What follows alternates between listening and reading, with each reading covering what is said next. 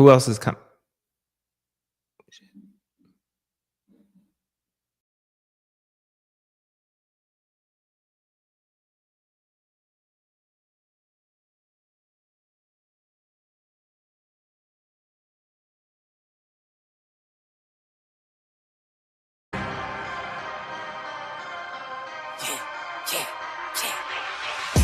I know I've been quiet for a minute, I've been grinding, still in it, I've been counting these digits, excuse me. I know I've been quiet for a minute, but I'm back on my business. If you see me, don't trip, just excuse me. Wrong if I do, wrong if I don't. That's why I do me no matter what, so excuse me. Lie if I do, lie if I don't. The proof is in the story, take a seat and excuse me. The crash came when the cash came. Spend it for you get it like those rookies all on draft day. For the love like it's match game. Hit the ground running, really do it for my last name. They act different when the facts change. I'm not with the tip for tag games. In my own league, I don't chase game. In my own league, I don't hang with lanes. I know I've been quiet for a minute, I've been grinding, still in it, I've been counting these digits, excuse me. I know I've been quiet for a minute, but I'm back on my business. If you see me, don't trip, just excuse me. Wrong if I do, wrong if I don't. That's why I do me no matter what, so excuse me. Lie if I do, lie if I don't. The proof is in the story, take a seat and excuse me. Now how could that be? Talking about who can be talking about me. Feeling like stretch where I got all this reach. Feeling too blessed when I step on these beats.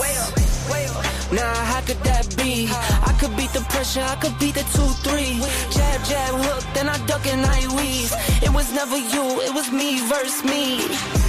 I know I've been quiet for a minute, I've been grinding, still in it, I've been counting these digits, excuse me. I know I've been quiet for a minute, but I'm back on my business. If you see me, don't trip, just excuse me. Wrong if I do, wrong if I don't. That's why I do me no matter what, so excuse me. Lie if I do, lie if I don't. The proof is in the story, take a seat and excuse me. Better up, get some, swinging for the fences, I might leave it in the sun. Every pitch a home run. Stack a couple tickets just to leave it to my son. Take it back while I begun. Small city kid couldn't dream a bigger one. A marathon, never run. Check the scoreboard, how I'm feeling like I won. I know I've been quiet for a minute, I've been grinding, still in it, I've been counting these digits, excuse me. I know I've been quiet for a minute, but I'm back on my business. If you see me, don't trip, just excuse me. Wrong if I do, wrong if I don't. That's why I do me no matter what, so excuse me. Lie if I do, lie if I don't. The proof is in the story, take a seat and excuse me.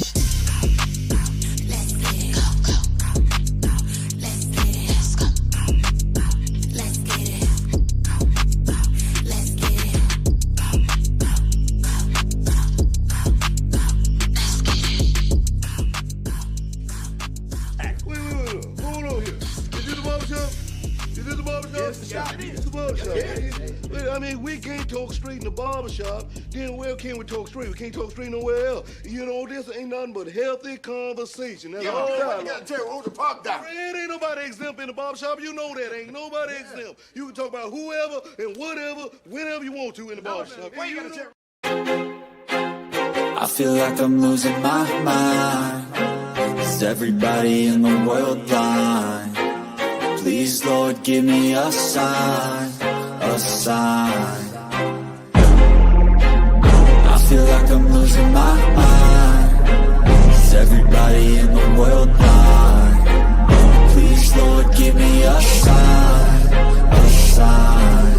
I wanna be the greatest. Everybody on the fake shit. I look around and feel like everybody is the fakest. I make this every day and I'm impatient, hoping one day I blow up from the basement. Statement, the top is so vacant. I don't hear shit that I think is amazing. Waiting for my day when I'm playing sold out shows for 1,000 faces. Hey, give me that crown, get in my way and to be put down. It ain't your place, all this my town. If I want that shit, then I'll get it right now. I'm losing it, the noose it fits. I'm losing shit, a stupid myth. You choose to live or choose to dip. You choose to fight or lose your grip and lose a gift. I feel like I'm losing my mind. Is everybody in the world blind? Please, Lord, give me a sign, a sign. I feel like I'm losing my mind. Is everybody in the world blind? Please, Lord, give me a sign, a sign. Yeah. There's no mercy in this world, just hunger-thirsty persons in different versions. Each new update, that shit worsens. Why? Pull back the curtain and you'll see the different vermin. We all have different burdens that all seem to cause disturbance. Yo, so do me a favor, don't treat me like a neighbor. Don't need the different flavors of your problems just to savor. I've got my own issues, I need a comb to get through. Don't need to groan with you, just go get your own tissue. I feel like I'm losing my mind. Is everybody in the world blind?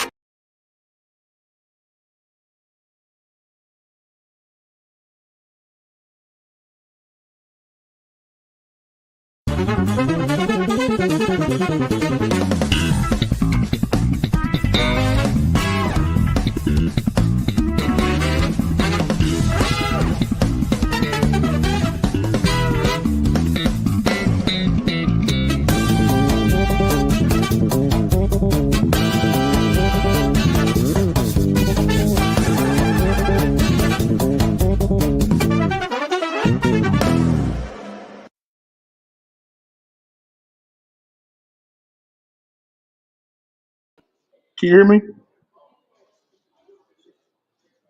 What's going on, my brother? If you can hear Not me, too, you can hear me? not too much. Yeah, we can hear you. Good to see you, sir. All right. Good too, man. If I get you choppy or fall off, man, you know what it is. Gotcha. All right, I got I'm you. at this, I'm at, I'm at this hotel, and these people are loud. But guys, thank you for being here tonight, and thank you for joining the show. I am out of the studio tonight because I'm supporting my daughter tomorrow. The tournament starts on tomorrow. Oops. So all you guys who supported my baby girl and all that, this is the first stop of 3, and so yeah, we're on the road. So I'm glad everybody can hear me. How you been doing, Bossman? How's the family? Family's doing well. I'm doing well. I'm back. I'm on the mend. So as you can see, I'm back in the saddle. Everything is doing well. So we're doing all right. The 2-year-old, he'll be 3 this month. So he's being a terrible terrorist, but we love him the same. So he's running us rampant, but everyone's doing all right. Absolutely, man. Thank you for being here tonight. We got another person in the back here, guys. You know him as the Bronze Bomber. He's in the building tonight. He's a boomer. He is very loud and obnoxious, but we love him. And I want you to put your hands together for the one and the only R. Thing. Oh, where's he? Oh, there he There he is. is. What's happening? What's going on, man? How you been, brother? Hey man, hanging in there, hanging in there. Good to see you, man. Yeah, what's happening? Man, I don't know. Y'all hear these people in the background? It's loud. Hey man, it's not that bad. Don't It's worry not that about it. bad. Because I'm gonna start muting while I'm talking because They're Yeah. over this lobby over here is just loud. There's a lot of people standing in line trying to get their jerseys and shoes. There's a lot of teams standing at this hotel. But anyway, so it's good to see everybody, man. Guys, anybody in the chat, man? Who got in the chat tonight? Yeah. So we have Champ Talk Reactions. Good to see you, sir. All right. What's up, champ, Appreciate man? you. Come on up. Whether you see it, you see it. Come on up. Come on up. All right. And then we have Kasim in the building. All right. Good to see you. What's up, Kasim? All right. All right. And that's all we have so far All right, at man. Well, the listen, moment. I want to bring up something, man. There's a lot of tonight. Is we say There we we go. He says, "I'm paying sick. He sounds sick, or is it just he's just older?" But Mandrea, come on up, Mandrea. Let's have a party like we used to do, brother.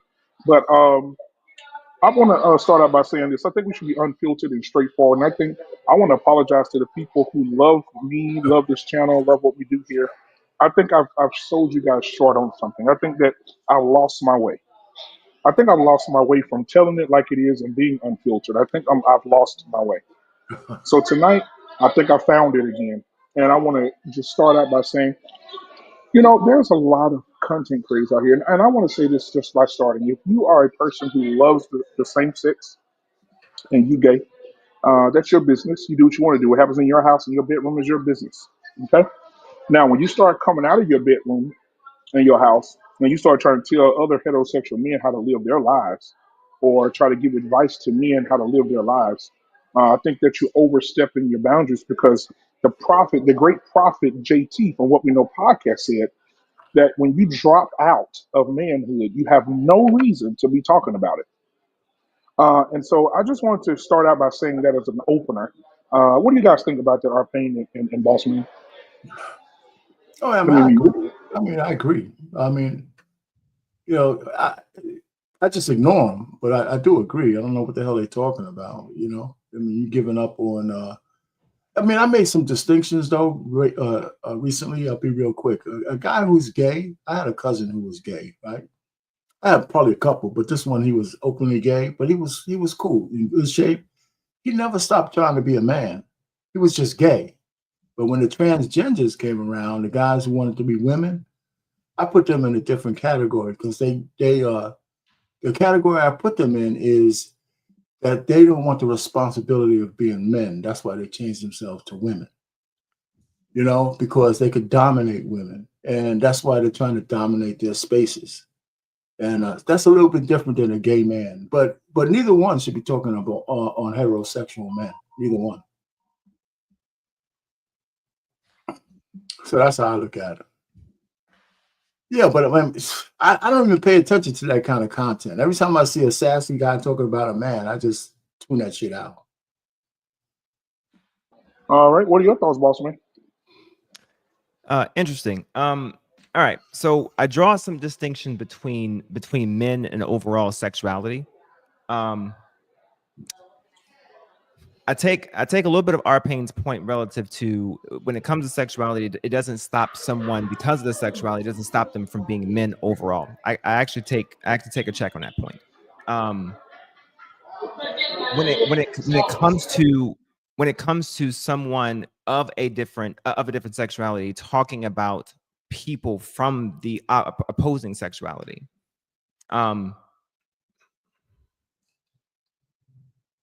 I'm trying to understand the issue. So let me table it like this.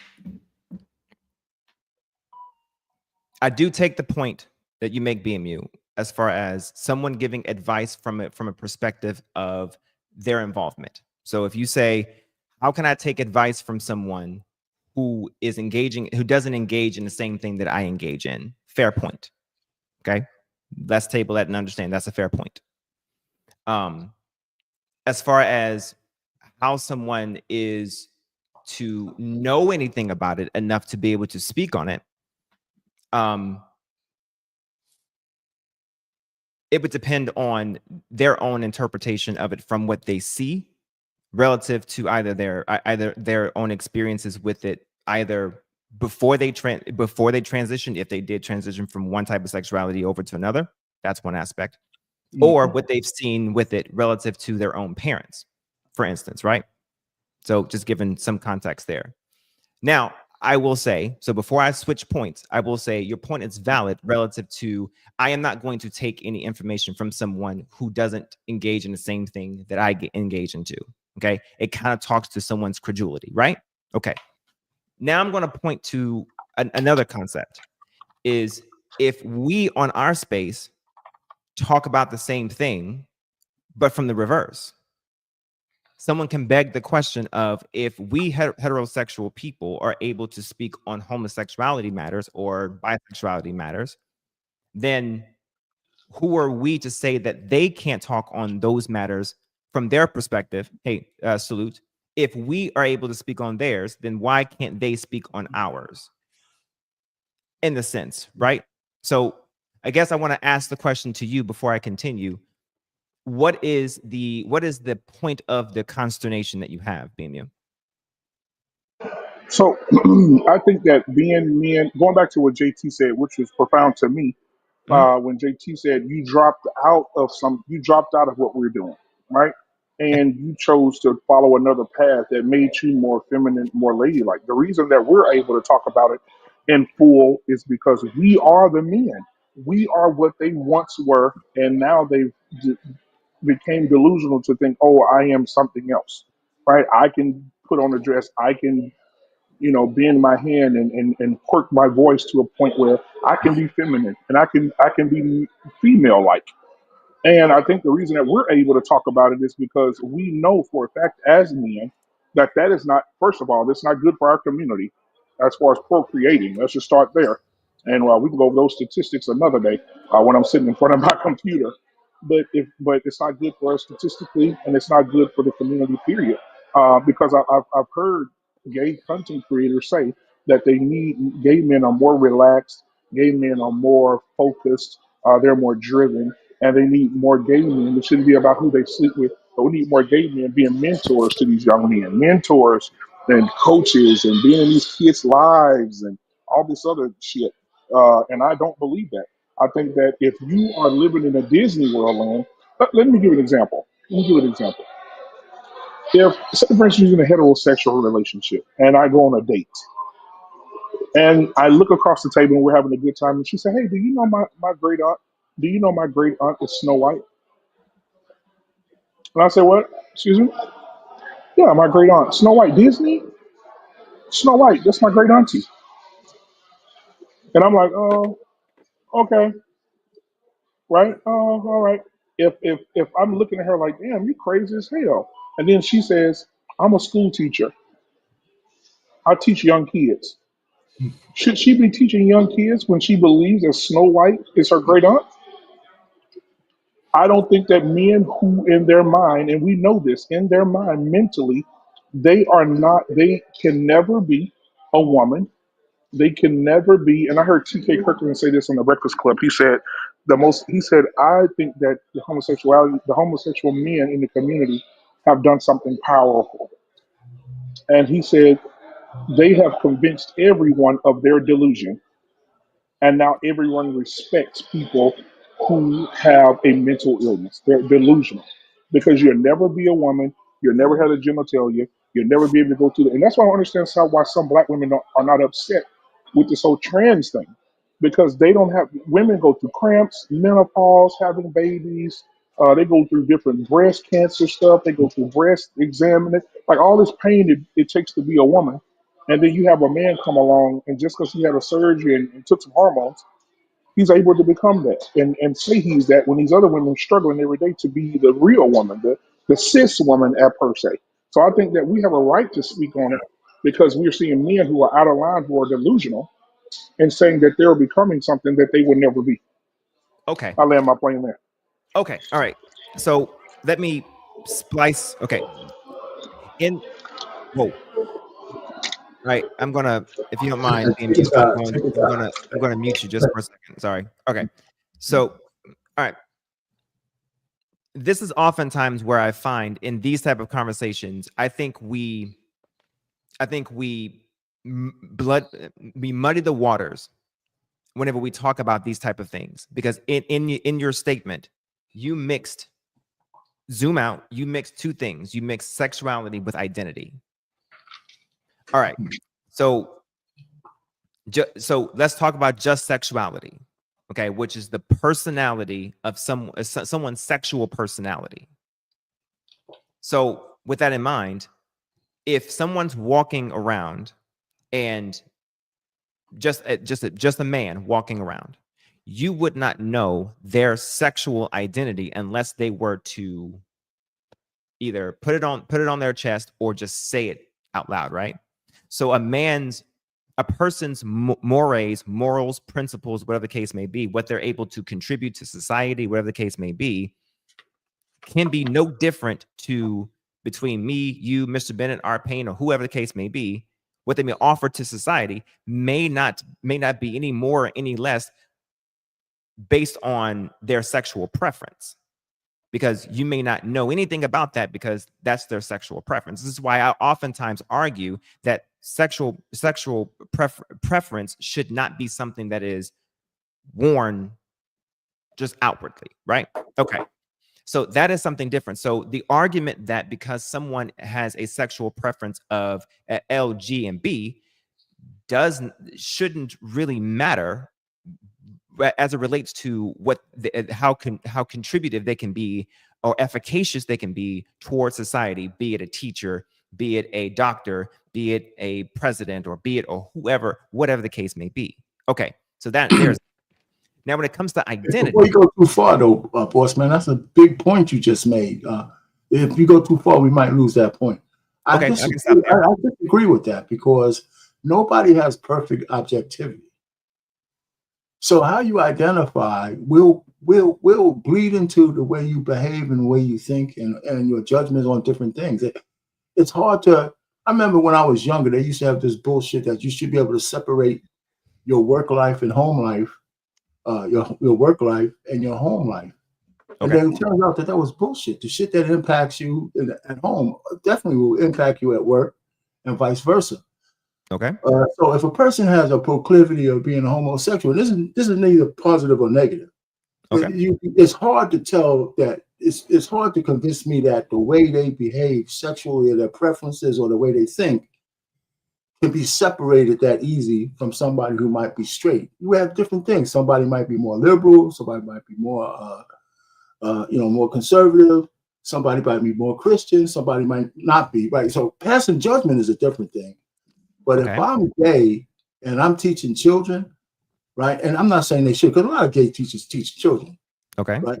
But if you have a proclivity of saying, I'm gonna make sure the way I view life permeates in the way I teach, like you teach in history or English or something like that, it could bleed over. It could. I mean, it just could. Might not, but it does. If I'm a tough guy in school, I'm a tough teacher, and I'm a hard ass teacher, that's going to bleed over in how I teach my kids. That's a major assumption, but let's roll with that, and let's say that it does. Right. All right. Even if you are heterosexual, okay, and CJ Wilkins, I'm gonna get to this. Sexuality and identity are not synonymous. No, they're not. So he asked the question, I answered it, but yes. No, so if someone is, let's say heterosexual, okay, heterosexuality tendencies, okay, or proclivities, or we've seen evidences of this bleeding over into professional environments as well when we see SA cases and so on and so forth. So the same argument can be made. I agree. It can be made on either spectrum. So it's not necessarily the proclivity as it targets the actual sexual practice. It is the person, the behavior of the person, right? Okay. Right. So what I want to get away from, or at least challenge, is that it's not the pattern of behavior relative to the color of sexual personality. It is the personality of the person itself, and then it progenerates through their preferential behavior or choice of sexuality. So if you have a priest who decides to act poorly, they're either going to act poorly based on their sexual preference, whether it's going to be on little boys or if it's going to be on little girls. You see what I'm saying? If they're going to be a teacher who likes let's say is a female teacher, right? If they're going to be on some BS, they're going to do some BS on girls, or they're going to be some BS on boys. Same thing on a male teacher. If they're going to be able some BS, they're going to be able some BS on a high school girl or a high school boy. Do you see what I'm saying? It can go either way. I see what you're saying, and I don't disagree overall, but we're trying to make an equivalency, and I don't see the equivalency 100%. Because it still depends on the person. However, overwhelming amount of people on this earth, bar anything other, are heterosexuals. Okay, so that means by definition, a person who goes over the other side is not necessarily an exception anymore, but he's a lesser percentage. Cool, great. And so there's some people say it's at birth, and some people believe something happened to that person to make them that way. Okay, cool. We're gonna hang that. We're gonna hang that point, but I'm gonna pull your point on the fact that the major majority of people on this planet, we can well. Let's use that argument, because actually statistics more show that most people are actually bisexual. But they end up bisexual. But let's just say if it's true that majority of people are heterosexual, that means that people more deplorable behavior is more possible or has the greatest potentiality of negative things happening from a heterosexual person and not someone that is homosexual. Yeah, then now we're talking about per capita, though, right? I mean, by numbers, you're right, but by per capita, per percentage, even if it is per capita, it's going to be happening per capita exponentially because of the sheer numbers and volume of the number of people who are heterosexual versus homosexual. Well, no, maybe I'm using the term wrong, but if 25%, let's just throw out numbers. Let's just say 10% of the heterosexual are bad people. And 10% of the homosexual are bad people, but there's only 1,000 of them, as opposed to a couple of million. So by numbers, yeah. But if I have that small number of gay folks, the percentage in that small number might give me pause to cause too, right? Because I'm saying, shit, if 10% of these guys are there, I don't know, maybe I'm getting it wrong.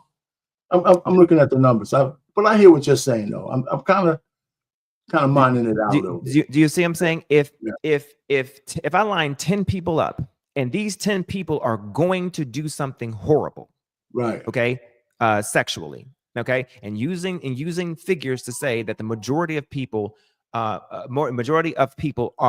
of some type of sexual identification, be it heterosexual. Right. That means that 10 is going to be representative of at least 80% heterosexual, but these 10 are definitely going to do something bad sexually to somebody. Okay. Right. That means that by sheer numbers, you are going to end up definitely having something happen from or victimized from heterosexuals more so than homosexuals. Yeah. Okay. By sheer numbers. Well, okay. We can talk this. Only thing I'm saying is the point that I'm making here is not to say to take the ire or the fear away from homosexual people. That's not what I'm saying. What I'm saying here, the argument I'm making here, that it's not the sexuality that's the problem. The problem would be the people and the behavioral analysis of the people, not the sexual preference, because the sexual preference seems to be demonized and not not the ideation of the people itself. Because what the argument that's being made right now is that if you're homosexual, then that is something wrong with you mentally, and therefore you shouldn't be a teacher. You shouldn't be, because it is automatically assumed that you're going to put that ideation over the child. So, okay, then let's rock with this then. Then that means that if you ever believe that you voted for, pick a person, then you shouldn't ever be here. And we're going to start putting delimiters and classifications on people based on the fact of what they believe, what they think, how they feel, how they roll, this, that, and the other. Where does it end? It happens, though. I mean, I have another point that I can make, but go ahead. Mr. Bennett here, Can you guys hear me? Yeah, go ahead, Mr. Bennett. Can you guys hear me? Okay. Yeah. a Yeah, little bit. I Yeah. had to switch to my headphone because my mic stand broke here. I just ordered another one. Nah, I'm just kind of taking in the point. I think Boss Man really did a good job of, again, that delineation that we make between sexual identity and I guess your sexuality and your identity. Mhm. And I think that is a distinction that I think sometimes we don't make. I guess me, more times when I come to this matter, I always look at it in macro, where the issues are, more so than the minority. I mean, the global issue is that people aren't marrying or not having children. Heterosexuals. That's the 800-pound gorilla in the room. But it seems Mhm. like a lot of the conversation wants to focus on this minority of people, whether or not gays want to adopt or trans or what have you. It's like so much of our discussion a lot of times is on this on this minority of people. And I think I certainly where I kind of land on this is I've always acknowledged that these people exist. They've always existed. I tend to lean that you're probably born with this proclivity more times than not, and I don't think it's necessarily affected by social mores or necessarily something you could be necessarily influenced into. I just recognize they've always been around. But I think it's what we've seen in recent years is that they've become a lot more public, a lot more out in the open, so to speak, with their expression. And that's why I think I agree with Boss Man when he says that, yeah, I mean, your sexuality and whatnot, I think that should be to you. That shouldn't be out there necessarily for public consumption. And again, if you want to put your identity out there for public consumption, then, and if that goes against some of the social mores of the society that you live in, then I think you're going to have to bear some of the cost of that. I don't think necessarily people should be forced to necessarily accept it, but I think you need to be, if you want to be bold in your expression, then you also need to be bold enough in terms of what you take from it. Again, I don't want harm to come to people, but I do think that when you put yourself out there, then again, you have to be, you have to be willing to take on the critiques and criticisms that come with that. So, but I think I think I align mostly with what Boss Man is saying, and I think the idea that we want to associate additional likelihood for criminal behavior, pedophilia, all these different things because of your sexual preference or even your identity. I think those are stretches because again, we see the majority of these cases when we see these things, these are coming from people who are just deviant behavior, period, that are probably not suitable to be in a gen pop environment to begin with.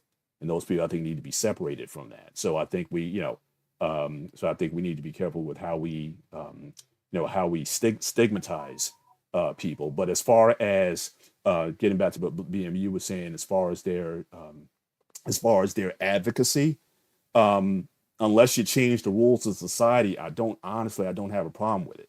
If you're a taxpayer, you have the right to assembly, you have the right to peaceful protest, you have a right to advocate for what you advocate for. So unless you want to, have laws that truly outlaw or ban for specific groups, then I don't see the problem with it. I know that video you played a few weeks ago with the Haka folks in New Zealand. There was a pride parade in New Zealand, and then the Haka guys came out. I said they're both right. I mean, the folks who were celebrating Pride, they had a right to march, and then those Haka people, they had a chance.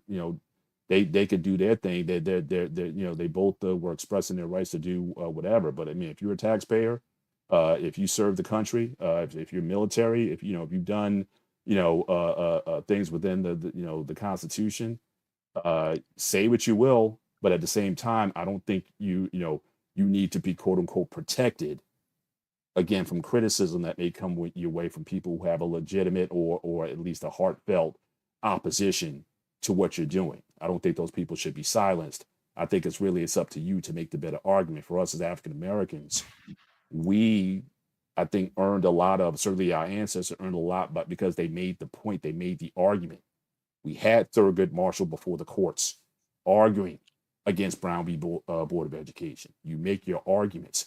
I can't think of anyone who has articulated, especially back in the 50s and 60s, more articulate voice for the Black community than James Baldwin, who was very articulate in terms of expressing the plight of the Black people, regardless of their sexuality or whatnot in America. And obviously, he was a gay man.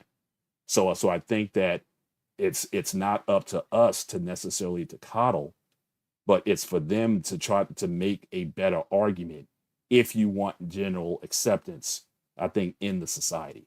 So I think that's where it is. You don't get stronger by making others weaker.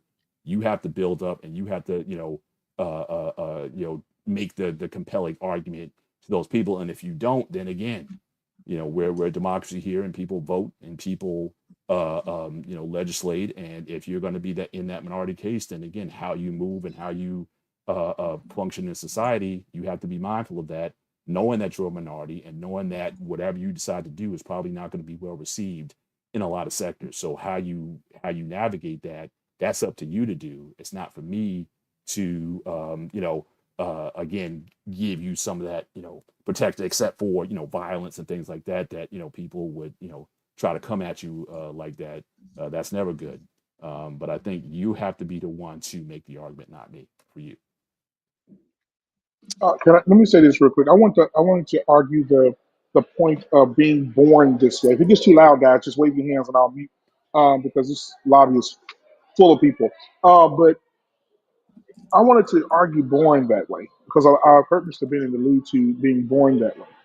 Now, I would agree with you, Mr. Bennett, but I want to give a little pushback Mhm. because if I can't be born to love women and be married and love more than one woman, how is it just subject to one group of people to say they can be born that way? And then when I say, well, you know what? I love women and I love vagina, and I know I'm married, but I was born to have several women. It's in my DNA. It's in my mind. It's in my brain. I was created to have multiple women. I gotta have them. People Mm. would laugh at me. They would be like, "Boy, you stupid." But So that's I not but want that's not a, but that's not an argument for sexuality. to, You're you're if I, you're you're wanting to have your preference for having multiple women is not a sexuality argument. It's about who you're Yep. attracted to. Correct. Now, if you want to say, you have a proclivity that you have to have multiple women, I Oh don't yeah. even know how you even if anything, you would say that you are naturally polygamous or polyamorous or Or whatever. insatiable. Right. So however you want to fit that versus somebody who, because now I would say that I don't think that's something that boils down to innate.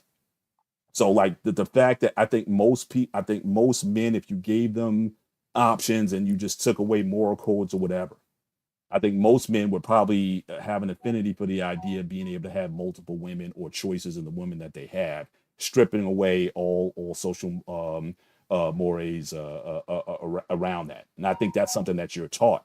I mean, certainly in monotheistic religions, you're for the most part you're taught. Even in Islam, even though they say you can take a more than one wife, but it's not necessarily prescribed. 95% of Muslim men that I know of are monogamous and only have one wife. It's the minority of people. Same thing with Mormons. I mean, they allow for it in certain cases, but they're not preaching in the churches. Yeah, go get 4 or 5 wives or whatever. It's more, one for my 28 years, one is more than enough. But so I think so that's you something you'd be, yeah. right now. So I So want to just yeah. okay. So I'll give you that one. But then, right as I was about to unmute, Scorched Earth put in the comments. He said, what if a person was born to be attracted to little girls and little boys? How would that be? Well, What would you say that okay. category falls in?" So I would say this. I wouldn't necessarily rule it out, but then the question then becomes again. Now you're talking about the benefit of children, because I personally believe that a child should not even be propositioned for such concept. I think children need to be protected. Say, yeah, I think you could be born with that. You could have a proclivity for sadistic activities. And some people just come out the grave, like out the womb, like Chucky or something like that. You just have that. That does not mean that, again, you should have a safe space in society, because, again, there's no situation, at least that I know, at least based on the value system that I have, that anyone should be messing with children. And even then, when I say children now, again, I got to be careful there, because when I say children, I'm talking about children before puberty age, because we have to recognize that there are cultures around the world where in America, we would say children. Those folks are marrying 13, 14-year-old girls. They say Mary, the mother of Jesus, might have been 14 years old. Yeah. So I want to be careful there, because we look side-eyed if somebody marries a 17, 18-year-old. We like, you're a pervert. But that's not how a lot of the world functions. We decided that throughout socialization that, okay, marrying at 30 is probably a good age to marry, which I think has its own problems to it. I'm a fan of folks marrying younger. But I think, you have people who are born with all kinds of things. Whether or not that is good for society or not, I think you have to weigh that, whatever that inclination is, against the best interests of society. I don't think having attraction to children is good for society, and certainly it's not good for children. And so you might be born with that, but that doesn't give you license. So let me ask this question, and Boston, you could cook in our paint. So you do know that they said that it's disrespectful to call a person who is attracted to children. Like, we know we can't say it on YouTube, so I'll just use the first letter of the second. We use the second letter, edophiles, right? So you can't call them edophiles anymore because it's disrespectful to people who were born attracted to children. And so they changed it to MAPS. So, Bossman, you may be know about this, right? And MAPS is an acronym for Minor Attracted People. And so when it changed to that, then is it a gateway of making us comfortable with it and trying to, because like when it came to the LGBTQ community 50 years ago, remember how they eased it in just a little bit at a time, and then it became law, right? And so now I'm saying they're changing it to MAPS, and they're not really harsh on people who say they love kids, and because they're, so do you believe that they're trying to get it comfortable in 10, 15 years from now? It'll be certainly okay for those to, groups, NAMBLA, go ahead. absolutely. NAMBLA is an organization that advocates for that very thing. But I think society, at the same time, we have to decide as a society what we want. If we're saying that, again, anyone under age 18. Now, again, whether you agree with that or not, my mom's generation and grandmama before that, 16, 17, that was not considered statutory, whatever, you know what I mean? But we have to, as a society, to say if our at core value. So even if I say, okay, you have a point, yes, you were born with that, but we have a line here. And society has to decide what that line is. If it's 18, 17, 16, even I think in New Jersey, you can get married at age 15, if I understand it, if there's parental consent. Parents have to sign off on it, and you can do that. So if that situation then arises, and if a person was like, I might not be able to mess with anyone under under that age, but if you want to do that and get some people who to co-sign on it, then I guess that would be allowed. But again, I certainly understand and appreciate the conversation that basically says, where do we draw the line? And I also understand historically how lines, whether it be sexual lines, gender lines, racial lines, how they've been, they may have been set at one time, and how those things have been challenged, and how those things have been advanced. And where it seems like this seems to be the next frontier, so to speak, in terms of where do we draw lines, especially when it comes to sexuality and identity. And society's having a conversation about where we need to go with that. So that's a big point there, Mr. Bennett. Over the last 4 years, that line got blurry as hell. And it would have been a lot more blurry if Kamala Harris would have won. Because the people who run things and making laws definitely are for pushing that shit all the way to the left. And this whole thing about Mambla and stuff like that couldn't exist 20 years ago. Not without really a lot of consternation. They've been around since the 70s. No, but I'm talking about openly walking around swinging dicks saying I love kids, boys that, not almost accepted. People, I gotta look it up. I know that they've been around for a minute. I'm gonna push back on that. Hold on now, let me finish. I'm I not am. saying they weren't around, but people almost give them a pass for being openly talking about my like kids. That we can't even say the word on. If you can't even say the word, with the P word, that means somebody's protecting them. Their feelings. You know what I mean, a couple of 20 years ago, nobody felt that way. You could openly say the word because it meant something. Now it's like, ever since same-sex marriage, the thing has always creeped to getting out of control. They're having naked ass, not naked, drag queens dancing to third graders and shit like that. Nasty ass books in grade schools and all those local politicians. So if we had some more far left degenerate shit going on for the next 4 years, forget it, man. I can't believe where we would be at in 2028.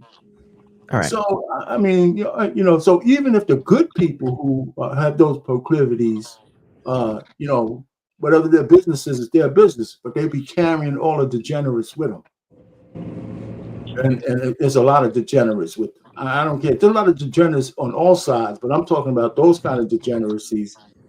Is they're all bad, but let's try not act like there's not really some real shit going on that end.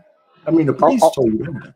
All right. I'm gonna get Jeff. wait. You gotta get Jeff and JT. I'm gonna say this, and I'm gonna back out just for a while and just listen for a minute. But I want to say this also. Write this down, boss man, because I want you to get to it. I don't want to lose our spot in our conversation here. But I do want to discuss also, even with my son playing football, and I got a mean machine of a son. He will knock your chin off. And last year they had a coach come in, and when the coach came in, I have to meet these coaches because I gotta test the temperature. Hey, what's going on with this guy? What kind of guy is this? And I get there, and you can sense it. You're like, God damn, he seemed a little soft. Like, like, come on, guys, huddle up. And I'm like, what the fuck is going on? But and I didn't say nothing. I just stayed reserved. And then so the parents start calling him Beyonce. And I'm like, why y'all calling him Beyonce? And they said, well, let me show you his Instagram. And he was at the Beyonce concert here well, not in Dallas, but in Dallas. And he was all the single ladies, all the single. I mean, just as feminine as he wanted to be. And he's coaching the football team. Now, my son said, Daddy, he gay, Daddy. He don't get on nobody. He don't holler at nobody. He say, Daddy, he gay. I'm telling you, Daddy, he gay. I said, son, I don't know. I said, just give me a minute. Let me figure this out. So for the little boys because these kids are not stupid. Let's start there. They're not stupid. All right. These kids know if I got a gay basketball coach that I don't want to be around. And some of the boys don't want, and some of the parents pull their sons off the football team because he was gay. They pulled him off. They didn't want him there. So I want to discuss when you get to that point, and when we get to that point, these masculine roles being taken over by people who show their femininities, men who are being feminine in these football coaching. He's a head coach, and he's talking about they're like, help me. So just write that down, and we'll get to it in a minute. I just want to put that out there. All right. So really quick.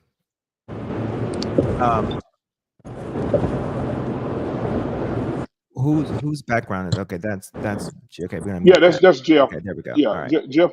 He's gonna be muting us in and out because our backgrounds are loud. What's going on, my brother? Hey, it's Uncle Jeff. How you doing, Uncle Jeff? All right. Sorry, I'm gonna mute you back and forth until you're ready there. Okay. All right. So really quick, I wanted to. Eventually, I'm gonna get back to the differences between sexuality and identity because that's important because we oftentimes when we have these conversations, when someone talks about a gay man, when we talk about a gay man, the first thing we want to talk about is someone who is femme or someone who is wearing a dress or doing something of that nature and whatnot. There are gay men who are masculine, who you will never know is.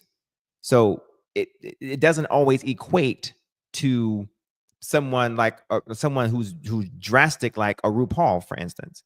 Oh, real quick, would you say they're an imposter though? Because me personally, if you see me, you'll be like, man, that boy loves some women, right? Because we're human, and if a woman passed by me, I'm like, Mr. Benny may be like, hey, black man, hey, she bad, but we keep going, right? But do you think that's an imposter who No, That's not imposter at all. Okay, so this is why we need to have these conversations to be able to identify these things really quick. Okay, so when it comes to just sexuality, it's literally just a man who just likes men as far as preference of sex, as far as homosexuality. It doesn't mean that they are trans relative to how they present. It doesn't mean that they identify as non-binary or anything of that nature. These are different categories. So one side of the spectrum is just sexuality. The other side is how you identify relative to your overall gender ideation, and the other side is how you just present, as far as do you present feminine, do you present masculine, do you present as a homogenized mix between the two? So when you say a gay man and then you say they wear nails and so on and so forth, that's a specific type of gay man. There are gay men who are in prison, for instance, who are Mighty Joe goddamn men who you would never know until they're getting ready to bitch you over for the most part. The point that I'm making here is that there are different categorizations. So then when you're talking about identity, for instance, that is something specific when we're talking about trans people who are then either in transition, who are men dressing as women. That is different. That's not particularly a trans person, a trans woman, for instance, can still be heterosexual. It's the weirdest thing, but it's still possible. Does that make sense? So like you can have a man who dresses as a woman who still likes women.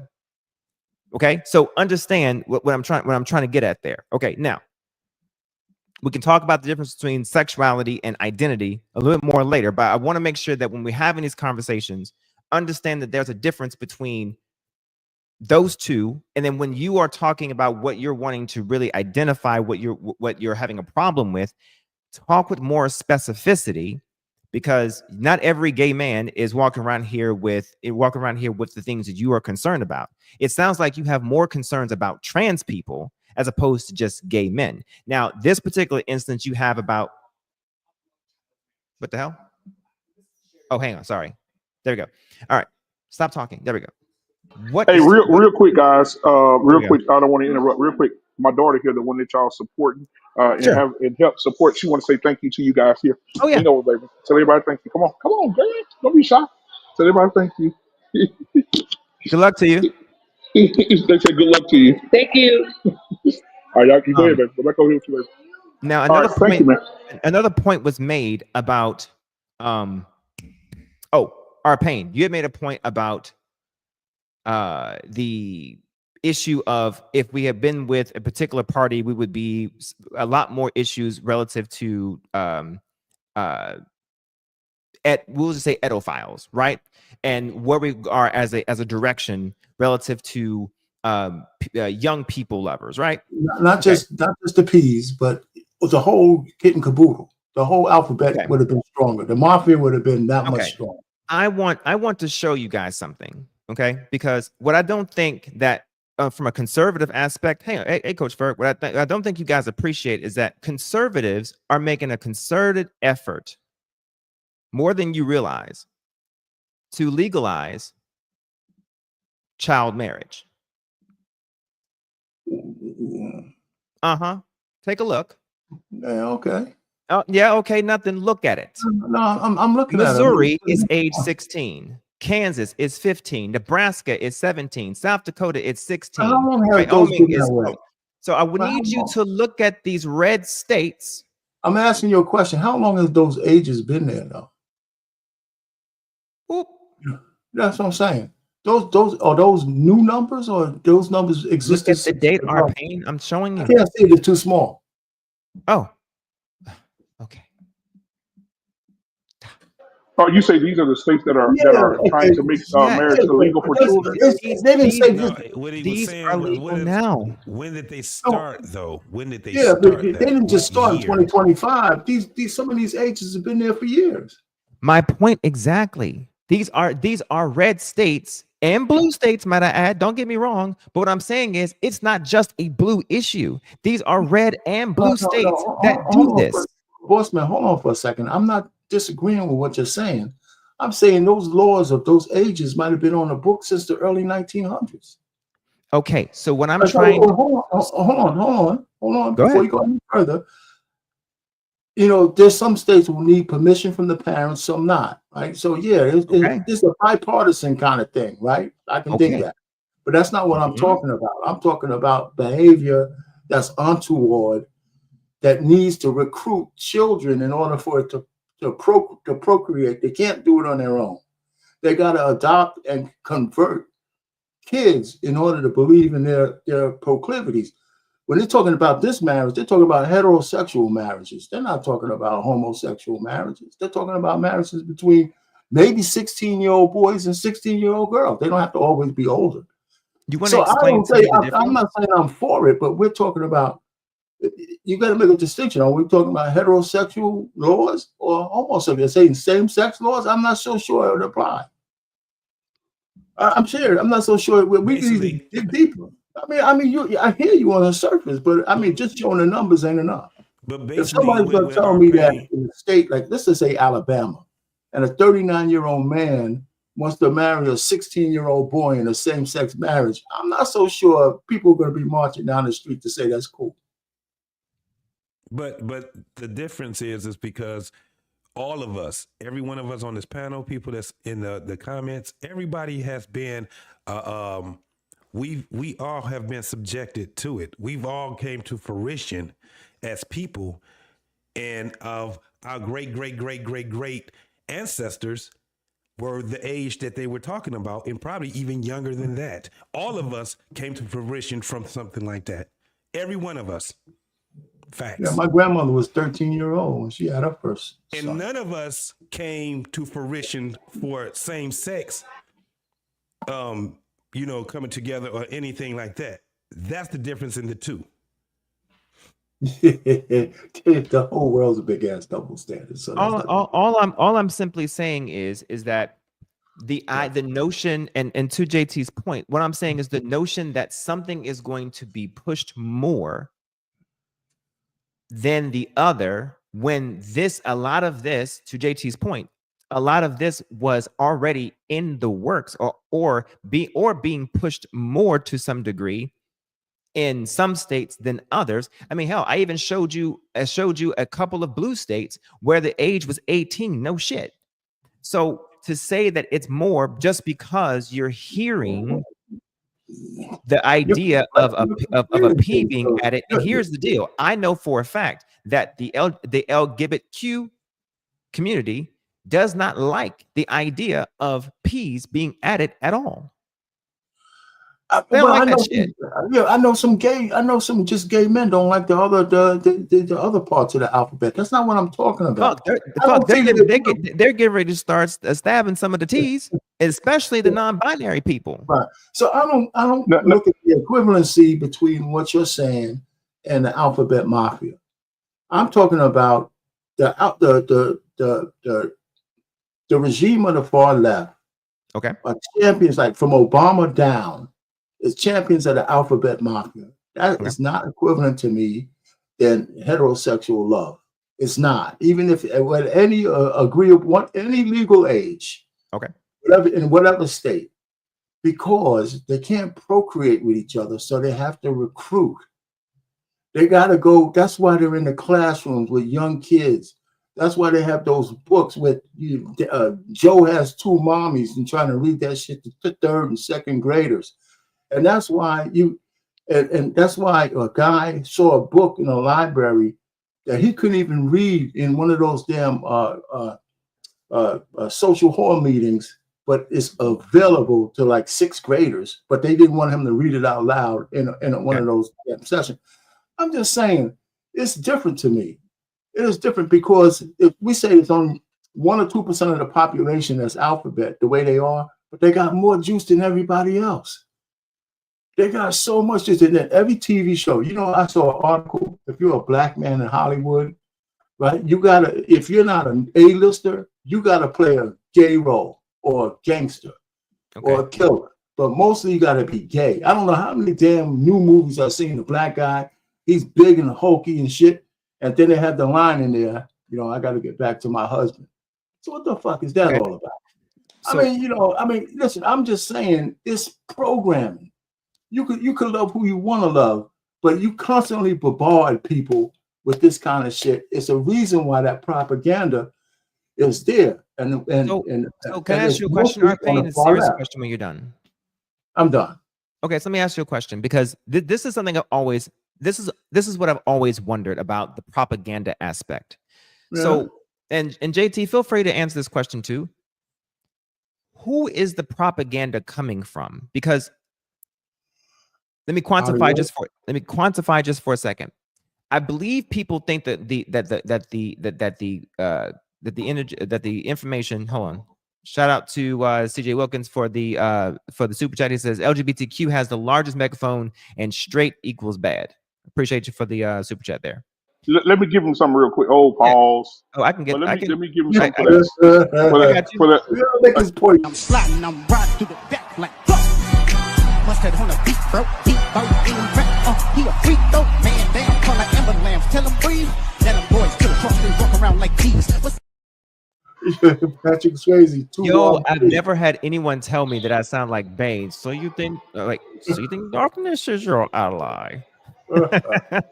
Okay, so the reason why I asked the source of this question is because some people think that it's literally the LGBT community doing it itself. But okay, so you have conservative media like you have Fox, right? Fox is owned by who? Rupert Murdoch, right? Rupert Murdoch. Okay, right. Great. All right. Now Fox owns how much of the media that we watch and of the movies that we see and of all the shows that we see, right? Okay. I don't have to, you don't even have to say we're seeing head nods north and south. North, right. Okay. Now, Rupert Murdoch is not of the homosexual homonormative. I'm sorry, hetero. I said it right. Homonormative persuasion, right? Okay. So to me, he would be the one that you should have the ire for, and not the LGBTQIA plus community, right? Listen, I said the propaganda. Wait a minute, but you saying shit, but you gotta let somebody say something. The ire is not necessarily for the alphabet mafia. They're being pushed by the big media, by Hollywood in general. Okay. And by the big donors. There's a concerted effort to break up marriages, to lower population. That's why when they broke down USAID, we found out they're giving billions of dollars to people to be to do transgender studies. How do you find transgender operations on monkeys and shit like that? And that shit's true. It's not and mice. So there's a concerted effort. Hold on. Not transgender mice. No, they had both. Not transgender mice, transgenic mice, transgenic mice. Yeah, and they could do more than one study, boss man. They might have had transgenic mice, but they also had a transgender study.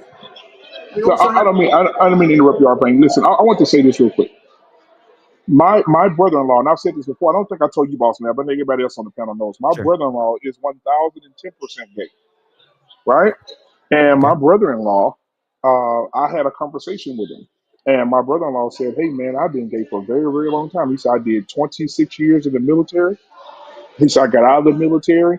He said, when I was in the military, he said, back in the late 90s, he said that I would date a guy secretly when nobody's business. Me and that guy would go out and do things secretly. We go to the house secretly. He said, what has happened in the LGBTQ community today? He said, as a man myself who is in that community, he said, I'm ashamed of what the community has done to children, the influence. He said, every TV show comes on, they have to have representation. He said, we don't need representation in every goddamn movie that comes on TV. This is what he said to me. He said, we don't need all that coming on the movies. And he really got pissed off. Let me tell you this, and I'm going to mute because it's getting loud. He watches 911. Now, I don't know anybody else on the panel that watches 911. On 911, they had a playboy. His name was Bucky. Bucky loved all Mm. the women, had them lined up. The last couple of seasons ago, Yeah. Bucky went from a heartthrob for the women, they turned his character gay and gave him a boyfriend. And my brother-in-law said, "No, hell no." He said they're going too far. And he said, "I'm ashamed to be a part of that community now for what they're doing in the media and what they're trying to do to our children." This is a gay man telling me this, and I told him he can come on the show, but he don't want to do it. but I just want to throw that out there. But they even intimated Right that on, man. James Bond was doing that shit. But listen, the point, Boysman, I don't disagree with what you're saying. Yeah, there's a transgender study, but there's also transgender studies too. There's both. Yes, there are. So There are listen, genetic I mean, studies. I didn't want to go down that path so hard, but you can't deny that there's propaganda, and the propaganda from whatever source is coming from, and it's not only because of the alphabet community. It's propaganda for a lot of different things. That's just one of them. It's a big one, and I think there's a whole big effort to keep families apart, men away from women, women away from men, and population control. And the people who are behind it are big billionaires. Like Bill Gates would probably want to, allegedly would probably like to see half the population go. Okay. If you see some of the studies he's talking about. So Yeah. I mean, part of population control is also wanting to have people to have less kids.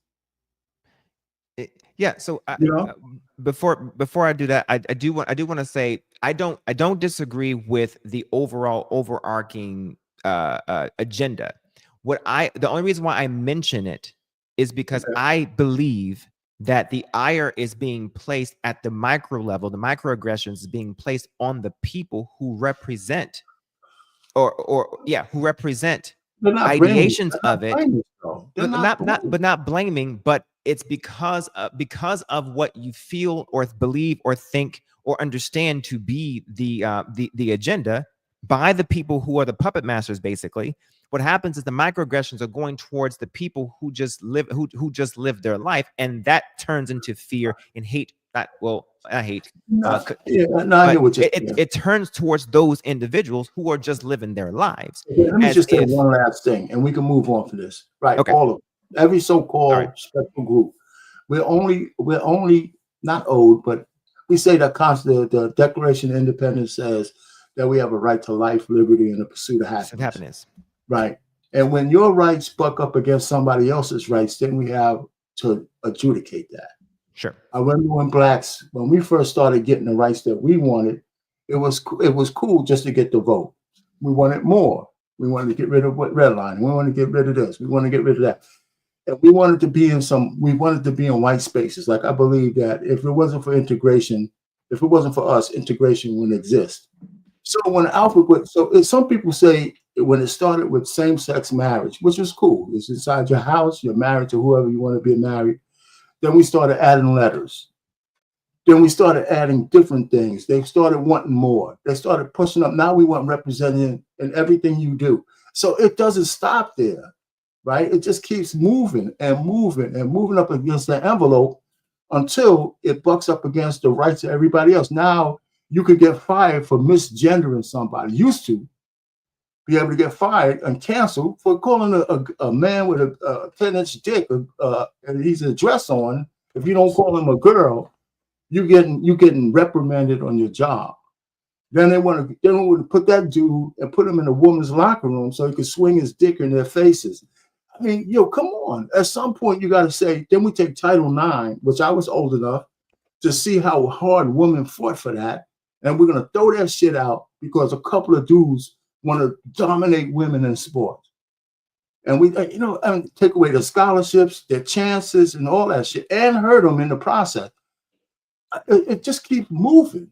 Okay. And I'm saying the party that lost was champions of all of that shit. In 4 more years, they would have been able to censor everybody. But Zuckerberg admitted to that. And all they had the billionaires frightened, so they were shutting them up. All I'm just trying to say is it was a plague. It was a plague of ideology over everybody. And if you didn't meet that ideology, you were getting canceled. And so that had to stop. It just had to stop. So That's the way, and it's not over because the Republic could Before blow we this. continue, we got another super chat with CJ Wilkins. He says U.S. media despise masculinity, so they promote the pride flag or pride community. Thank you for your super chat there. No, I don't know, And but do you think? Well, back I wanted to get back to the point that Bossman is making about Fox or what have you. Is there? I don't know if there's so much an agenda that's being so targeted, or is this simply capitalism? Is this simply about? I think it's bigger than that. Just at the end of the day, is making money, is trying to get into into people to buy. It's the whole thing. Like we want to argue gender rights and all these other things. Is it at the end of the day? Is it just capitalism? All of it. If you consider people, capitalism, look what happened to Budweiser. They put the freak up there. And they lost. What I'm saying, I get it. But what I'm saying is, why did they do that in the first place? Because I think it was because they thought they could get a market. Okay. No, but if you consider people, if you consider us, because I will put it in at this: people are money. People are money. So if you're saying that people are a part of capitalism, yes, I would say the answer is yes, Mr. Bennett. Absolutely. However, the whole thing is bigger than just one thing. I think it's multifaceted. One of the things would be capitalism. Another thing would be socialism. Another thing would be population control, right? It's a multitude of things that we have. And then understand it's definitely one of the things that we have a problem with is family, right? The coming together of family. They're trying to make it where everybody is pretty much in individualism. We can see that it's happening. The problem that I see is that there's no boundaries once you start talking fluidism, if that's a word, but being fluid, right? Because there's no boundaries anymore. Everything is free. Everyone can say and be whatever it is they want to be. They can be fairies and they can be little horses with what's them little horses with the little thing on in the head in the middle. That's a unicorn. Unicorn. Yes, they can be all of that shit. But the problem that I have is the fact that from the title, you have people that have dropped out of masculinity and think that they have the right to talk about heterosexual issues. It's all on media. It's all in our chats and everything else. That's the problem that we have. There's no reason why they should be speaking on anything that comes with a woman and a man. You got a bunch of these guys that's sitting back telling a man he's not a man. He's a ban. A B-A-N. Bitch ass nigga. You got gay men calling straight men homosexuals. Gay. You have trans men sitting back saying that it's against the laws of polarity because a straight man don't want to be made a pass on. Remember the thing with what was that singer name? He was with TGG. What's his name? Genuine. Genuine. Or a Tank. No, Genuine. They canceled Genuine because he wouldn't kiss a trans woman. That was making a pass at him. Yeah. You got a whole bunch of these things that's going on. That's the problem I have. They're muddling up the relationships between women and men. Now you got young women between the ages of 17 and 25 that's saying, I'd rather have a gay man. You just had a singer that said back that has a big influence on young teenage women or girls. What did she say? A red flag is a heterosexual man. Yes. These are the problems that we have. Hold on. She said, ladies, don't date a man unless he's bisexual.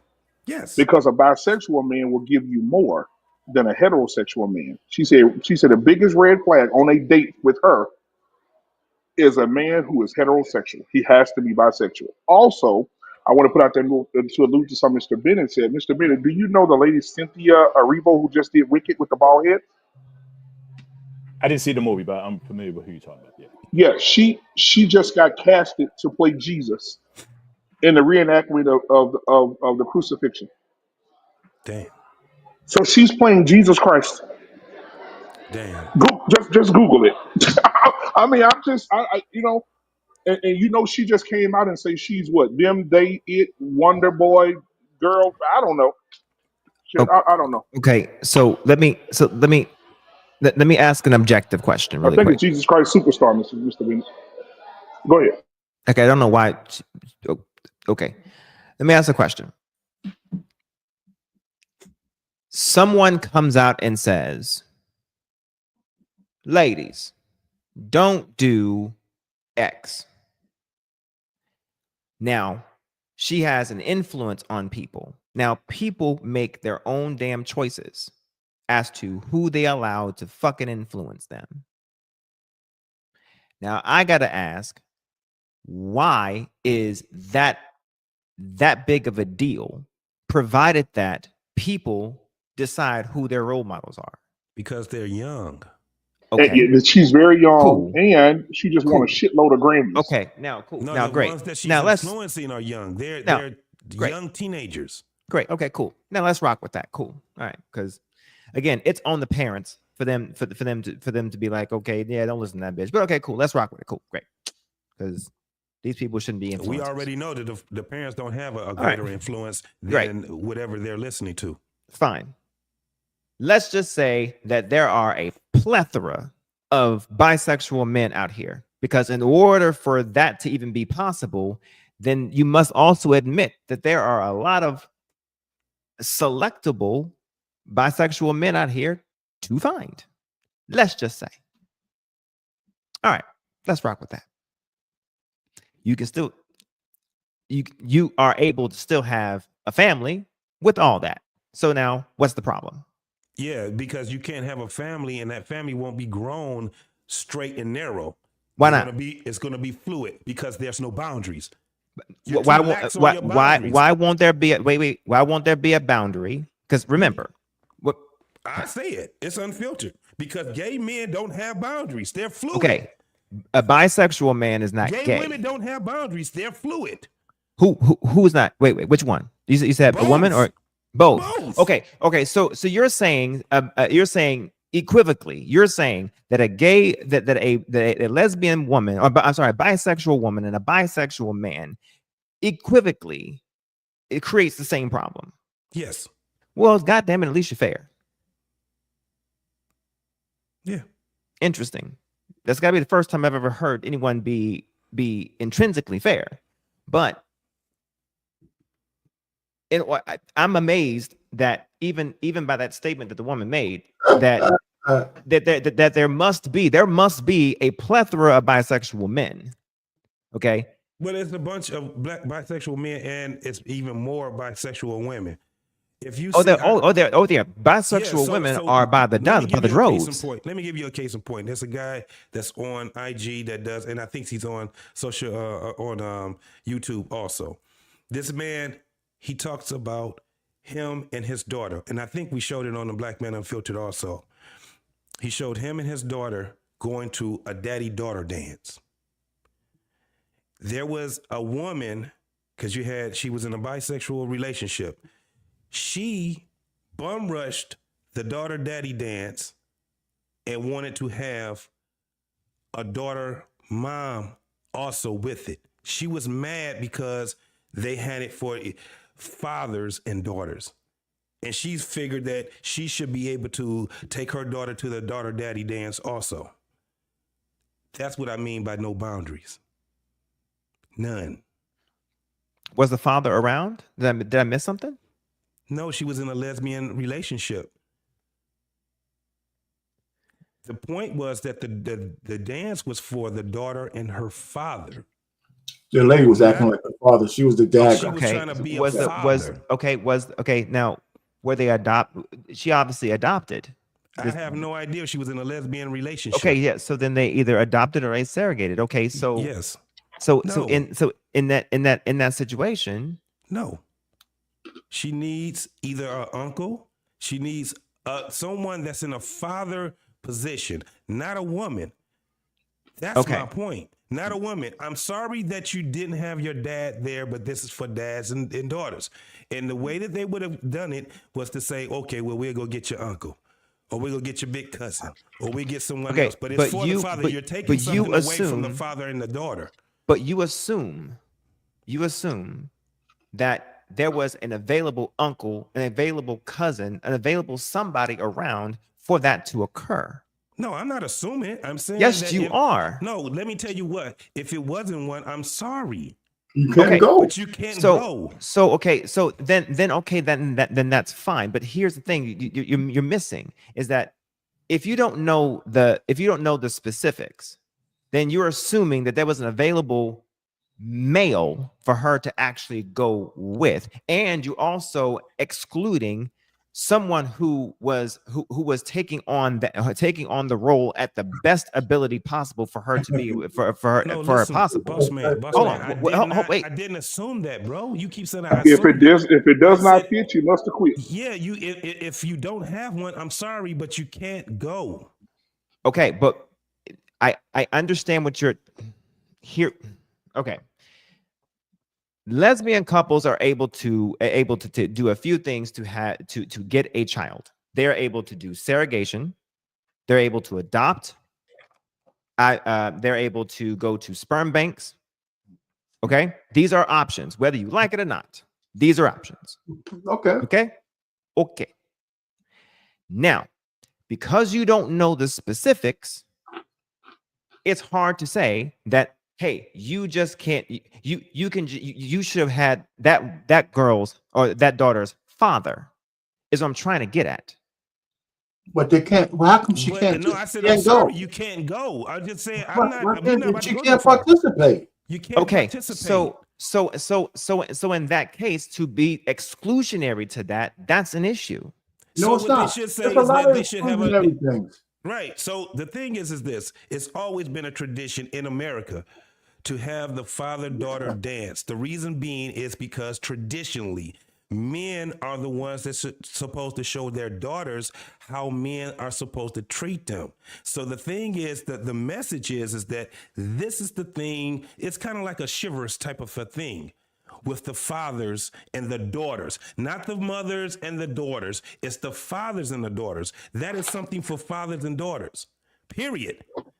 There's no other going around it or whatever. Like I said, the only thing that you can do is get an uncle, a cousin, someone that is a male that is in that father's Still, space. then the only other option is that she can't go because of the fact that of the exclusionary rule here, because even an uncle is not a father. Yes. No. Yes. No. Because she can't go at all. No. Come on, man. No, Let me tell you don't what you give me, can't have. don't give me the No, no. let She me can't because tell an you what uncle you is not a can't father. have. Go ahead, JT. You can have an uncle that can No, be she's not a in- father, guy.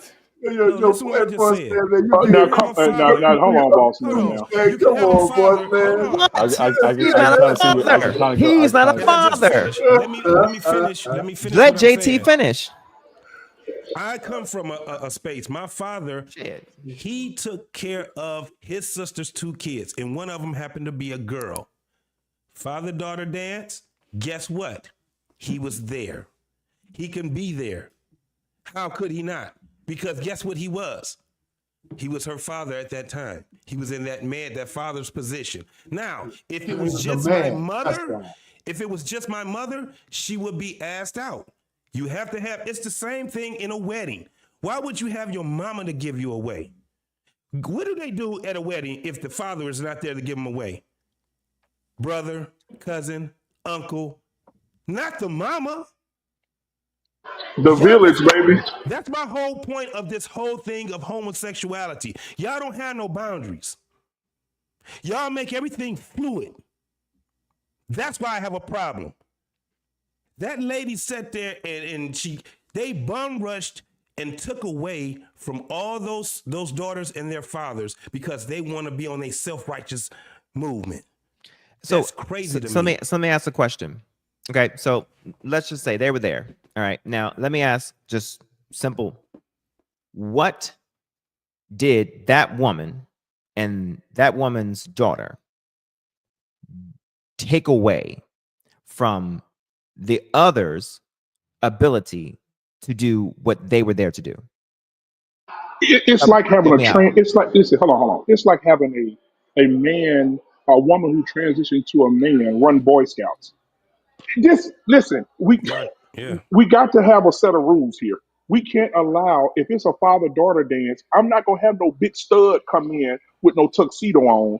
Talking about let's dance. No, this is not for you. If she does not have a father, the next best thing to the father is the uncle, and the father is driving trucks across country. He's in California. The uncle's going to step in as a man to be the father figure in her life. Then no woman can take the look at the Okay, name of the dance. It says father daughter dance. So if you're not a man, you don't have a dick. Get your ass home somewhere. what I'm trying to understand here is that if I was there with my daughter, okay, and I am there for the purpose of what I'm trying to accomplish, I am not worried about what is happening to my left or to my right because I'm there for the purpose of what I'm there for. How does that interject unless I have an issue that I have an issue, some sort of issue or discrimination or discriminatory or just disdain for something that is coming in that is different from me.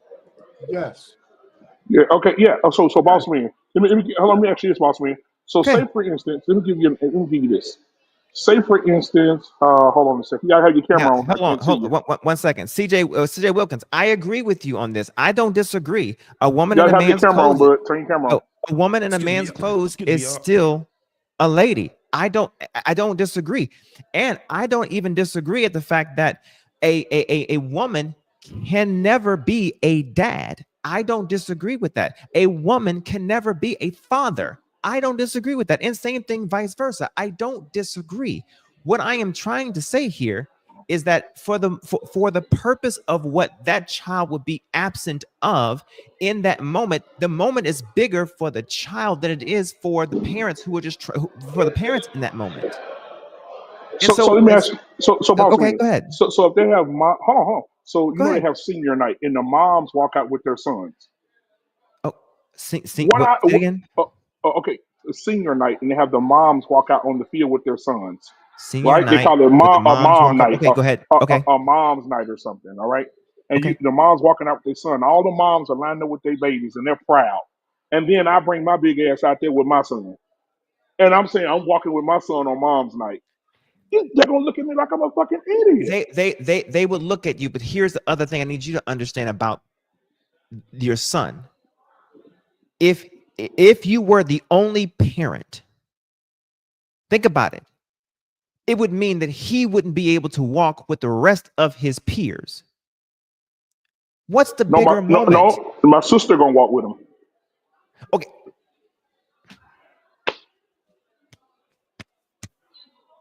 okay. The bigger Can I moment say for something? me, Oh, go ahead. Go ahead. hold on, but the bigger moment for me, honestly, is that that child is able to participate in that moment. And the reason why I feel so passionate about it is because you're talking to a kid who, talking to a prior me who didn't, who was living in a beyond broken home.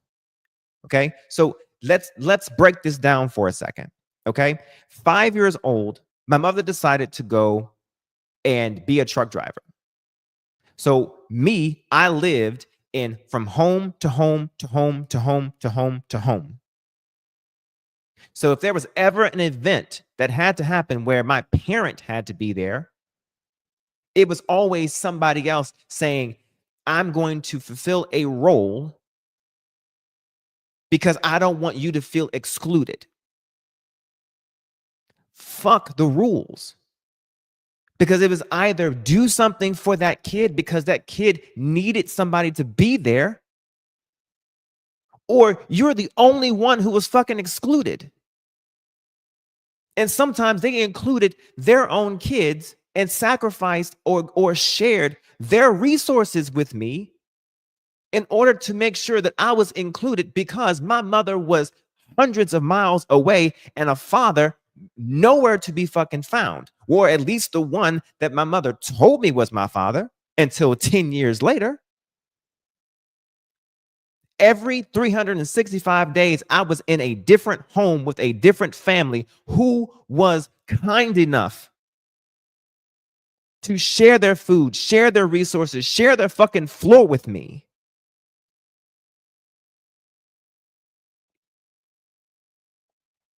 I slept on floors most of my life. So if it wasn't for people who didn't just take a moment and ignore the rules for a moment, you guys, fuck the rules. Yeah, I see what he's saying. I think. But hold on. Hey, what's up, Tommy? What's up, my brother? What's going on, man? Listen, Morning, bro. But Tommy. this, I understand what you're saying, and bro, let me tell you something. I'm empathetic to what you went through, right? But as a heterosexual man, hell, I slept on the floor too. I slept on the floor. I slept in poorhouse. I It slept on wooded doesn't, floors. yo, it My daddy doesn't matter. drove It trucks. My doesn't mom was out matter. there. But It at the doesn't matter about the sexuality, because those were people who thought that I was from a younger age. It started at a younger age for me. but boss man, this is why. But this is one of the reasons why we're having what we're having now. Think about it. I went to a church that on Father's Day they asked the women to stand up. This is I why un- we keep having these Where are the problems because fathers? on Father's Day they say women stand up. You know how disrespectful that fucking is to It me as a is father of six. So Hams, it is, and I understand that, and that shit should be fixed. I understand that. For that, as adults, that is separate from the children. As adults, that is selfish. That is disrespectful between adults. But when we're talking about the children, that is different. It ain't never been a time though, boss man. It ain't never been a time where you didn't have someone that could stand in on those and Right, make those right, concessions. exactly. Yeah. But That's the problem that I have. You don't you it that Yeah, tells a DM whole you, lot bro. about the so-called village. Okay, gotcha. My bad. But when it comes Hey, down y'all to shut the it, fuck up.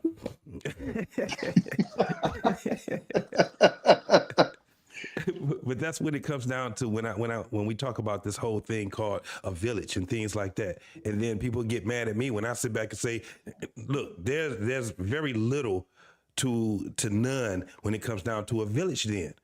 There's no way. Even when it came down, let me tell you something. When it came down to prom, it was in my generation. I think the millennials, the late millennials, they were the last. I gotta say, of the thing where men ask women, or young men ask young women to go to the prom.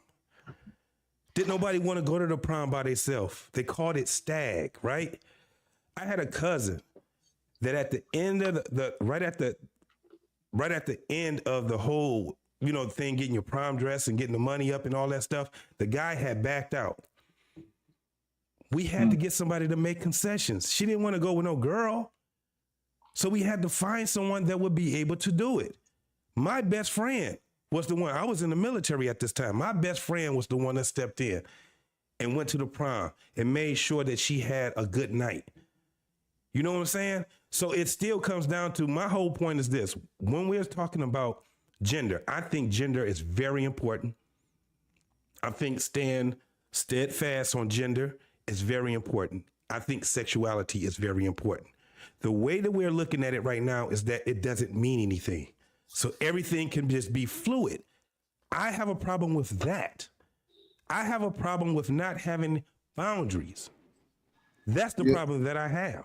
But I think it's like two separate issues from what he's talking about, and what y'all talking about. I think because y'all looking through that lens, I think that's the disconnect with him. Because if there was a situation where, say, there was a son mom thing or whatever, and for whatever reason his mom couldn't go, I'll pull up to that motherfucker. I don't give a fuck, and I wish somebody would say something about it, because I'm their parent. Because what he's saying is, the difference between what he's saying and what Black Man was saying about the church thing is, the Father's Day thing is for adults to be praised. That's a whole separate issue. But when we're talking about something for the children to participate in, then we tend to not care about the rules, because if something came up to where we had to twist those rules or somebody had to be substituted, then no, like when Black Man said, if I showed up, bro, I guarantee you nobody, if somebody says something, they be dumb as hell. If you showed up to that event where you were supposed to walk, your wife was supposed to walk your son out, and for whatever reason she couldn't make it and you showed up, I doubt somebody be over there going, oh my God, what the hell is he doing here? Because I think most people with smart minds would go, something must have came up to where she couldn't come, so he filled in. And in fact, I think you'd probably be praised more than looked at weirdly for doing it. But I that would think make it, that would be different, Tommy, Yeah. if it was just a spare of the moment type of a thing. And I get what you said Yeah. on that part. But at the end of the day, when we're talking about something, again, when we're talking about something that is specific, for instance, the father-daughter dance, right? yeah, There's a process that goes with that whole thing. It's a process that goes with that. It's not just we just showing up at the dance and I'm with my daughter, that's it. It's before, it's during, it's after, it's the things the things that's involved in the ceremony that's specifically for fathers and daughters. There are things that's being said in those dances, like before the dance or during the dance. They're speaking and they're telling daughters how important their fathers are to them. They're telling the fathers how important the daughter is to them. And you have people giving testimony, and you have all these different things that goes on that's gender specific. That's my point. no, I get that, but I done been to a whole bunch of them, boy. I done been to a whole bunch with my daughter. Let's just say there's a situation where a woman had to be present at the father-daughter dance. That doesn't throw off the message. It doesn't throw off anything. It's just she's there. You get what I'm saying? Like, it's not, oh, since she's here, we can't give the message that we were going to say, or, oh, we can't go through the procedures or whatever else we were going to do. It just happens to be somebody there that had a situation where, okay, the mom had to show up. This wasn't that specific one, though, Tommy. Yeah, in that situation that JT's talking about, right? In that situation JT's talking about, the lady was, they planned to do it. Yeah, absolutely. That's a whole different situation. No, but I think in most of those situations where it would kind of be common sense for that situation to happen, it would be a situation where the father wasn't available and somebody had to substitute. In that case that you're talking about, when they're doing it in protest, yeah, that's out of pocket. And we starting to see that when you saw the girls trying to get into the Boy Scouts, like that group. Yeah, stuff like Well, that. that's the point, though. That's the point we're making, that the encroachment is the issue. It's not, Right. that's the real point. And, you know, the Boy Scouts are no more. You can't even have Boy Scouts. They changed the name because of women. Right? They still have a Girl Scout, but the Boy Scouts don't even have Boy Scout. Women. Boy Scouts has returned. It's well, Boy okay, Scouts. It's okay, Boy great. Scouts now. Okay, so it's still Boy Scouts and Girl Scouts. Okay, I understand the issue, but that's back now. Way more problems. They had way more problems. Another level. Listen, one thing I'm gonna stop. They was involved in. They need to leave. Women always. Yeah, they need to shut that shit down. Women always want to encroach on men's spaces. Always. They always want to encroach on men's spaces. No matter where we are, they want to intrude. And the reverse isn't true. The reverse is not true. Not really, except for maybe the transgender guys. But they're not a part of us. I want to take a moment for the super chat. Hey, great conversation, gentlemen. Thank you for having it. Should we teach our children that they should be able to participate in everything? All right, so I'll save the conversation. You want to acknowledge first or play something, or you? I definitely want to play something because there's a $10 one, and then we can continue it. Okay, and why don't you play that? Along with the $2 one that we just had too. Also, wait, where'd it go? Did I miss it? Yeah. Oh, yep, it is right here. Yep. If a man isn't able, don't go to men's events. All right, appreciate you, TJ Wilkins. Sorry for the delay there. All right, so let's play something. Where'd that pastor at? Oh, where'd he go? Bishop. Tryna pour out all night, DJ play another song. Tryna pour out all night, DJ play another song. Tryna pour out all night, DJ play another song. Tryna pour out all night, DJ play another song. Tryna pour out all night, DJ play another song. Tryna pour out all night, DJ play another song. Tryna pour out all night, DJ play another song. Tryna pour out all night, DJ play another song. It's Slapper, baby. I'm in this bitch with AJ in the club, jumping up and down like it's payday. Party all night.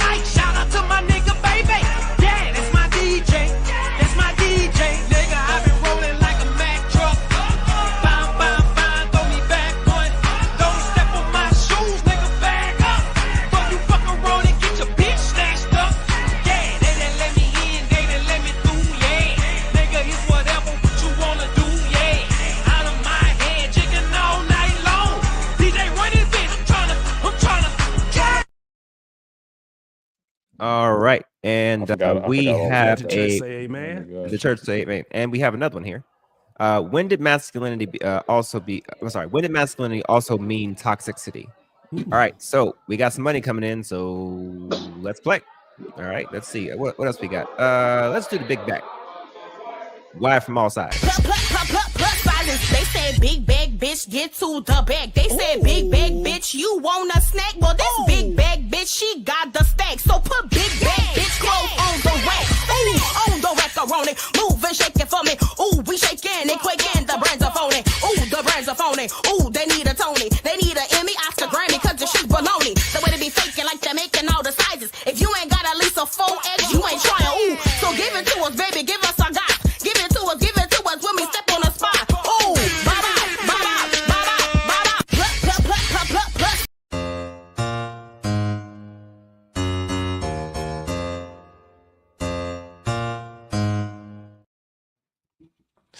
Plus. All right. I needed Sorry. a warning for that one. Oh shit. Super Fupa is It was right there. I Lord have mercy. Lord But have I wanted mercy. to. If I could, I want to address that comment about should children be excluded, or should be able to participate in everything. And I wanted to go back to something that she said we don't have a village. I think we do. We just don't want to recognize it, or we may not want to recognize what it looks like, especially in our in a lot of our communities where we've been raised like all over. I mean, mother, father in the house, grandmama raised us, foster care raised us, sister raised us. I mean, I think a lot of this stuff maybe needs to be specific to the community. If you're doing this, let's say if this is a school event, you know what your school demographic is made of. And it's not going to be necessarily made with nuclear families. So maybe we should just do away with the title father-daughter dance or whatever. It should be just wherever your parental guardian is. That could be grandma, grandpa, whatever, uncle, aunt, whatever. And that's just the person. Because again, that's what your village is made of. And it may not look pretty, it may not be ideal, but maybe we just need to acknowledge, but that's what it is right now. And again, so that the kids can be able to participate in whatever that event is. Certainly I love the idea of a father-daughter dance, but I recognize that a lot of people don't have that. And I don't necessarily want the kid excluded from that, but if that's what your experience is, you've been raised by foster, you've been raised by whatever. If anything, I want that kid to be around to at least get, some modeling, at least some idea what this could look like. And maybe if I could be of service, in some capacity, volunteering or whatever, work with these kids. I mean, BMU, I credit to him because he's always worked with kids that come from all kinds of backgrounds. And it's not pretty, it's not perfect, but he creates an environment for these kids to at least have the opportunity to be better and use through sports or through the sports medium to be better than their current situation, that they're not married to that particular situation. So I think we got to look at things maybe for us may not work for somebody else. But in a lot of communities I grew up in, we come from all over the place, and we got to stop running from that. That is who we are. And Mr. Bennett, you are correct. You know how I work with those young men. So thank you for bringing that up. I wasn't gonna bring that up, but you know how many young men, mamas, have said to me because it's understood. Hey, listen, my son got this thing coming up for football, and they got this thing where the father's going to go on this like college tour to give them an outlook on what college is about. Hey, I would like for you to go with my son because it's for me. Oh, okay, no problem. I'll go. Matter of fact, I'll take both of your boys, and then I'll go with this boy. So I'm walking in there with 6 kids that don't belong to me, because the mamas, one mama done told the other mama, the mama told the other mama, right? Then the other coaches on the team have taken boys who didn't have a father in their life. The mama stayed at home because they recognize, hey, this is for me. This ain't for me. I'm not gonna be around a bunch of jocks all day. I'm gonna let the men do their thing. I'm not gonna go. And they called us as coaches. I'm not these people family. I don't know these people from John, right? But they asked us to do it because they're me. Like I just said, shut the fuck up a few minutes ago, and they still over here being loud. But these kids over here, same thing with these kids that I'm with this weekend. Same thing. If they need something, they know they come to me. They go to their coaches. They go to right because we stand in the gap for those men who are absent and those men who have to work every day and have different things going on. So yeah, it's understood in it's understood in my hood. that if it's a father-daughter dance, these men are stepping up and going with these babies. But Look, that's let what me we say this. said Let earlier. me say this to what Those- Mr. Bennett says. Well, why cancel the dad and daughter one? Just Right. create another one for fluid families. Okay. Create another special Well, like I dance. said, for fluid I think it's going to be families. specific to your demographic. You made a statement. Maybe we should get rid of the daddy daughter. There's still fathers. There's still daughters. So if Right. instead of letting other people crash, just create this fluid shit that y'all want to do and leave the daddy daughter dance alone. I mean, why can't we do that? All right. I mean, that's So what I'm saying. To me, that's an easier solution than telling the dads and daughters instead of you having a special time to show the remnants of what a black community used to look like, which is dying, right? Instead of letting it die out completely, create this other fluid shit that you want to do. You know, transgender kids and all that shit. I mean, do that on your own and leave the daddy daughter dance alone. Why can't we do that? Why can't we do both? Leave our dancers alone. all right. So I mean, yeah, be CJ, serious. I'm just serious. I'm actually serious. I'm gonna comment on that as well, and then we'll let a couple others who have joined to also comment as well. Bigger the back, better the cat. All right. Yes, Lord. And that deserves. Hold on. That deserves a preacher. Where's the preacher? With a man who says, Raxaroni. Where's he at? Where's a preacher? There he is, right there. Oh Lord. All right, there we go. And then we have right here. The lines between sexual preference and gender identity is so blurred, it feels like you're walking blindfolded into a minefield. Thank you for your super chat there, and Antoine. All right, we'll talk about that as well. Thanks, Antoine. This is what we're going to do to those dances. Listen, father-daughter. We got to play something for that. Oh, my bad. Go ahead, brother. Go ahead. Yeah, you told me not shit. Now you told me to play shit. So here we go. Whatever you want, whoa, whatever you need, my heart belongs to you. Oh, whatever you need, then nothing I won't do. Oh, whatever you want, my heart belongs to you.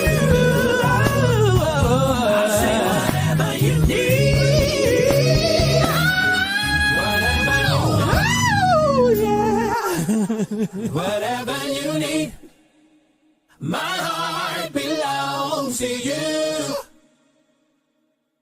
Whatever you need, there's nothing I won't do. Whatever you want, my heart belongs to you. Yes, sir. There we go. That's my boy, man. That boy. All right. All right. So now we have two of the people on the panel. So I want to give an opportunity to, let's see, who was first? Actually, Coach Ferg was first. So, nope. Okay. All right. Bubs. Welcome to the BMU Network, sir. For the, what was it? Third time, I think? Yes, third time. All right. Charm. What's going on? Can you hear me? Yes. Although you are a little bit low. A little bit Turn it up there, sir. BMU, I'm going to take loud. His life is BMU. loudish. Give me a Yeah, man. Man, will y'all please shut the fuck up? I'm gonna mute you, sir. All right. Okay, can you hear me better? Is that better? Yeah, bring that thing a little closer. Is that better? How Pause. about this? Yeah, you good. All right, there you go. You know what about saying? BMU, I already said it. Go away. Shout out to the secure man. First of all, I'm grateful that y'all were able to share y'all sentiments. That's why I was sitting there listening before I respond. The first thing I want to say real quick is that it's funny that, you know, we talk and mention village and stuff like that. So using the example of the lesbian, right, bringing the child to the dad and daughter dance, that's somehow exempt from the village. You got to find a man, an uncle, or someone else to stand in as a father. But when a man decides that he wants to stand in for a father after the dance for real, he's a step dummy. So that's very interesting to me. So I just want to say that first. Secondly, now that I am here and this live was really about me, I want to have a conversation with the head honcho in charge. I don't want to talk to anybody else right now. We can have the conversation afterwards. I want to talk to BMU personally one-on-one. And since Boss Man has the keys to the kingdom, I think he should be able to mediate it. That's what I want right now. Since the many times when you called for me and I was scared, now I'm here, so I'm ready to have the conversation with you. So with that being said, I would like for everybody else to be removed. Y'all can come back later. Whoa. Hey, Whoa, what the fuck? wait, Nigga, this when the the fuck did this barbershop. happen? Wait, when did he start running shit? This is my channel. This the Everybody's gonna barbershop, stay, nigga. and you want to have a conversation. I'll let everybody respectfully mute, but you ain't gonna come over here and just tell us what to do. That's just not gonna happen. The reason why I am saying that is because this is my third time over here, and we keep having these type of conversations. The issue further is that you like to have these conversations with your compadres behind you to give you this false ass sense of security and sincerity. The false sense of security. Oh, my kids are here. That's my security right there. Those are my kids, the ones I made. But I'm having a conversation with you. I want to talk to the They got my daughter right there. Hey, baby girl, that's my daughter. I don't want nobody else I trying don't to need interrupt nobody to the give me no conversation. security. I you got me need to fucked talk up. to you. You called you got me me here, fucked and up. now I am here, and I'm gonna give you the live that you want and you need. So now that Oh, I'm here, oh, yeah, you got now me that fucked you up. asked for me, well, Yeah, since I we got gonna you do it fucked my up, way. let's We're gonna have do the it my one-on-one way. right now. We're gonna do it my way. We're gonna do it my way. You gonna sit your ass there and have a Your way conversation. will You can never just go the be fuck off. your That's way as will simple never as be that. successful. Your way is Okay then. Well, capitalistic. get the fuck Your on, way nigga. is for views. No, Get you the fuck called on, me and nigga. I'm here. You asked Okay, me to come motherfucker. here, and We're now gonna I'm do it my here. way. So This is we're my channel. here. This is my channel, nigga. You don't get no. Let me go left tonight in front of my child. Okay, well, I tried to have a conversation that would be productive, and before I go further, No, you don't come over here telling me Mr. to Bennett, remove nobody. Mr. Bennett, Yeah. You go Boss fuck about what Man. you talking about, nigga. Let's see who else I got. Well, I'm The here. fuck on. We can have a conversation right now. I ain't removing nobody. Boss This is my Man, shit. Boss Matter of fact, Man. hold on. Oh, he gonna ignore me Mr. on my own Bennett. shit? Okay, hold on. Stay right there. Hold on. Shut the fuck up, nigga, before I remove you. Wow, We gonna this have is a so conversation the way I want to performative. You're have it, such a or we're not man. gonna You're have it at such a all. man. You're such a man. But when Okay, so let's have a when Boss conversation. Man I dropped run this niggas on shit. the platform, I run this shit. but when Boss Man dropped Trey on the platform, that was a bitch move. When he tried Yeah, to mute him, that was a bitch move. So now you're gonna do the bitch move? Let's go. Hey, boy, I got kids right here. Hey, with my wife over here too. Hey, baby, I You're got the a whole daddy. family over here. You're grown. Something that You're you'll the never have, daddy. nigga. You're grown. You're Yeah. the daddy. You're Stop playing grown. with me, boy. So tell them You to will be never quiet, have this, boy. and then we can have the conversation. And I don't want what you have. Okay, that's fine. So you ready to have a conversation or So not? what does that mean? You ready to A have a conversation conversation or with not? you. A conversation let's with go. you. I've been wanting to have a Let's go. conversation with Let's you. go. Let's go. Everybody on this panel got keys to the kingdom. They can pull themselves up and down as they want to. So Exactly. it is But what I it want is. to have the conversation Let's have it. uninterrupted with you. That's what Let's I want to go. have the conversation. Let's go right now. Let's go. Ain't nobody Here's going the nowhere. This is my thing. family. Here's the Let's thing. go. Here's the thing. Got me fucked up. If y'all really was operating, if y'all was, go ahead, boss man. Go ahead. Go ahead. I don't. Okay, I don't know what to do here. Okay, I really don't. BMU, what do you want? Do you want everybody, Tommy, my family, Mr. Bennett, my family, Okay. Coach Berg, my family, our pain. They all was up here first. Ain't I know. nobody coming from a planet behind Mars gonna come over here and tell me what the fuck to do with my channel. I understand. Period, point blank. So if you want to have a conversation, I'm ready to have it right now. Okay. Let's go. All right, Bubs. Let's go. He's ready to have the conversation. What do you? Okay. Well, then I asked for everybody else to be muted so I can have a conversation with him. I need to drop by midnight anyway, but I would be more than willing to give this up for the purpose of the conversation. So I got no problem one way or the other. But if this needs to be had, and before I go further, I'm sorry. I wanted to finish what I was saying. I kind of got a little right up a little bit. Mr. Bennett, Boss Man, Uncle Jeff, Mandrell, and Sparta. My commentary tonight, the energy that I'm going to bring tonight, since I was summoned, is not for y'all. I appreciate y'all for being objective. We stop fucking with you, bro. Outside. We stop fucking with you, bro. You want some attention, bro. You want some attention, bro. You want some attention, bro. I appreciate you want a secure black man. I'm going to always say that. Let me show you the black man is. I'm gonna bring out my family. My commentary is not for Hey, come here. I'm gonna show you what a black family is supposed to look like. Let me get my family over here. Nigga, get the fuck out of here, nigga. And I understand that. Get the fuck out of here. Respectfully, you will never be what you will never be your delusion. As a man who does not have a fupa, you're a man who does not have high blood pressure, as a man that does not have water in his knees, as a man that can see his dick when he looks down, I'm telling you, that I As respect a man who got corn on whatever- his dick from fucking niggas in the ass. As a man This isn't who look like helpful, SpongeBob, guys. who look like Guys, But okay, SpongeBob, all if right. you guys want to with have the brains and convo, stuff have the like that. convo. As This a isn't man who constructive. smell like piss because he let niggas piss on his Mr. chest. Bennett. As a Mr. man Bennett. who look like a This trans isn't. But man, I'm saying, but conversation the insults, multiple the times. insults. RV. Bitch I ass get nigga. it. You got me But fucked again, up, nigga. this I'm the isn't gonna comedian on this move the bitch, nigga. conversation. You will never be able to So top me, I'm nigga. just saying, I I'll would like to roast your bitch hear ass. a You don't come conversation, over here and especially if talk you to guys me, want to bitch do it. ass But nigga. I'm this gonna start isn't I'll beat this useful. nigga the fuck up, nigga. I will beat your bitch ass. Well, you Mr. Bennett, square pants I will looking go ass bitch, live nigga. after this live. Okay, And if You ain't are shit, into bitch. it, Okay, Bubs. I will be Bubs. willing to have the conversation with Don't say it. Don't come insult me, you bitch ass nigga. He Okay, had enough Bubs, time to hold say what on. he had to say. Hold He on. ain't saying shit. Go on Hold and on. do your live. Yeah, get the like you fuck been on, doing. stupid ass Get the nigga. fuck on, Bubs. dog. y'all Bubs. call me Stupid and ass. I'm here, and now y'all want me to Bubs. listen. No, you don't come Bubs. insult And me, I'm nigga, into because I it. got my Say whole And I'm what family. into you it, had to ill. say. Get the fuck on. Bubs. Bitch I'm ass into it, nigga. ill. I'm trying to have a conversation with You ain't the trying You to have a head honcho in mentally conversation. charge. ill, You nigga. ain't You a trying bitch, to have a nigga. conversation. You a straight What up you bitch, did nigga. was You come a up here bitch, nigga. and filibuster Yeah. for all that time that you could have been speaking. You did not speak. You filibustered. So guess what? Now you got the smoke, pussy ass nigga. Now what? Ooh, if that's the smoke, ooh, I'm scared of the smoke. You been scared. You And only y'all, coming and see, up because of here's the what? part. Let's You really been cut through the scared. bullshit. We Mr. tried to Bennett, have a I'm real sorry. First of conversation all, with hey you. man, Mister, I'm you talking didn't right want now. that. I'm talking. Okay. Hey, Go ahead, listen, go bro. ahead, go ahead. The Nigga. thing is, Go ahead. the thing is, bro. Let me Go tell you ahead. like this here. I'm gonna calm down. My This wife, nigga, I'm man. sorry. I'm gonna apologize to my wife. Yes. She looking back at me and she say I'm Unbothered, out of line. upset. Right? Unbothered, My thing upset. is this. Let me say this. You can come over here and you can have every insult you want. I know you've been holding them, but you will never be. Well, I will roast the fuck out of you, but you will never be able to roast better than me. Let's start there. Secondly, I'm going to do what I'm going to supposed to do right now. You are a man who doesn't know himself. You can say all the insults you want to say about me, but I'm a husband. I'm a father. I'm an activist. I'm in my community. I take care of my children and other people's children. I got the receipts. Until you can provide all those receipts, whether you gay or not, when you can show me that you're in your community, when you're in the Muslim community, when you're helping children in the community, when you're out helping kids on the field, off the field, kids who have choke slammed their mamas at midnight and you have to go over to their houses, kids that have to come to your house to take showers because their water off.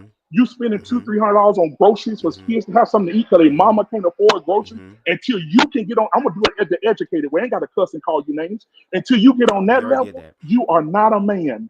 You are not a man. And show me your receipts, and I'll show you I'll give you my receipts right now. I'll pull them up right now. I'll show you right now how I take care of other kids that's not mine in the community for my kids. Right now, I'm out of the state right now with my daughter, watching her play her basketball for AAU. Boy, I got so much going on in my life that I do for my family and others. I'm a husband. I'm an activist. I'm in the church. I'm everywhere. So until you can provide those receipts, you don't have nothing but jokes. You're an empty nigga with mediocre Def Comedy Jam jokes. That's it, nigga. You ain't nothing. Show them receipts or you ain't shit. Ooh, the projection is real. Now, first of all, Burn that nigga up. He done. First of He all, done. He ain't got I'm nothing else. grateful. Now give me them I'm empty grateful. jokes, I'm give me them empty First jokes, of nigga. all, let me give you a Don't do G. nothing. Let me give you a G. Let me give you a G. Let me give you a G. Listen, this is why I want to have the conversation with you, but you're the one. Anyway, Yeah, go ahead. Listen. Here's the thing. Everything you said, I'm grateful for. I want black men to show up in that way. I want them to. The fact that you laid down what you do, I'm grateful for that, my nigga. I'm happy for that, my nigga. We need more black men doing that, my nigga. But since you're talking about your motherfucking credits Are you and doing all it? that Are stuff, you doing it? let me finish and I will tell Okay. you. Stop trying to get ahead of the horse. Yeah, I want the Stop putting the receipts. cart before the What are horse. receipts? I want the receipts. Once you start pulling up receipts in reference to what you feel about queer people, like how boss man pull up receipts, don't tell me about pulling up receipts. No, but I'm we're not going to gonna tell you move the the truth. goalposts. No. You're an activist. I'm I not want you hitting to the pull up the goalpost. receipts I'm on hitting what you net. have done. I'm not what you hitting have the done. goalpost. I'm hitting the What net. have you done to change your community? Tell me now. Okay, well, you let me talk. You're just an Will you let empty me nigga. talk? You don't have nothing to show for this mouth that you have, bro. Nothing. You just an empty. You want to tell jokes because those jokes fill those holes that you can't fill on your own. You do not have the Who's money. really You do not emotional have the here in this moment? finances. Who's You really don't have the stoic in this nigga. moment? You don't have it, bro. Who's You don't have stoic the in this money. You moment? don't have the finances. Where's the You don't have stoicism? nothing. You Where's have the nothing. mental and emotional You awareness don't to have be able nothing. to I'm telling regulate your bro. emotions? No, Why are this you is what getting so men. This loud? is what. Why This are you is what getting men. so This is what men need to do in the frustrated? community. Hold on, Men need to take these senses Bubs. out the Hold on. community and And this ask is why I for want to their boss substance. into They don't have narrative this. substance. All they have is the community. They're LGBTQ. Other than that, they have no substance. They have no money. They have nothing. Half of you niggas that suck dick don't even have a bank account. So get the fuck out of my face, that bullshit, nigga. You got Okay. the wrong one, nigga. Again, unbothered. Okay. Shit. Bubs. Upset. Bubs. Now, like You I were, Don't was play saying, with me. Bubs. I You would were like to on answer your. this question. Yeah, Go ahead, I'm Bubs. You sorry. were on your. You were on your way to provide at least recognition for what BMU does, right? Yes, that's what I was Okay. doing. I was grateful for that. Okay. Continue that trajectory. Thank you. Just like how you are an activist in your community, I'm the exact same thing. I have group chats of people who are part of the queer fucking experience who are scared as fuck right now, who have went through some of the shit that those children that you foster in reference to giving them something better. I do the exact same thing. I talk to people every day about their bullshit, and not just not just queer people, but heterosexual people as well. And if you actually took the time to do your research, I'm not talking about watching a fucking 30-second or 60-second clip thinking you getting every fucking thing. If you sit your ass down like how Boss Man does, up late at night trying to find evidence and information to help y'all, if you were to do that, you would see the activism that I do. You will see that I also hold the queer community accountable.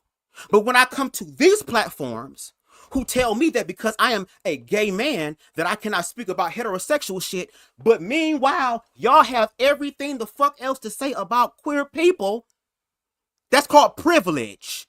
And you ain't got to be white to have it, as we can obviously see. So if you actually were doing the right thing, you would educate yourself. But that's the problem with this platform. And you know how that's the problem with this platform? Is because Boss Man has been here. And I'm gonna have to say pause, because obviously you think whenever I'm giving men G that I want to suck their dick. If you actually understood the queer community, their standards are high, and ain't none of these men on the platform meeting them. So let's drop that right there. Let's keep that right there. Okay? Boss Man was the individual who came through. Oh, no, I'm not done. Hold on, bro. I'm not done. You sitting up here talking about your activism in the LGBTQ community. Man, I ain't out here just talking to husbands. I ain't out here talking to just single men. I'm talking to children. I'm at meetings. I'm at the school board. I don't want to hear that shit. I don't want to hear nothing about no goddamn LGBTQ community, because I can sit here and say I'm just for married men. I want to talk to husbands all day. No, I go to the school. I'm on the PTO, the PTA. I'm in the school with the kids. I'm going up there. I'll be there with my children. I want to hear what you do. I want to know your mayor's name. Ask me these questions. What's your mayor's name? Who is your senator? Who is your congressman? Who is the person? Who's your chief of police? I want to know these things the people that I have relationships with. Who have I sat down in rooms with? I have pictures and documentation to show you receipts. What do you have? I want to outside the LGBTQ community. What do you have to show in your community? Everybody on this panel have seen me. When they did the strike on the Muslims, I was at the airport when they wouldn't let them get on the plane. I got pictures right here. I was there. I was there for the Muslims. I was there for the people who for the Hispanic people who got taken out of Home Depot years ago when they were getting them out there because they wanted to sit outside and get work outside. I have the pictures to prove it. I'm that nigga. I am him. So all you got is jokes. Give me the receipts outside the LGBTQ community.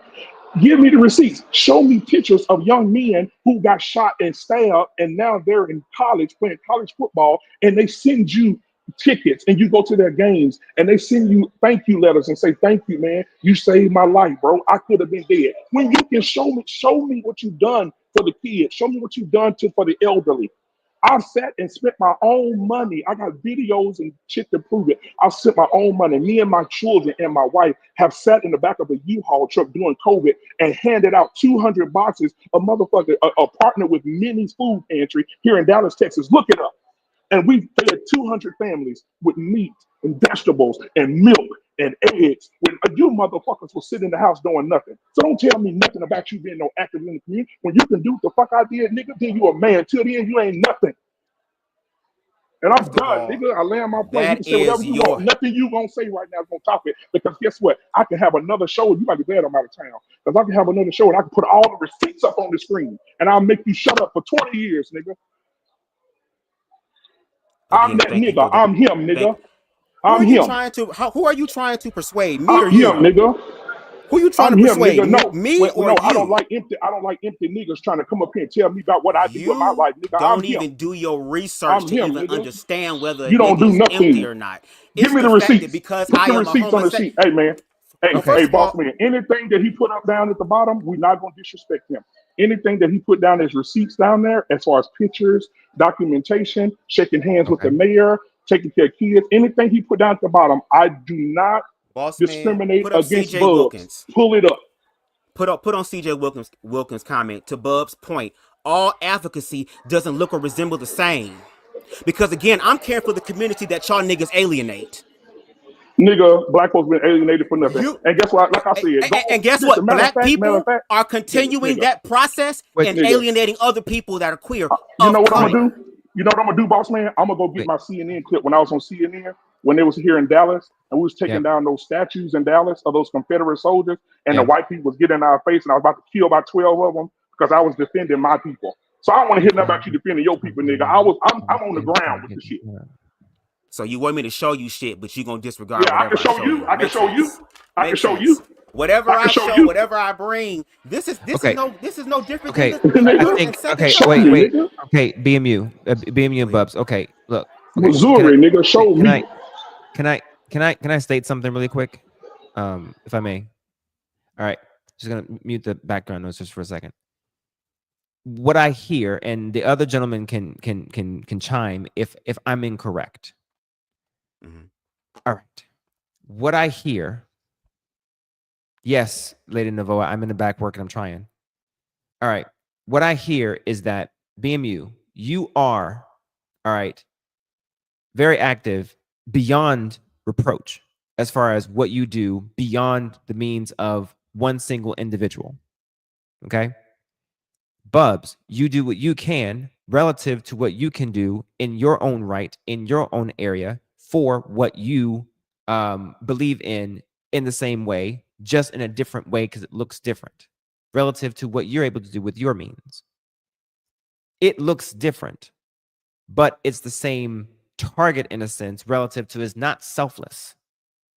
I think the ultimate point here is one, and it goes back to the root of the show, which is someone is not nefarious simply because of their sexuality. Someone isn't insidious because of their sexual preferences. Oops, wrong one. Sorry. Let me get to the right one. Boom. And that's the point that I was trying to make earlier, that was being insinuated earlier. The other point that I wanted to make was that when it comes to the whole sexuality thing, it's perceived that what someone does because of their sexuality, what someone does that might look the same, but maybe a different shade or maybe a different lane, it's sometimes denigrated or demeaned or besmirched or even demonstrably excoriated to some degree, simply because of the fact that they are a different sexual orientation, which is not the same as sexual identity. Maybe not sexual identity, but gender identity, which is a whole nother swim lane. And that's the part that I want to get away from, is looking at someone completely like they are a complete alien only because of what they do behind closed doors, because behind closed doors doesn't define who you are mentally, who you are as an individual. If you have two burger flippers at McDonald's, they can still flip the burger the same exact way, irrespective to where they put their dicks. It doesn't fucking matter. Boss man, Yes. at the end of the day, we on this platform don't go that hard, pause, on someone Sure. because of where they put their goddamn genitals. That ain't the problem we have. We've been explicitly explaining exactly the issues we have on, guess what? Such topic. We ain't went that far. Now we got Bubs come up here. He changed the whole trajectory. Demanding that everybody get off and talking to BMU. We already understand that. We Hey, understand JT, hold on, JT. Hold on, JT. Hold on, JT. It's always Because me. I'm hold the on, one always fucking hold on, up. JT. I want to say this real Hold quick. on. Bubs, I want to ask Bubs a direct question. Bubs, if I can get my 1001% brother-in-law who is gay on here to check your ass, what would you do? I would love for you to do that because at least you're bringing someone on the panel as opposed to just speaking with hypotheticals. Because Yes, I don't have a problem with that. I just told him to tune in and rewind and watch a little bit. And this is the text he just sent me. I'm going to read it to you. He said, "Who is this nigga?" He said, "I know he's not representing the LGBTQ community." He said, "Because we don't even claim niggas like this who act like this." He said, "In the LGBT community, we act like me." And who is this nigga? And those And are he also gay known as as fuck. the self-hating, He gay as fuck. self-loathing gays. Yeah, he gay as fuck. There are gay people who hate gay people too. There are gay people who hate Oh, feminine okay. men too. Okay. There are Now gay something men wrong that with the hate gay feminine people men You too, ain't too. gonna bring your ass up on this. You ain't about to bring your ass up on this panel and sit back and try to put that jacket on us. So Now either you Yeah, gonna say what the hold fuck you on. gotta And that's say, the thing. Hold on. you Hey, can JT, leave. I got it. JT, I got it. Because he Nigga says, here, boy. in his commentary, he says, "I hate gay people." I got a gay brother-in-law. He ain't for the shit y'all be doing, though. He ain't for the child shit and being LGBTQ around kids. He ain't for none of that shit. Ooh, let's not look at He people's said that shit clauses. is You don't know bull. what's in there. He said that's bull. He said You that's don't know what bullshit. everybody do. He well, said okay, it's an agenda. wait. So no gay people around children. No, he said he don't like the gay agenda towards children. Like Okay. the reading of the books and going dancing for the kids and all All that right. stupid shit. He said that shit is stupid. appropriate manners, irrespective to the sexuality, irrespective, right? So, like for Yes. instance, I'll give you an example. Okay, I'm gonna mute you, BMU, just for a second. Oh yeah, I'm sorry. No disrespect to you. All right, so I give an example. My school in my school district, for instance, does not teach sexual education at all. Clear cut. We have a Republican governor and we have a split down the middle Congress where it's literally 50-50 Democrat and Republican. And the concept is that I honestly thought that my son was getting sexual education in school until I found out that he wasn't. Okay, so here we go. No sexual education at all in schools K through 12, period. Nothing. It's on the parents to teach sexual education to their kids. It is not on the schools at all. I think that is a perfect medium where nobody else is responsible for teaching sexual education, to include STIs, STDs, whatever you want to call them, whatever the case may be, to include taking condoms out of schools, to include any of that shit. 1, 2, 3, what happened in history, and how to fucking read. That's it. Thoughts? That is impossible. I'm cool. As long as it's across the board, I'm cool. It's fucking How's it? As long as it's across How is the it? How is board, it impossible? Because it's currently happening in VA. So what do you mean? The first thing that they learn is how to be social. Kindergarten is showing them how to be social. It's teaching them how to be social with others. Literally. What does social with others have to do with sexuality? Because, I'm sorry, sex. All of it has to be because girls are girls and boys are boys. You learn it in elementary school. But what does that have to do with sexual intercourse? What does that have to do with sex? It shouldn't be sexual intercourse. Shouldn't be taught at all.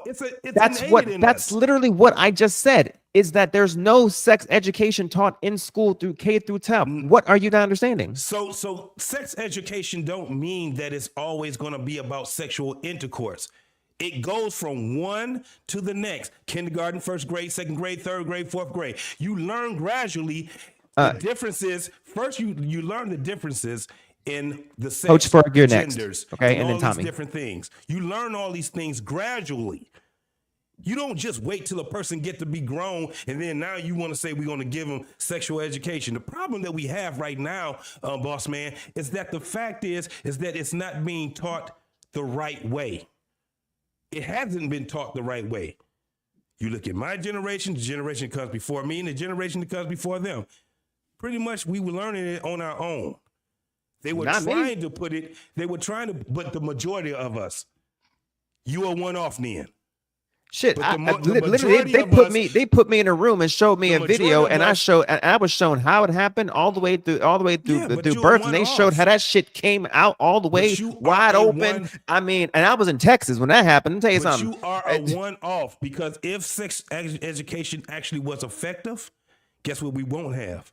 What? A bunch of goddamn children being born out of fucking in Texas, Birdie Elementary and Carter High School, they were fucking.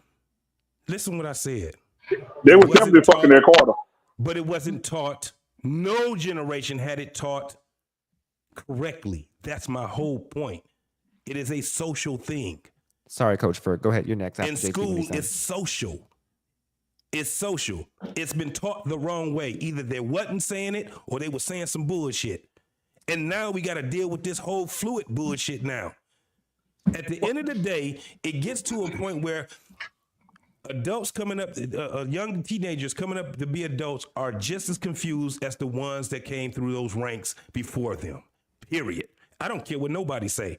It has not been taught correctly ever. It's been a long fucking time. It's been a very long time. I'm sorry. I learned pretty goddamn well, and I've been pretty goddamn successful. Sorry, Coach Ferg. Go ahead. You're next. If JT is done, I'm sorry. I make a joke. I'm sorry, but like, what I learned. So we're successful as a society. We're successful with it. Then we ain't got no problems. The amount of goddamn kids that we had, especially around the early 2000s, it seemed pretty fucking successful to me. Especially all the fucking that was going on. So there's no problem then. We ain't got no problem then. We ain't got a problem with motherfuckers. What is your okay? We ain't got a problem with people knowing how to be in a relationship with another person. That's not okay. I see what you're saying. That's not sex. That is interpersonal. Let me tell you. Hey, JT, turn your mic on. Turn your mic on, JT. You talking through your computer, bro. I am. Okay. Oh, is that what it is? Most definitely. Yeah, you talking through your computer, bro. Thank you. Okay, I see what the issue is. I see what the problem. You're conflating sex with relation and interpersonality. It is not the same. People put sex before actual understanding in relationships. Okay, and that doesn't start in school. Schools are not supposed to teach you how to be in a perfect relationship. That starts at home. You're supposed to learn 1, 2, 3, ABC. Can you hear me? There you go. Yep. Okay. You're supposed to understand the fundamentals of how the sex is supposed to work, and that is it. Love is not sex, and sex is not love. Understanding how to interact and interpersonally engage and incorporate and combine and intertwine and betroth to another individual, that is between you and the supposed village at home. The school is not responsible for that shit. You delineate that then. That's the whole point of having sex education. That's the whole point of having home economics. That's the whole point of all these different things that you're saying that they're not supposed to be teaching. You just go there, you learn the ABCs and 1, 2, 3s, and that's it. No, you in school for 8 fucking hours. The hell are you talking about? Okay, so you here's seeing your teachers more than you seeing your own fucking parents. What are you talking about, my guy? Okay, so here's the deal. In schools, not including sexual education is not the end of the damn world, because at the end of the day, if people cannot come to some sort of consensus as to what is supposed to be taught relative to sex in the first place, then fine, that can be taught at home. Yeah, but my problem was that it was taught wrong. One generation after the next. You thought it was taught wrong. Coach Ferg probably thought it was taught right. BMU and I, I was born in Texas, Dallas, Texas. I thought it was taught just fine. They put the boys in one room, they put the girls in the other room. And after I got done, I felt like whoa, stop right there. You can't do that no more. Because they're gonna shut the school down if you separate the boys and girls now. Okay, I thought that it was right. You see, he thinks that it was wrong. Everybody has a differing opinion. So because of that, and you have over 180 million people having a differing opinion, it's probably best to ensure that something so sensitive as sex, and especially when is the appropriate age to introduce sexual intercourse to, I don't know, a K through what, 8th grade, 9th grade? When's the best one? The best time is actually allow for the parent to engage with that, especially since, let me tell you something. I'm gonna share something. Do you know how my oldest son found out about LGBTQIA plus? It wasn't from the school. It wasn't, well, actually, correction. It was from the school, but it wasn't from the fucking teachers. You know who it was from? The goddamn kids. I asked him. You just proved my point when I just said school they teach you how to be social. Social is still a part. And the gay people are social in the midst. Hold on. Okay. Being social and learning how to be social, girls and boys, that is still a part of what sexual intercourse. Goddamn. Sexual. You intercoursed it up. Yeah. But no, sexual education actually is. It's different from level to level in life. It is that. Now, the number one thing is that, yes, primarily it's going to be the parents that's going to be teaching. This is where I said there's the problem at. Parents weren't teaching their kids shit. I've done panels on it. We've talked about it. And I've asked something, and I did this 9 years ago. And I asked probably 200 people in a room. What was it that you learned about sex? What was it that you taught about sex to your kids? And was it effective? The first two that I asked, nobody can answer it. And the ones that did answer it, they said, don't get nobody pregnant. That was what they learned from their parents, not to get nobody fucking pregnant. Yes, indeed. Yes, indeed. Okay, well, here's done wrong, and I keep saying it. Don't go over that part what I just said. It was done wrong from generation to generation. Right. So JT and Boss Man. So let's get Coach Berg in, and then let's get Buzz back in because I know he want to say something. Thank you, honey. Wisdom, baby. I appreciate you, honey. Thank you. I appreciate it. We're late on this. We back monetize, bro. Not worth it. I'm your mod. I got you. Please to me, bro. He's not worth it. Attention. Okay, this is it. Yeah, I got it. She already missed it. Got you, I got it. Thank you, baby lady. I thank you, lady Nabo. I appreciate you, baby. Okay, the parents are the first teachers. Unfortunately, you have parents who don't want their responsibility, and I got a strong opinion on that. But again, these two gentlemen need to have a chance to speak and then come back around. So, with all that money that just came in, take a moment and I'm gonna find something to play really quick. Hey, give me white chocolate. Give me white chocolate. White chocolate. Oh, yeah, but hold on, we got to drop this one here really quick. Okay, go ahead. Yeah.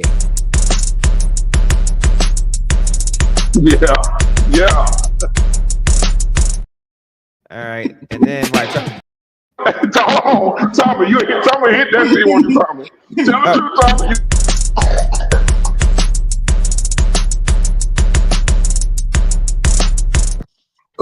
Yes. Hey, Tommy, you got to fight our pain over that motherfucker. You got to fight our pain over that.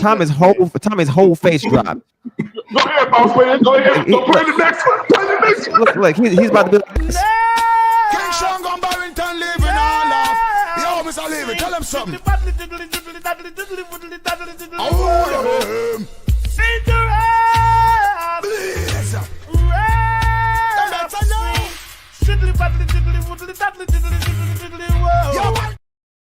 Shout out to David. Oh, well, I gotta behave now. Tommy, what's up, nephew? I see nephew in the camera. What's going on, nephew? All right. Okay, so let's go. Okay, I promised Coach Ferg I'd come to him. Coach Ferg, go ahead. Man, it's been a lot said in this last couple of hours. I've been trying to get my internet. Maybe it was God's so sorry for me to not to get connected. Hey, that Cricket Wireless has been messing up a lot. But look at God. I'll just speak from a few points. I'm gonna say salute to my father and mother, man, and the people in my families who sort of had these conversations and sort of helped me understand my identity as a man, move as a man, and accordingly as a man. I appreciate that. And just working in this field, it did open my eyes up a bit, because when I was young and in high school, You know, everybody stayed in their own little lane, as per se. Kids stayed in their lane, adults stayed in their lane, teenagers had their lane, the boys and girls didn't really come together unless it was time to dance and party and socialize. Other than that, even the LGBTQ, they had their own little lane. I remember seeing them partying, and they come with their flamboyant outfits on and do what they do. Today, it's sort of all gotten meshed together, and it's without regard to the young people. A lot of this, unfortunately, is just forced on the poorest people. I work with several young men who chose that lifestyle, and I used to have these conversations because they would always ask me, what are they going to do in the workforce and their families? Because, you know, you come from families and you may have masculine men, even masculine women per se.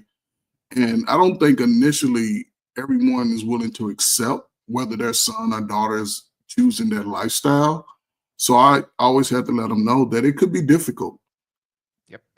Especially in your own community. And then when you're talking professionally, what I've seen, it may have changed. I've never really seen people who choose that lifestyle in corporate America be able to openly express that lifestyle.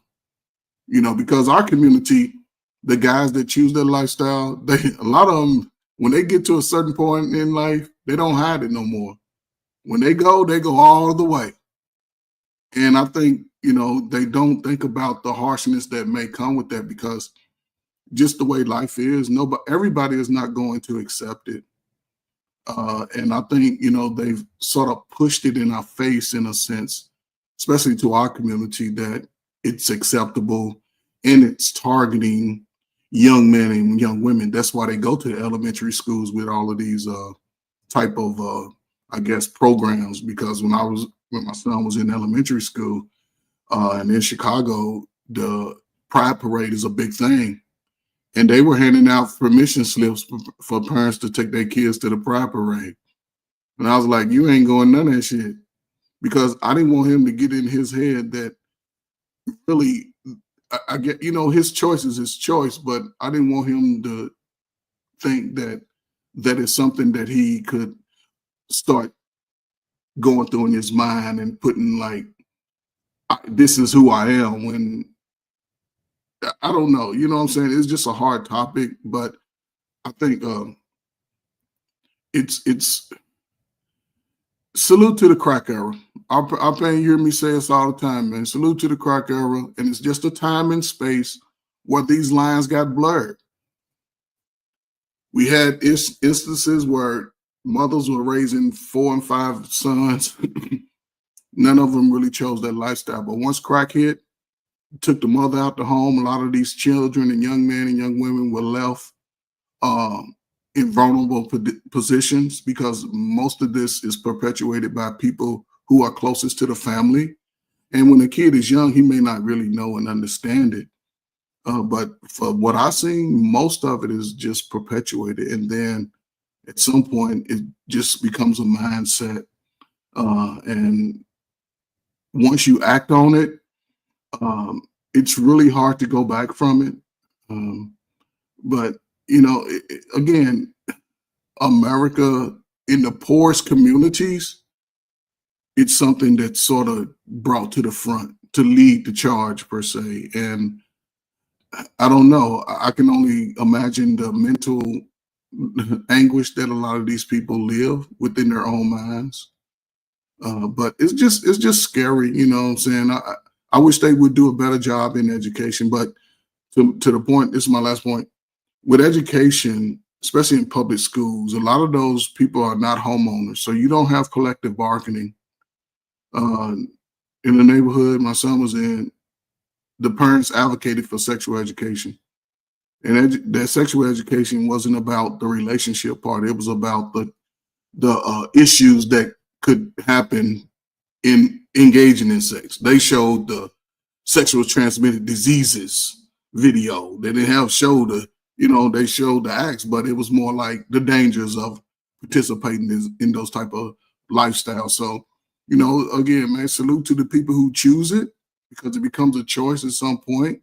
I would just say move carefully today because we saw in our last election that only outside of contrary to Black people belief, the rest of the world is not as accepting as we are in our own community. So, Roger that. I appreciate it, and I want to move past this notion or idea that there is something enigmatically, there we go, finally got it out, geez, wrong with someone, and therefore there's someone to fear because of the fact that they are sexually identifiable as homosexual or bisexual, okay? Because that's not a deviant that you can then look at and say they're going to harm you. That's not in the same category psychologically and even psychomatically, as a murderer or a psychopath. And to automatically think that because someone has a sexual identity that your child is going to be in harm's way, that's no different.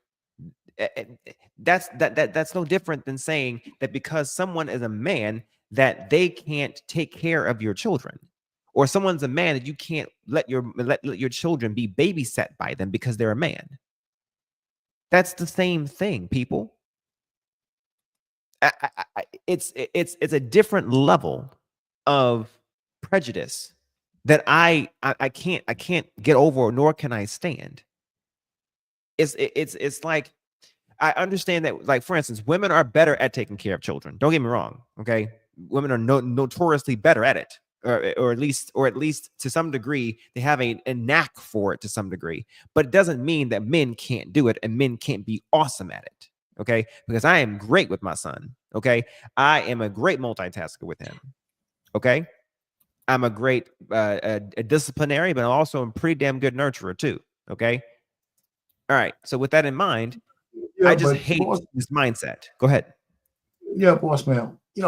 I think we stretch it a little bit. I think the average person, the average person doesn't give a shit. What your proclivities are, as long as you keep them to yourself. Okay, Here's the thing. I don't think it just comes out of the clear blue that if a person... Wait, like a good neighbor gay over there. Sorry, I had to. Sorry. Go ahead. Sorry.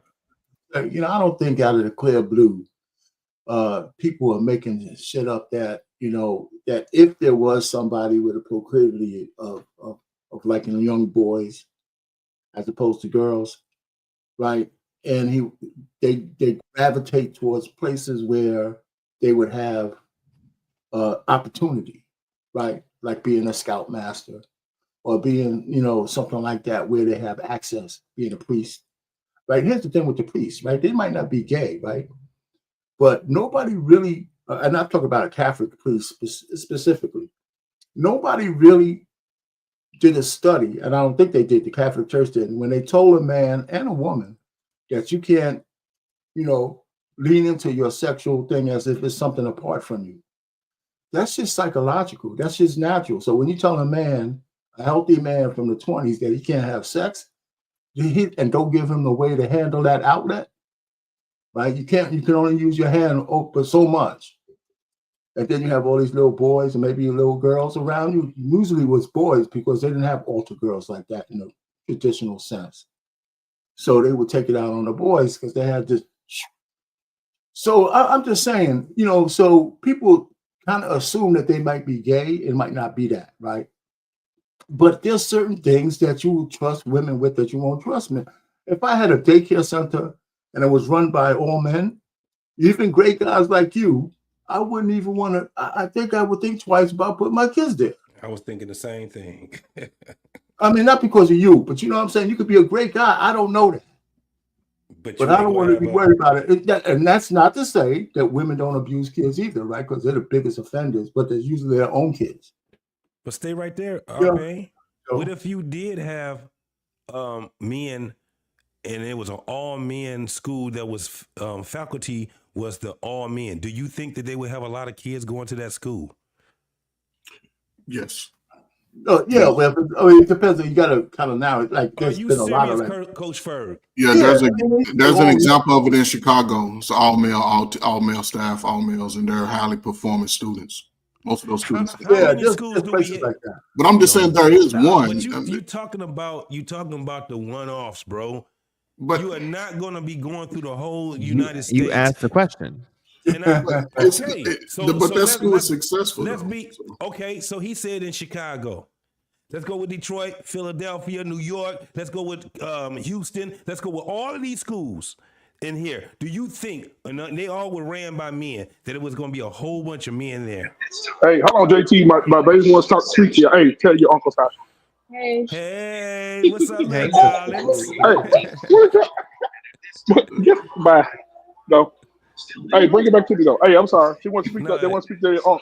Everybody got lots. Everybody here. All right, baby. Y'all go. Hey, go back there. Go back over there. But let's keep it a bill, man.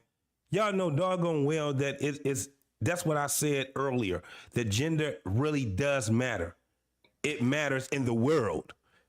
At the end of the day, you're not going to have schools going around as a bunch of men being faculties in daycares and you schools. Said gender, but you didn't say sexuality. Okay, well, let's go with that too. Let's go with that too. If you want to put that, because they are synonymous with each other. I don't know why y'all keep trying to say that they're not.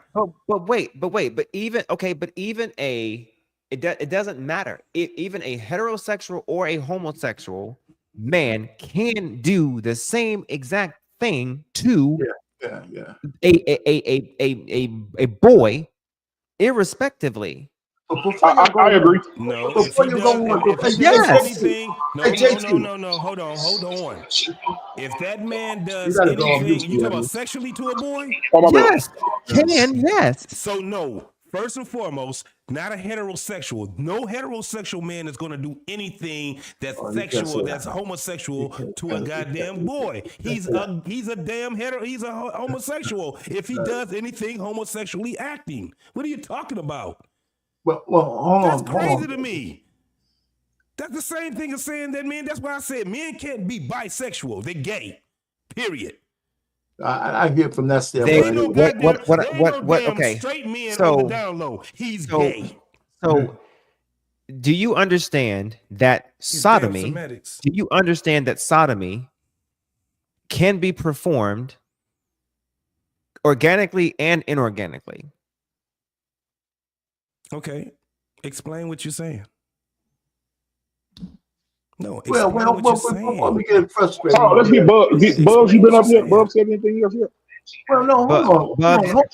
They can go. I'm writing my notes. They can go. Before y'all go down this rabbit hole, I got something before y'all go, because I think we're not going to get to it.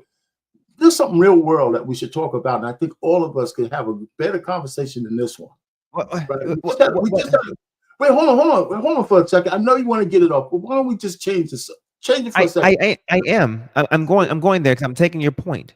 I'm trying to. You won't let me say what I gotta say. Oh no, go ahead. I'm sorry. Go ahead, sir. I'm sorry. Go ahead. The president put an edict out that there's only two sexes. Okay, male and female. That's what he said. That's how they put it. I didn't read the whole exact words.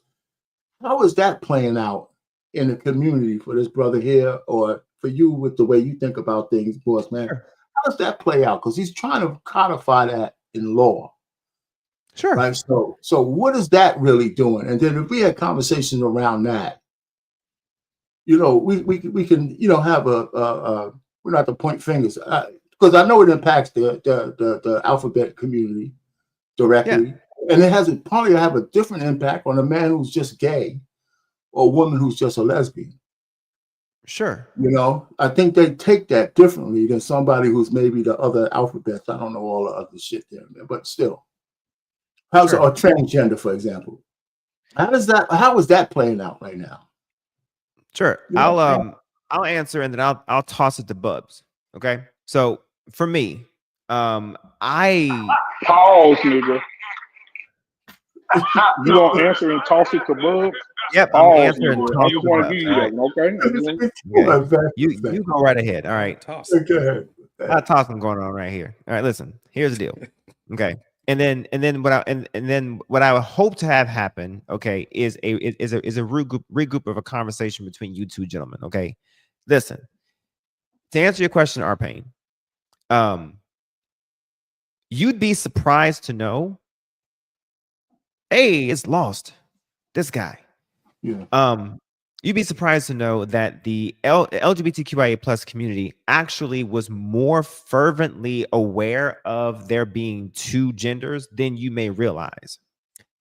The only part of the community that was really pushing this right here, and Bubs can either agree or disagree with me on this, was actually the non-binary portion, and the rest of the LGBT portion and the 2QIA plus portion was actually pushing back on most of that stuff, because the trans community, they have to be understanding of what the differences between male and female were, because you have to transition to and from some shit. Okay, Lost, what's up? If you are going to transition to and from something, you got to have a starting point and you got to have a finishing point. Okay, that's one.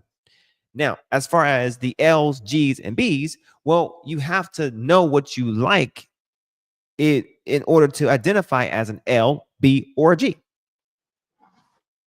So that solves the LGBT. Now, as far as the Q portion, you have to actually be able to know what you are in order to know what you don't like, in order to know how you identify. So there's a head nod right there. So that solves LGBTQ. Now, the I is the intersex portion.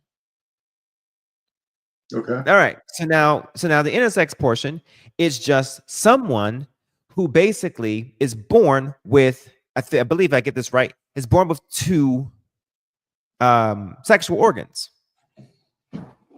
Not head nod. Good. Okay, I got it right. So two sexual organs. That's the only individual who might be able to say, I'm either or, because they have both sexual organs, right? Okay, but biologically speaking or genetically speaking, they may be more than one than the other one, because genetically speaking, they may have more one chromosome than the other one. However, speaking on the phenotypical aspect of it, they may have one more functioning organ than the other one. I'll give you an example. They may have the penis aspect of it may be more functional than the vaginal aspect, or they may have a vagina, but they don't have any ovaries. That's a perfect example of a intersex person. Okay, that's because they were born that way. All right, now. But again, they're not confused between male or female, because they may phenotypically look like a man, but just have two sex organs. So what do? They just go about life identifying as what they predominantly look like. And they just have a whole lot of fun sexually. Now, so you have LGBTQIA. Now, the A portion is what asexual. They just don't like to fuck.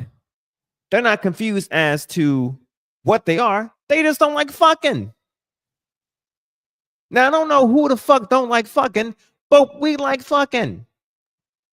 Okay, so LGBTQIA plus. Now, plus are the people who just are, to me, I'm sorry, I'm gonna say it, just confused. The further you get down, the people are the ones they just like, who are you? Bitch, who are you? I don't know who the fuck you are, because you get the two-spirited people. And you're like, who the fuck are they? Even Bubs are like, who the fuck are these bitches?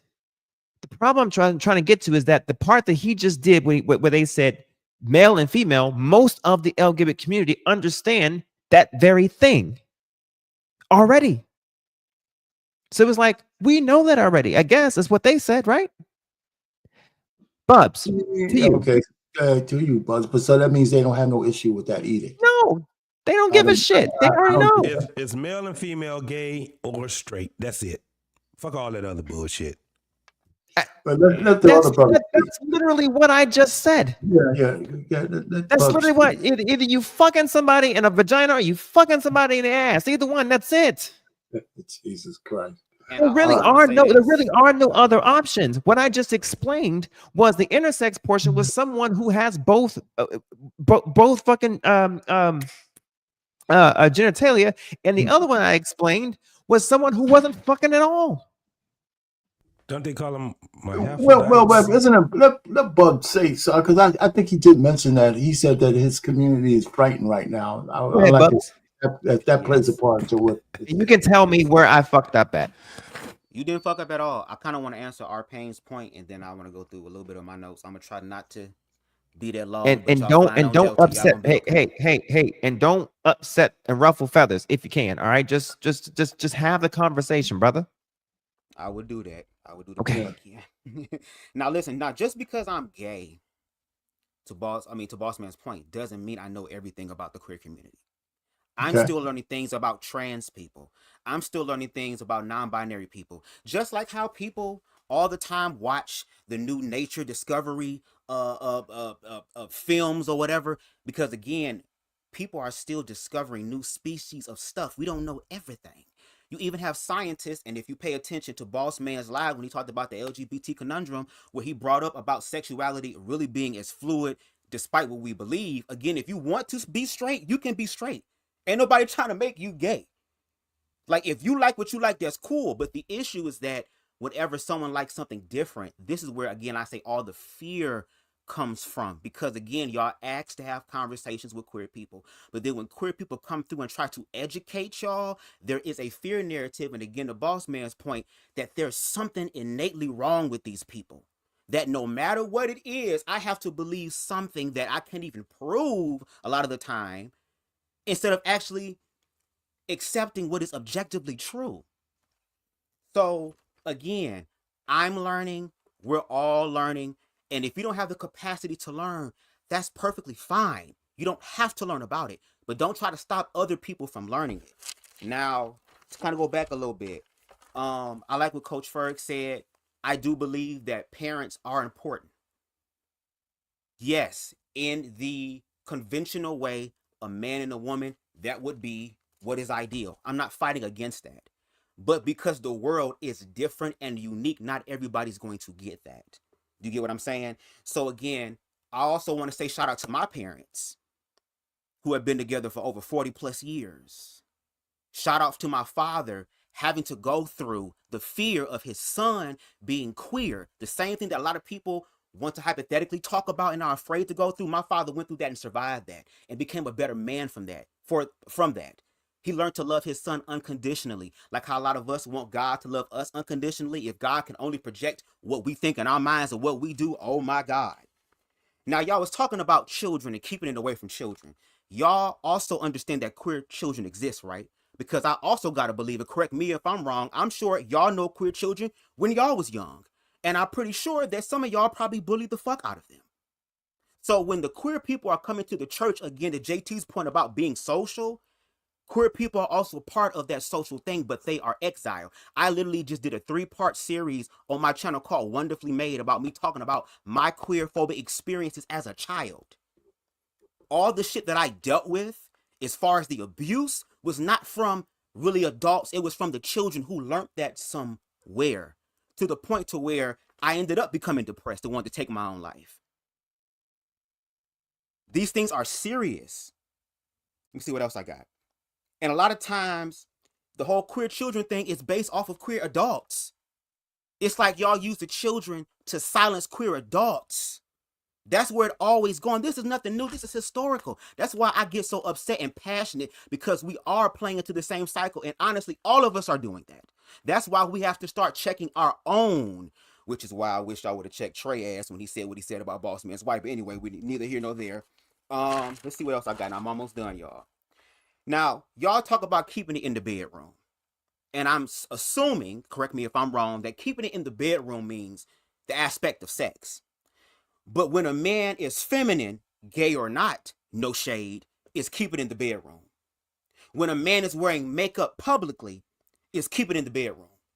When two men are holding hands, Keep it in the bedroom, because y'all minds automatically go to this.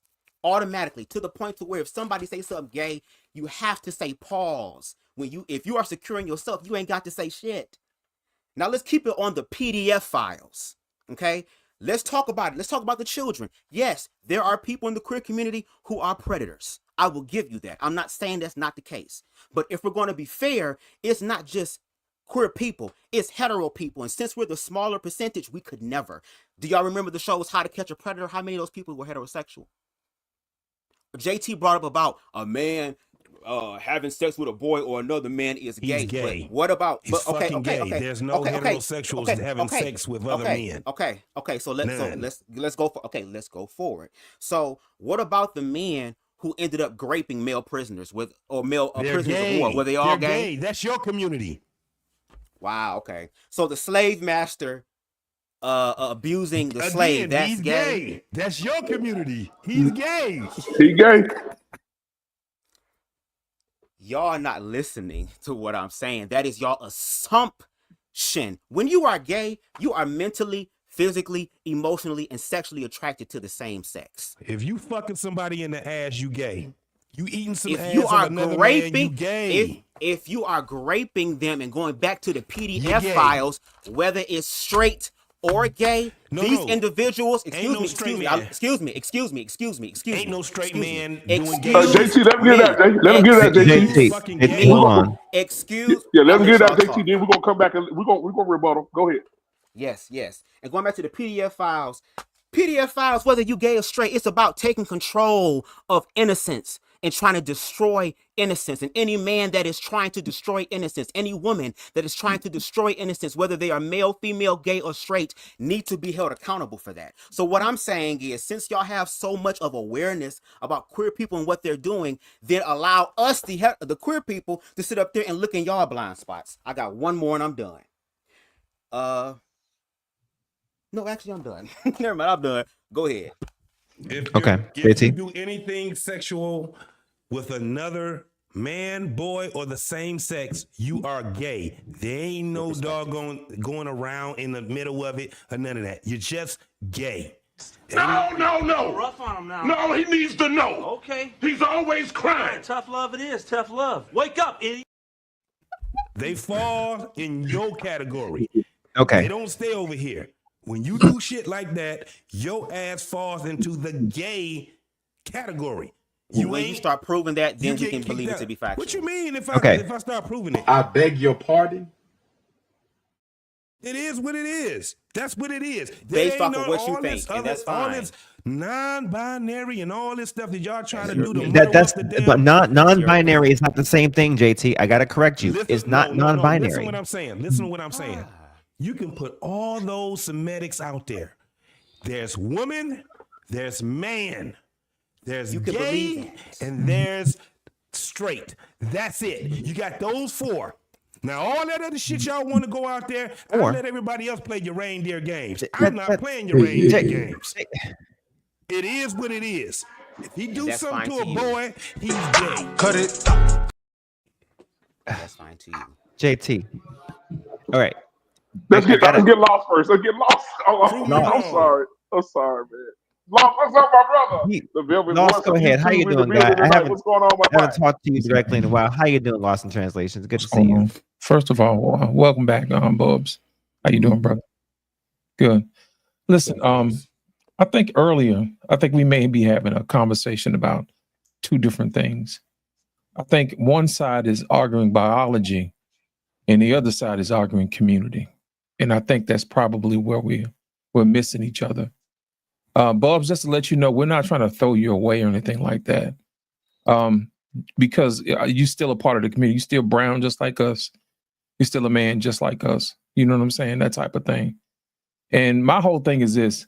When we come together, we want to make sure that we have a little bit of decorum, because when we are guests on other people's platform, the first thing we don't want to do is we want to alienate and close their ears off with insults. So I just want to make sure that you're representing the best version of yourself going forward, just like I want to make sure that I represent the best version of our community going forward. So that way we can at least hear each other out. As far as being the community portion of it, being excommunicated from the community. We can't get rid of y'all if we wanted to. You see what I'm saying? Y'all are still a part of us. And I don't want you guys to feel like you're in fear of us trying to get rid of you. We've already seen how that works out in other communities when they want to get rid of people they don't understand. You know, it don't really looks good on history looking back. You see what I'm saying? And as far as Black people is being concerned, we don't throw people away, because we got people in our families that's the same way, but we still have to love them, you know? And I think a lot of times we have situations where we get into conversations like this and we argue biology instead of community. And that's the main reason I wanted to talk to you and Bossman and everybody else, to make sure that we're talking about community here. Because if I'm not mistaken, is that what your greatest concern is being understood? Is that what it is? Okay. See, that's where we need to keep the conversation, because biology on itself stands on its own. You know, there's no need for us to argue that. The thing is that we want to make sure that you guys feel understood and you feel safe around other people. You see what I'm saying? Because my whole thing is, at the end of the day, it's supposed to be about love, right? Right? Okay. I just want to make sure that you guys understand that you're not being getting rid of. You see what I'm saying? We still want to hear what you got to say. But at the end of the day, we want to make sure that when we have these conversations that we're using a certain level of decorum, especially when we're visiting other people's platforms. And we want to make sure, because I would hate to see somebody come onto your platform, Bubs, and just start out of the gate attacking you, and it's your show. You see what I'm saying? Because that's kind of disrespectful. And I wouldn't want anybody to do that to you. And I just want to make sure that we give Black Man Unfiltered the same respect, because this is his platform. And I want to make sure that we give him the respect that he does, because he's offering us an opportunity, at least a bridge for us to have these conversations. Because it's like I said, I can understand your situation with the new regime coming in. As far as politics concerned, you guys are unaware of where people stand, that type of thing. You're fearful at this moment because you don't know what's coming next. I'm here to tell you, you don't have anything to fear. You see what I'm saying? Because we're supposed to be America, and we're supposed to be better than that, and that's what makes us better. So I just thought I'd let you have that at rest and let you know we're not trying to get rid of you guys or anything like that. So I just wanted to have that say. Black Man Unfiltered, did you guys want to have anything else I want to talk about, man? I just want to make sure we're on the same page. We're talking biology, we're talking community. I think that we've gotten to a place, not just in the LGBTQ community. I think we've gotten to a place with women and the LGBTQ community, together cohesively. Because on Mother's Day weekend, I'm going to participate. On Mother's Day weekend, we had a bunch of ladies who have got security guards and got a facility, and they say that women can do anything a man can do. And so Mother's Day weekend, they've gotten a basketball team together, just a community basketball team, and they say they'll beat the shit out of any men team. They're gonna beat the men team. The men can get in the team, bring anybody you want. We're gonna show y'all that we strong and independent. I can't wait. I'm gonna use my 6 files with prejudice, because we need to teach some people some lessons. You have everybody. I think everybody needs to know their fucking place, right? I think that like I tell a lot of people, you know, if you wouldn't, this is for all the men on the panel, including you, Bubs. If you wouldn't go to this, is what I told the lady at the church. Match next. Oh, stop it! Don't do that. But if you wouldn't go to this is what I told her. If you wouldn't go to the zoo and pet a lion on the head, break in the cage and pet him on the head, or slap him, don't do it to me. I'm the same. I'm just reserved because of laws. So stay in your place. I think that we got a lot of growing to do, because I think the LGBTQ community and Bubs, I think they get it twisted. I think that you have your right to do what you want to do in this country, but I have my right to criticize what you do in this country, especially if you're in the wrong places. No, I don't think a gay man should be coaching men who are trying to find themselves. I don't think you should be coaching football.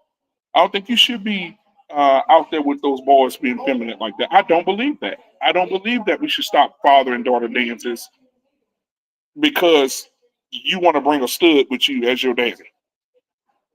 No, your mama decide to transition. That's fine, but your ass ain't coming in here. because this is something between a father and his daughter. So I'm just going back over it as a whole. I think there's some things that we just got to draw the line on.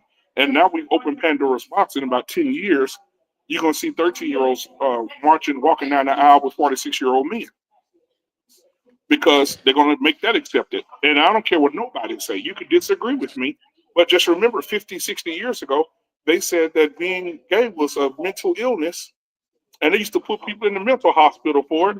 And now it's accepted in every country. And if you don't accept it, you'll lose your job, your life. You'll get blackballed. You can't get other jobs. You can't do it. Even in the schools now, they told my kids, you got to call these little boys who want to be girls. You got to call them by their girl name. My son said, I ain't knowing. His name Eric. I'm calling him Eric. Because that's what I was taught to do. I'm not going to be delusional with the guy. So that's all I got to say. I land my plane there. If I had anything else to say, I'll say it when I feel like I need You know to what, say Black it. Man? I think what you talked about earlier about the women. Hey, saying y'all that they out. can- you said the women said they can beat the men, that type of thing. I think that comes down to respect. You know what I'm saying?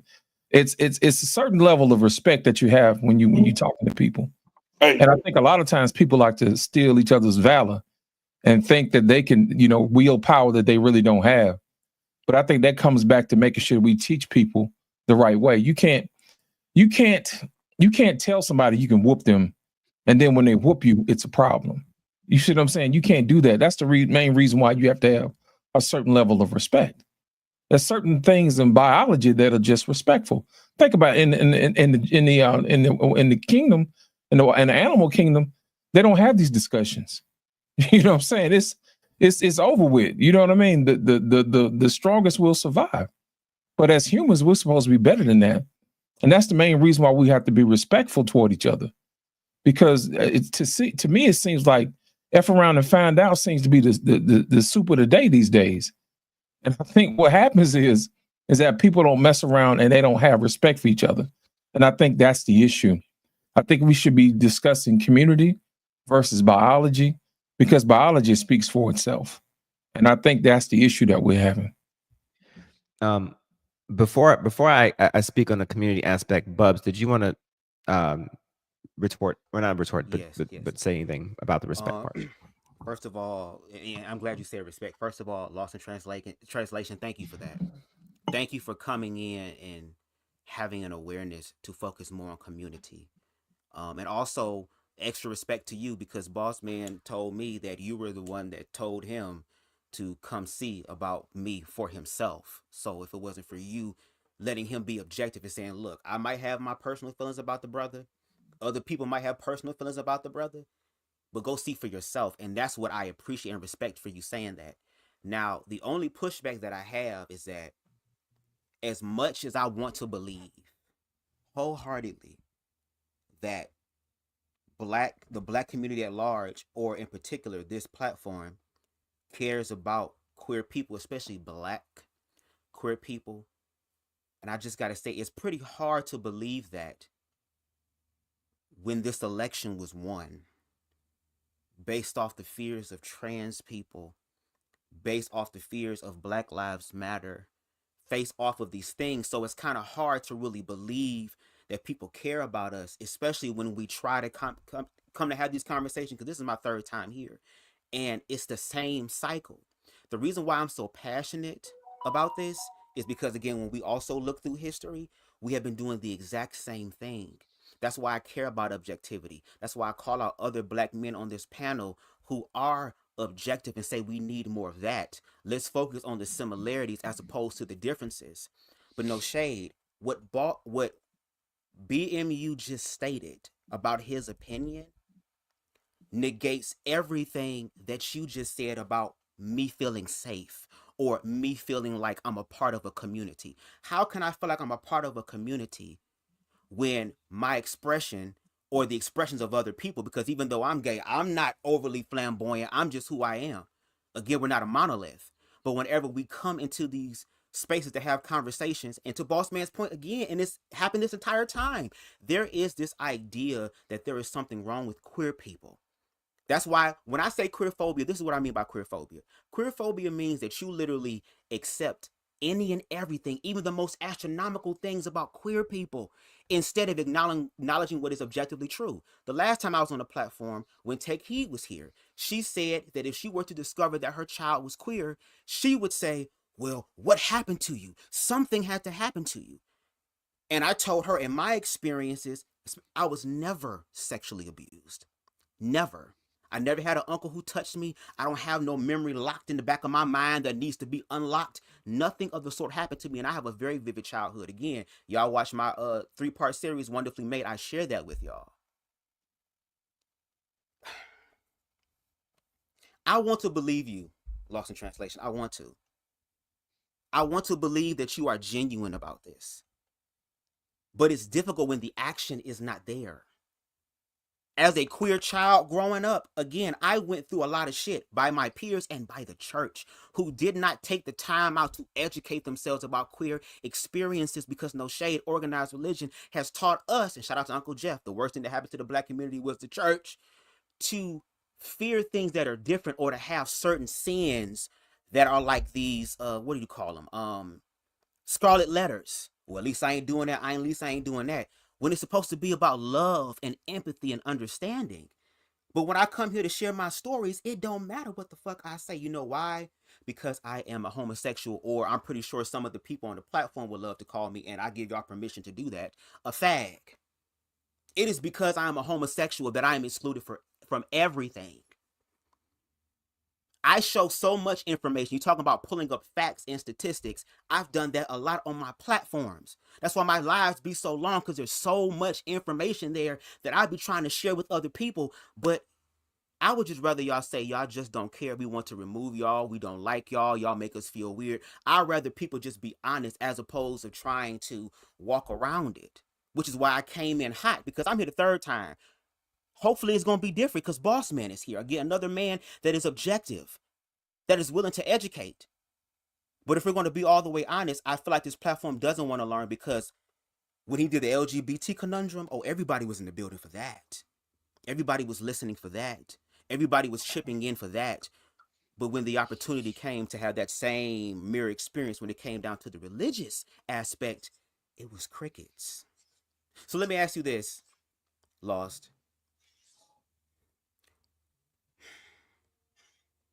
What does it look like for you in reference to bridging the gap with someone who is queer? What does that look like to you? What does that action look like? Well, here's my thing. I would probably ask you, what is it that makes you feel unsafe? That's the main question. Because my thing is this: if we don't answer the question that you really need to answer, then we're running around in circles. So the question to you is, what would make you feel safe? What would make me feel safe is kind of what I've been saying. And I said it the last time. Acknowledge queer people's existence. Listen to them. Listen to their stories. Listen to their experiences. Whatever fear you feel on the inside of that, oh, I don't know, face that. Walk in empathy. Walk in the flow of Christ, which was loving and empathetic. Invite them around to your panels and make them feel involved. Acknowledge them. That's the one thing that we're saying. Acknowledge us. If we are part of this situation, acknowledge us. And we don't feel acknowledged. We feel like we're being erased. And there's proof for that.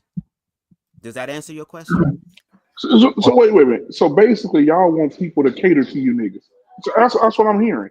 So when y'all come up to a panel, we're supposed to be like, there's a gay man here. Hi, how are you, gay man? Hey, No. what would you like to say? Would you like us to help you? Is there anything that we can do for you? That's No, what it sounds BMU. like. It sounds like you want us to cater. No, BMU. That's not what he said. That's exactly what the fuck he's saying, bro. I go to a panel. I don't give a fuck. I want to smoke. If we're gonna have a conversation, let's have a fucking conversation. Lost. I don't know about have to acknowledge me. Oh, hi, black man. Oh my God, he's here.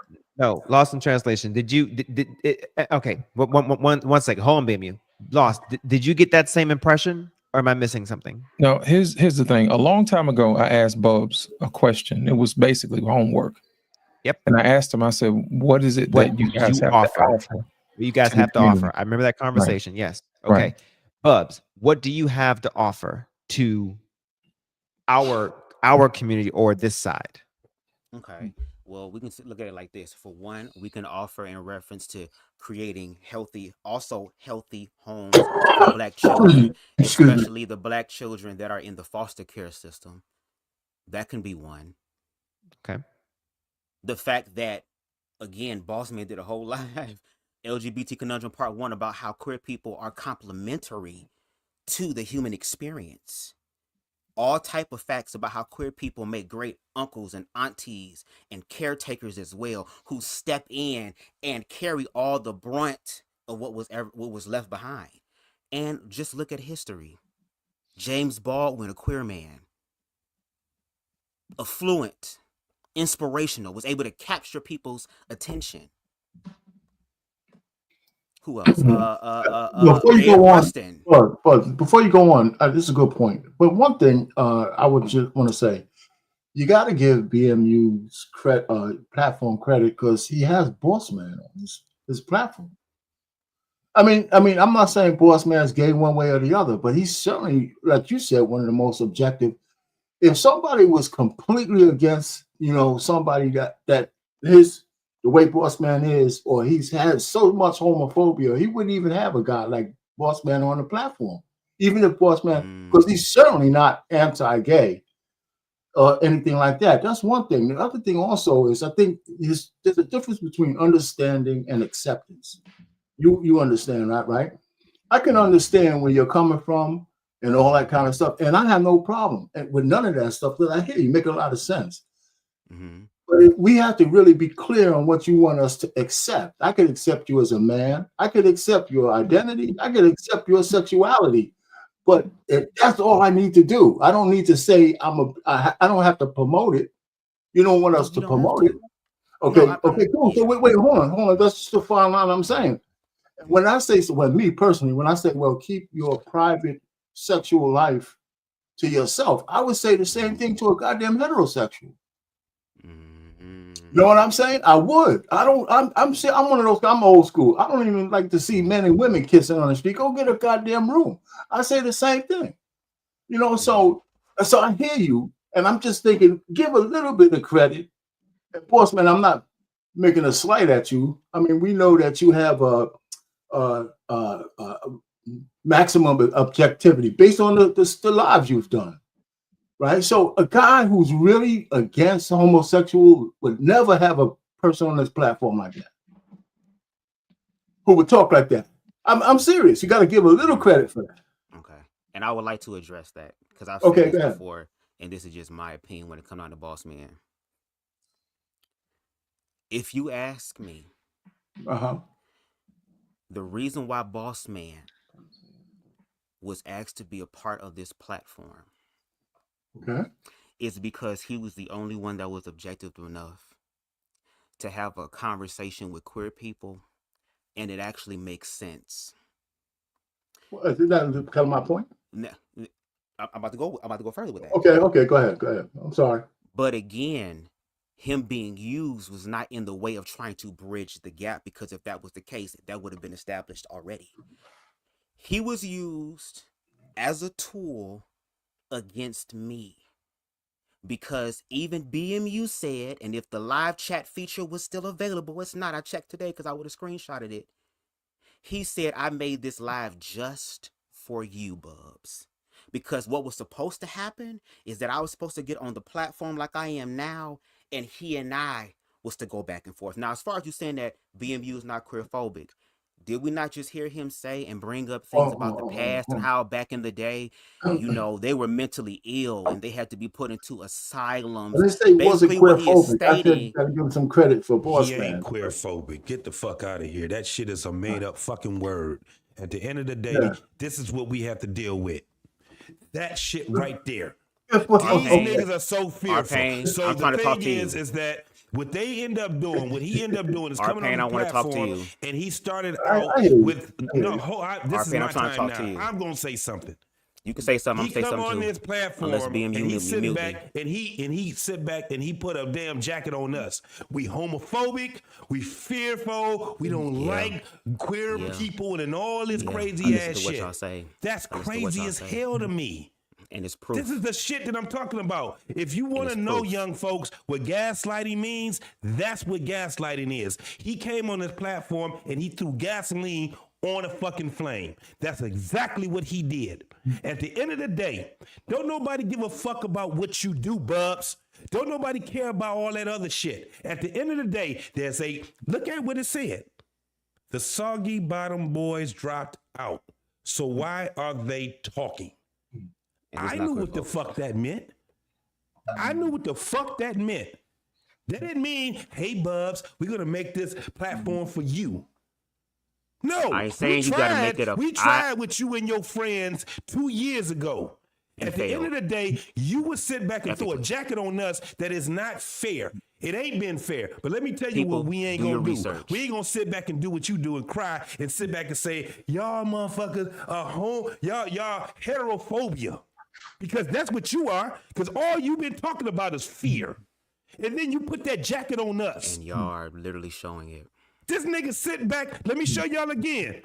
If I'm the fearful one, I should be the overly emotional one. This is his whole stance on heterosexual men. Now, boss man, I don't know if you've ever known the history we have with this motherfucker. This motherfucker here, I'm gonna tell you right now. It goes far, apparently. Is a gas lighter. I don't give a fuck about him. We gave this motherfucker, we laid the red carpet out for this motherfucker. He's been on this platform more than 3 times. I've been on the platform 3 times, on camera 3 times. On the camera 3 times. Now, as far as the chat, that's different. But on the nigga, you was in there too, because you wanted our motherfucking, you wanted us to sit back and look at your chats too. So let me tell you what I'm talking about. He comes over here and he was sitting back and gaslight every fucking thing. We ain't even talking about queer shit. We ain't talking about gay shit. We talking about heterosexual shit. And this motherfucker want to stick his nose in the heterosexual shit. Man, you can miss me with that shit. Okay, I'm listen. not trying to be diplomatic with your ass no more. Lost in translation, this is exactly what I'm talking about. Right here, yes. Right here. This is you a see what I'm talking about? man that's calling out the bullshit on this fluid ass bullshit you want. And it's funny that queer people. It's funny that queer people don't talk about queer people. But if you go to their live, if you go to the channel right now, if you go on your phone, let me tell you something, and you click on their platform, click on their platform, not one rally. Click on live. I ain't never click been on this live platform and tried to click just the popular infiltrate status and look at their top 2 videos.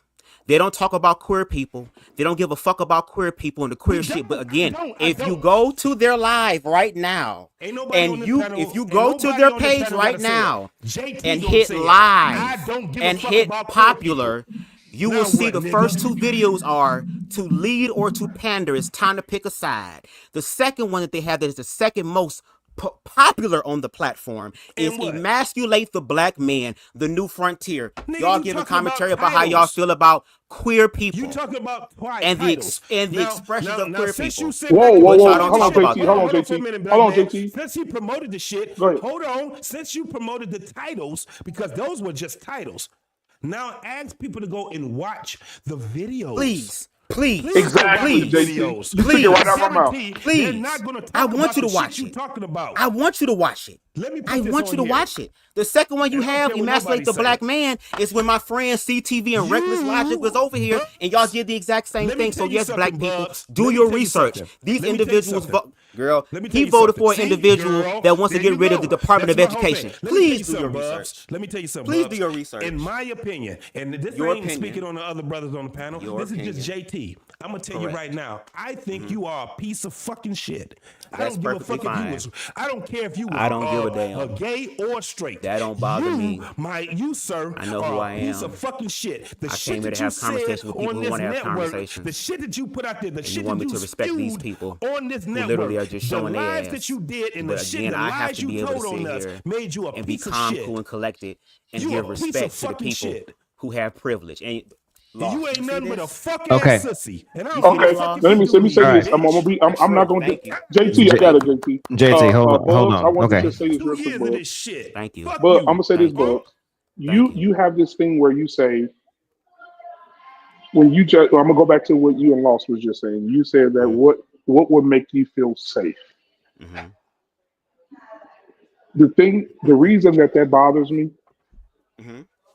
It's because I'm a black man, whether heterosexual or right. I'm a heterosexual black man, but I'm black first, right? Mm-hmm. And for you to say what would make you feel safe, I've been in this world for 41 years, bro. Mm-hmm. Mm-hmm. When have we ever, as black men, period, felt safe in any situation? Well, maybe if black people came together and had conversations and worked through the fear, But maybe we'll be able to create but that let me hold safe on, hold on. space. Let me finish. When have black men ever been fit? But you know what I did though? What? I didn't rely on the racist white people to respect me. I didn't rely. Mm, I didn't wait on mm, nobody to respect me. You know what? correct. I walk around right now. I don't give a fuck if you like. See, it's about being confident in who you are, and I think a lot of gay people ain't confident in who they are. And I had to tell this to my brother-in-law, my gay brother-in-law, who is watching right now, and he knows this. I told him when I first met him, and I started dating his sister, and he said, "Hey, I want to talk to you."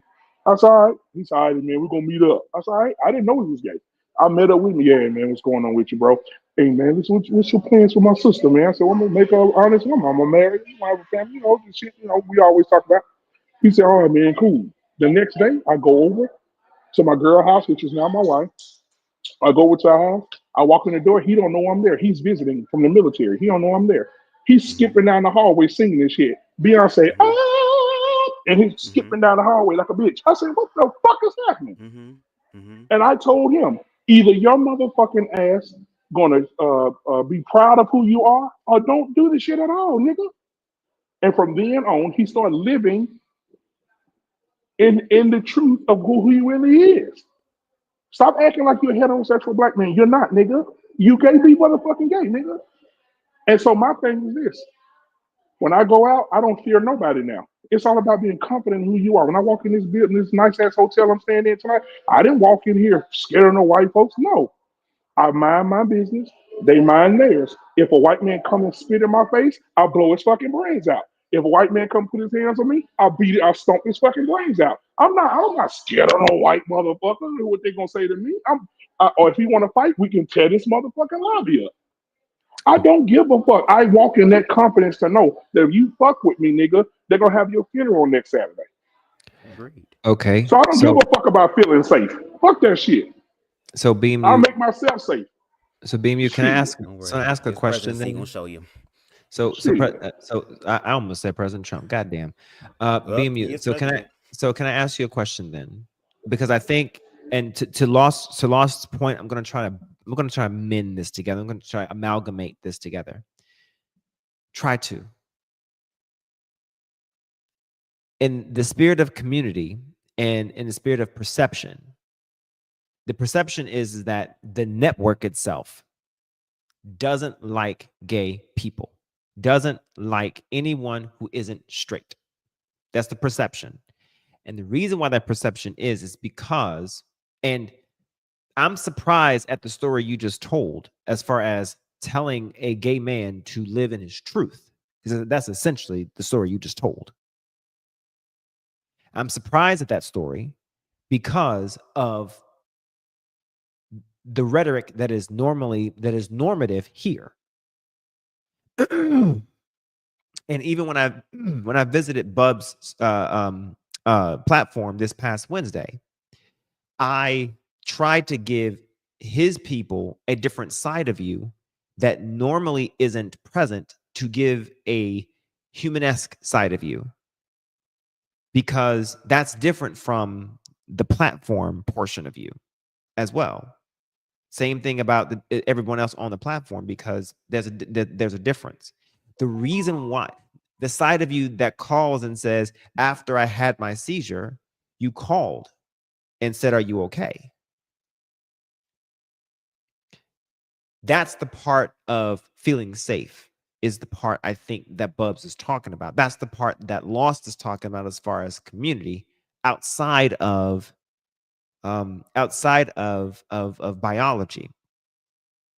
So the question is that when it comes to the rhetoric of these people are bad, these people are an issue, why is there such a gap or a schism between you being able to show that level of acceptance here versus in outside of here? Why is there a schism? So let me say this, because the history of Black Unfiltered Network is this. Before there was a Bubs, right? Before there was Bossman, before there was even Lost in Translation, I've had, because JT been with me since the inception. Tommy B2. He used to be with me every Tuesday night. So we had a trans dude on the show. Yeah. And the conversation when he came on, the trans motherfucker was very respectful. And so in return, we was respectful back to him. We didn't have any cussing out bitch ass nigga, you fuck you this. No, he didn't come on calling me names and acting stupid or gaslighting. He didn't. That motherfucker came and had a conversation. Not only did I have that motherfucker, then I want to have another conversation. I brought on the guy that used to be trans and no longer is trans. And he told his story, and I gave him the floor and let him tell his story about how he used to want to be a woman, how he used to take pills and go get hormone shots and all that type of bullshit to trans, go trans or whatever. And he told his story. I allowed it because of conversation. Then he asked me, why is Bossman there? Bossman was not used as a tool. I'm going to tell y'all something that I wasn't going to say. I had a conversation with Lost in Translation. I said, you know what? I think Bossman would be a good addition to the network because I think his perspective is a perspective that we don't have. Did or not, Lost in Translation? Yes, you did. I said, we don't have that kind of perspective here. I said, I would love to have him on. I brought him on, and then he started talking all these big words that I understood. I said, oh, this nigga here he does have another level to him. So I said, you know what? I reached out to Bossman. I said, Bossman, you should have a show. He said, well, show. I said, yeah, I got a name for that motherfucker and everything. Stand on business. Did I not name you the show, Bossman? You did. And okay. You pushed me over the damn cliff, and I'm like, yeah, show? Absolutely. What? Yeah. Mm-hmm. He said, when we going to do the show? I said, every Wednesday. He said, this Wednesday? I said, yes, that's your first show. Get ready. Right? So then Bossman did his thing, right? So the conversation is this. I don't mind having conversations with people who are not like me. I made Bossman feel safe when he was here. I made the guy who transitioned then backed out the transition feel safe. I made the trans man that came over here feel safe. We didn't call him names. We didn't say he stank. We didn't say he was ugly. We didn't say you trans motherfucker, you gay bastard. None of that. There was a conversation, and that's what I want you to do, Bubs, because this network is going on 4 years, and we've done over 1,200 lives. And I just want you to go back and look at the 1,200 lives. I've had shows, Bubs, where white people have called me a nigga, and they say it's okay for white people to call me a nigga. And I had them on my platform because they have a different point of view, and they came on my show and called me a nigga on my show. And we had the conversation. So I've been doing this for 4 years. I don't run from no conversation. And if I have an opinion about something, and if I have an opinion about something as a heterosexual man, and a gay man has an opinion about a homosexual man, and he want to come on and have a conversation, let's have the conversation. But when the shit get out of line is when we start talking about people's families, we start talking about the individuals who try to insult motherfuckers to their face. That don't work with me because I'm a firecracker. And I've been pulled back off the ledge from killing a whole bunch of motherfuckers. And Mandrell will tell you that. I play no games about my family. I play no games about pissing me off. So my thing is, I've changed a lot. Thank God, I've been delivered from that temper because I'm looking for niggas IP addresses. I'll come and get you. But my thing is, I'm not that person anymore. But I've always allowed the conversation. And what I will not allow is a person to tell me that I've never allowed or created a safe space for people who think different than me to have a place to speak, because I've always done it. I've had lesbians on my show. Just go back. It's 4 years. It's 1,200 lives. You remember that? The deaf? You remember that? I had deaf people on my show. Matter of fact, Bubs, go back. I had a deaf show. The reason that the show went off is because the girls had jobs, lives, families, they were married. But I had the deaf community come on. They can't speak a fucking word. I put on nice background music, and they sit and have a conversation with their hands for an hour and a half. and people used to just watch to be relaxed. These girls who just conversate with their hands. I've given a platform to people who can't even speak or hear. So I've always done this for 4 years. You looking at a few videos, my most popular videos, but the most amazing videos are the videos where I've made people comfortable in their own skin, and we've had the conversation. From being called niggas, I had trans nigga that was trans, ain't trans no more, lesbians, deaf people. Come on now. I've had preachers come on, but we had we had disagreements with preachers and pastors. Right? I've done it all because that's my point of having a network. Is to have opposing views. I get my shit together, you get your shit together. We come in with opposing views, and we had a conversation. Did you watch the show the other night with the married couple on my show? Did you watch it? I didn't catch that one. Okay, you missed it. We had a married couple on my show that thought different about the Bible, and they took on the whole panel by themselves.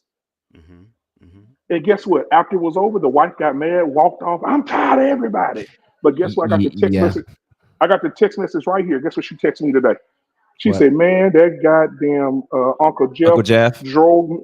She said he drove me up the wall, but I can't wait to get back on." Yeah, and she said, "I can't wait to get back on Tuesday." She said, "I can't wait to get back on Tuesday." She said, "What time we going on Tuesday?" I said, "Same time." She said, "Make sure you send me and my husband the link. We'll be back." Because they enjoyed. She said, "Because we enjoyed the conversation." So I've been doing this. I've been doing this for 4 years, bub. You have almost 5,000 subscribers. You have been putting in the work. I'm not taking that away from you. But you were saying watching videos. Again, I've been doing commentary, or what I really was doing is documenting what queerphobia and black spaces look like, which is why a lot of the lives that you did with queer people, I sat for hours and I didn't make up nothing. I didn't chop anything up. We sat and listened to y'all's commentary for 2, 3, 4, 5 hours. I've sat there and watched the lives of you saying that you're making queer people feel comfortable. And even with the trans person you're talking about, I believe you're talking about Kevin, if I'm not mistaken, who was on the first live with me, the individual who detransitioned. And of course, you're going to support that. They're denying their trans existence. They're letting that go. So of course No. I had Kevin on. No. I had Kevin on. I had Kevin on first. I did an individual interview with him, but way before I knew you, Bubs. So you have to go back and watch it. No, I understand that, but right. But I know it was Kevin because Kevin was on the platform, and that's the person you're talking about. So I will go back and watch the individual live. But hold on. Bubs, hold on, just a second. I swear to God, I'm done.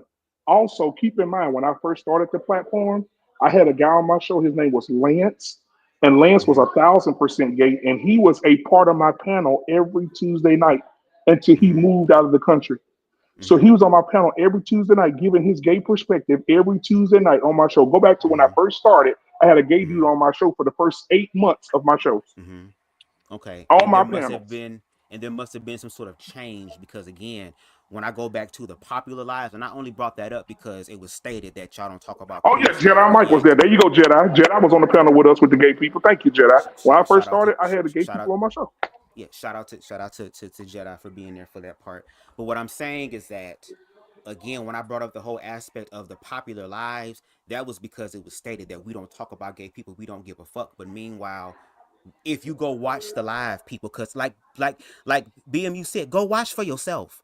Don't just take my word for it. Don't take anybody else's word on the panel for it.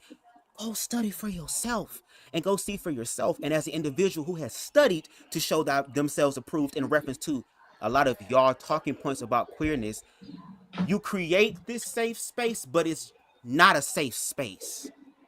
Because energetically, that would be the case. The reality of that would be the case. And according to the lives that I've seen for the past 1.5 years, 2 years about y'all speaking about queerness, it has never been a safe space.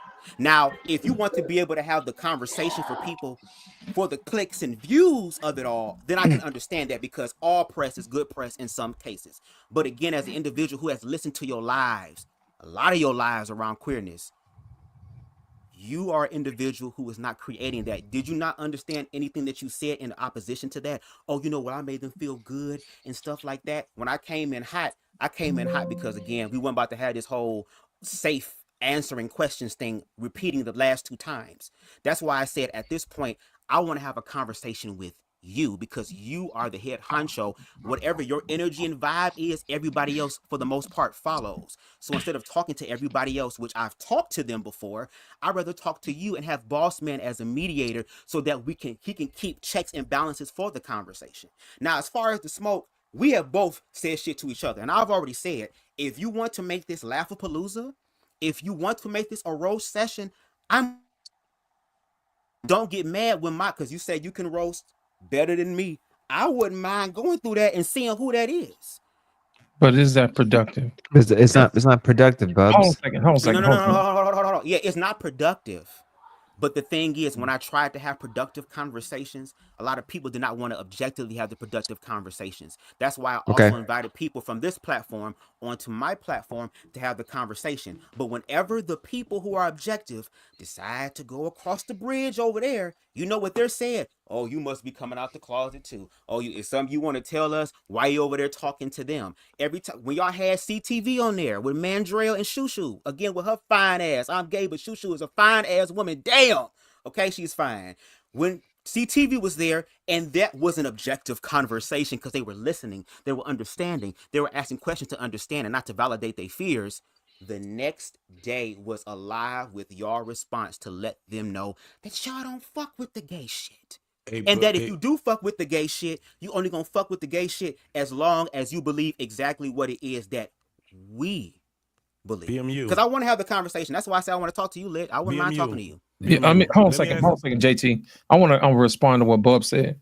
Bub, you said the top two lives that BMU had was which ones? Was the one we had with Sharon and all the rest of them guys, right? The top so it's one called To Lead or To Pander. It's time to to lead to pander. Okay, thank you, Mrs. Locks. The black man.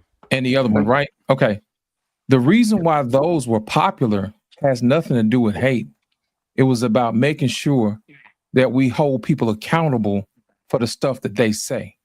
And what happens is the reason why it's popular is because nobody holds anybody accountable in these spaces. And that's the reason why I got the views. Because it's easy for people to go back to their platform and say, hey, look, we beat them, this, that, and the other. But if you come back and you watch and you'll see and you read in the comment section, basically I would tell them and say, hey, if you believe in it, let's talk about it. And the thing about it is they kept trying to move the goalposts. And that's when we start saying, hey, we're going to cut off mics. You're going to answer the question that's on the table and you're not going to move it. And that was what was new about the situation. And that's the main reason why people tuned in, because nobody had ever seen anything like that. Now, the second one we had the situations because people kept trying to move the goalposts. And that's a disingenuous conversation, especially when you're trying to get down to the root of it. And I think that's probably the main reason why. That's the reason why I say it's not about who you are, what you look like. It's about your behavior. And if you can control your behavior, then we can have real conversations. All the name calling going back and forth, we don't even allow women to do that over here. You know what I'm saying? They'll come in, they'll say they space or whatever. But if we have something on the table that we're talking about, let's talk about what's on the table at that particular moment. Don't try to change the subject. Don't try to use a straw man argument to get out of the fact that you were wrong. What I'm trying to do is I'm trying to get people to say, hey, look, I heard what you said. I took it in. You know what? I was wrong. I apologize. That's the only way we're going to move forward. Because when we start having conversations and people lose the conversation and then they change the subject, it makes us look like we're bad because we're holding their feet to the fire. That's the main reason I always tell Boss Man all the time. It's not about what you look like. It's about how you act. And then that's the only thing you can control. You can't control what anybody else thinks about you. You can't control about what experience somebody else been through or whatever. But if you can control your own thoughts, if you can control your own mouth, and you can listen to what somebody else has to say, then you can have productive conversations. I don't like the going around in circles because it's a waste of time. You know why? Because there is a country overseas that's kicking our butt in technology. We're having conversations about what people do in their bedroom. These people over here damn near got flying cars. And they're getting all the money. And we're sending them all our tax money. That's my major concern. Bubs did not say that Wednesday. Can we keep America safe? And my thing is this: if we continue to argue like with our women, they want to argue with us about 50-50, or whether or not they want to join the conversation, you know, and we just like, hey, look, after a while, we're just gonna quit talking. You know, we're just gonna keep moving, and we're gonna find somebody else to work with. And that's the same thing with the queer community. You know, y'all keep arguing about this other stuff, but my thing is, can we work together? What can we do together that we can actually move the country forward? But believe it or not, America is bigger than just black people. You see what I'm saying? It's got white people, it's got Asian people, it's got Native American people. You know what I'm saying? We have a responsibility for this nation to be as great as it is. But we can't do that if we're having conversations about the same thing over and over again, and we can't agree on something to move forward. That's my main thing. As long as we have some type of decorum, and we can talk to you like we got some sense without all the name calling, I mean, we can really get some things to moving. And my thing is, as black people, I think it's on us to be the standard bearer because of all the stuff that we've been through. You see what I'm saying? I think people really look up to black people and say, you know what? Black people really could turn on everybody else and show enough flips and tables because they got the right to. But since we are a special people, I believe we're people of God. I think our actions should speak on the creator and who we represent. And that's the main reason why I don't call people out of their names. I make sure we keep people on the same track.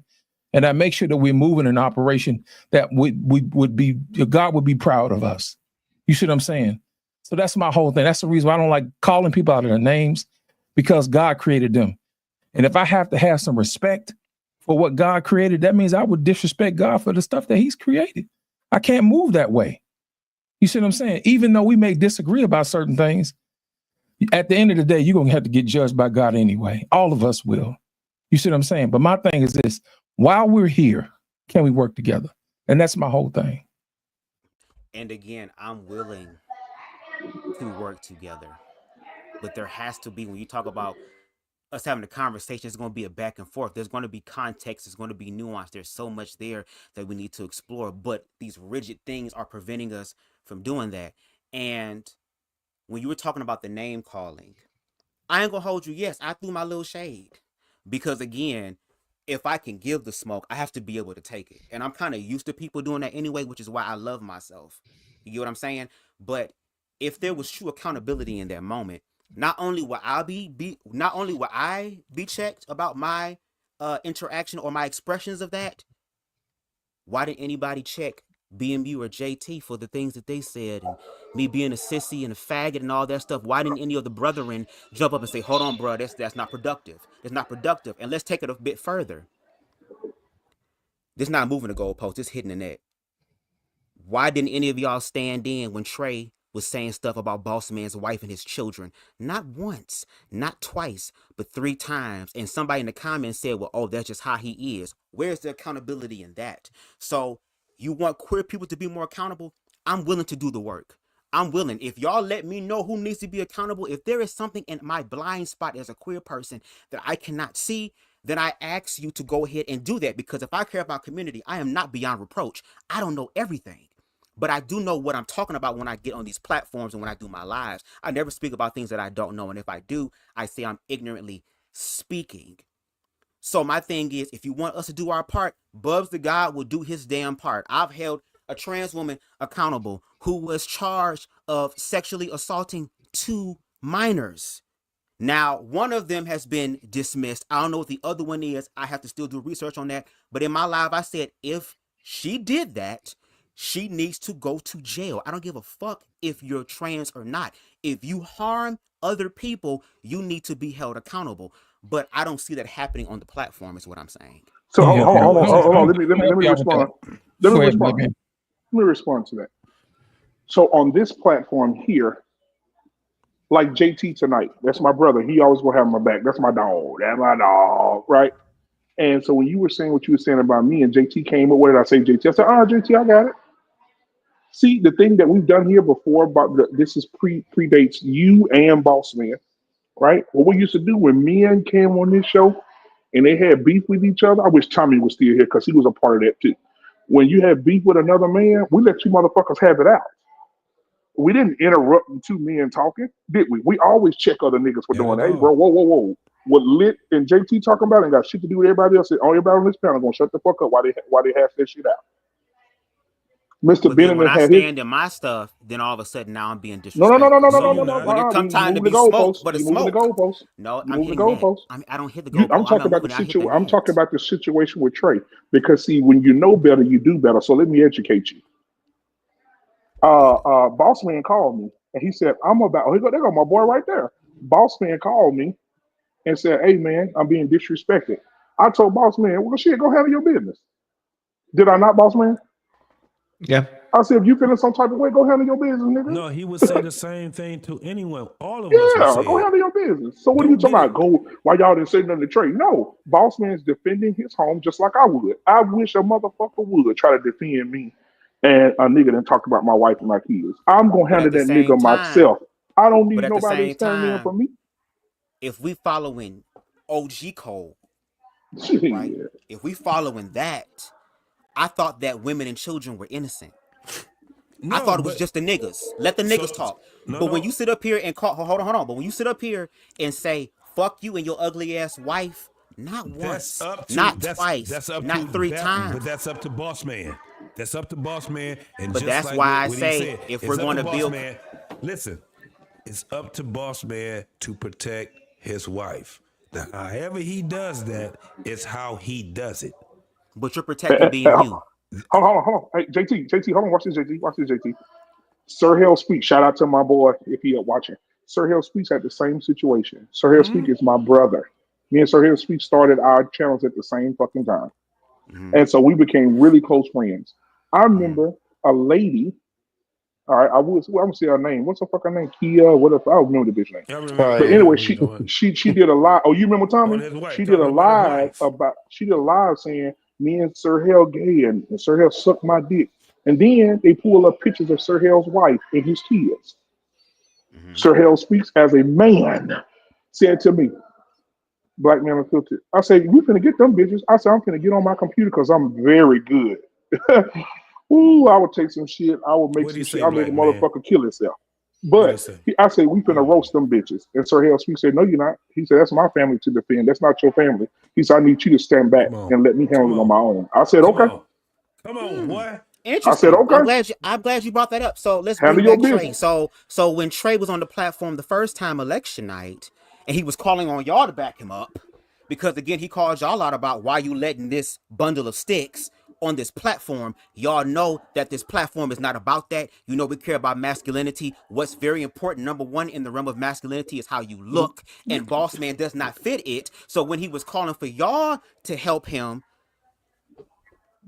Nobody helped him. Nobody helped him. Who talked about Boss Man? How is this didn't nobody help? Yeah. But how is he the one that's gonna sit back and hold a standard for? Where is the accountability? You want gay people. You want gay people to hold their own accountable. You don't want gay people to just sit there and let them hash the shit out. You're saying that you want, and he's trying to question us on manhood. Man, this is what I'm having a problem with. I don't give a fuck what anybody think right now. I've seen the bullshit. Thank you, Lost for translation for honoring me as a man. Thank you for that. Let me tell you something right now. I don't need JT to honor me as a man. I don't give a damn. They don't bother me at all. The author of shit when it comes down to manhood. You dropped the fuck out. That's on you. That's on you. Out. That's on you. So at the end of the day, you don't hold the key to heaven or hell, so it don't bother me. When it came down to Boss Man and when it came down to Trey, let me tell you where we was at. We was in the middle. Because Trey said, well, those dudes, they wasn't speaking up. We still didn't say shit. Boss Man said it yesterday or the day before, whatever it was, that they didn't come up. Because we didn't. We let those two men on part one handle their business. Trey's video, you commenting laughing about his shit about Boss Man having a man bun. And you was laughing. Bub. Stay out of that, Let right? me say what I say. Because I've had a couple of times where I had to get at a motherfucker, right? I ain't never had to get one brother on this network to have my fucking back when it came down to me getting at that motherfucker. Let me tell you what I do. But you knew that you have brothers who do. Just like I get at your ass. Just like how Sparta came up and stood in the gap with Boss Man on that live he did. About none of that Hold on. You know what I respect? You don't know a lot about a lot of things. You know what I respect, Boss Man? I respect the fact. Let me give me a shout out to Boss Man.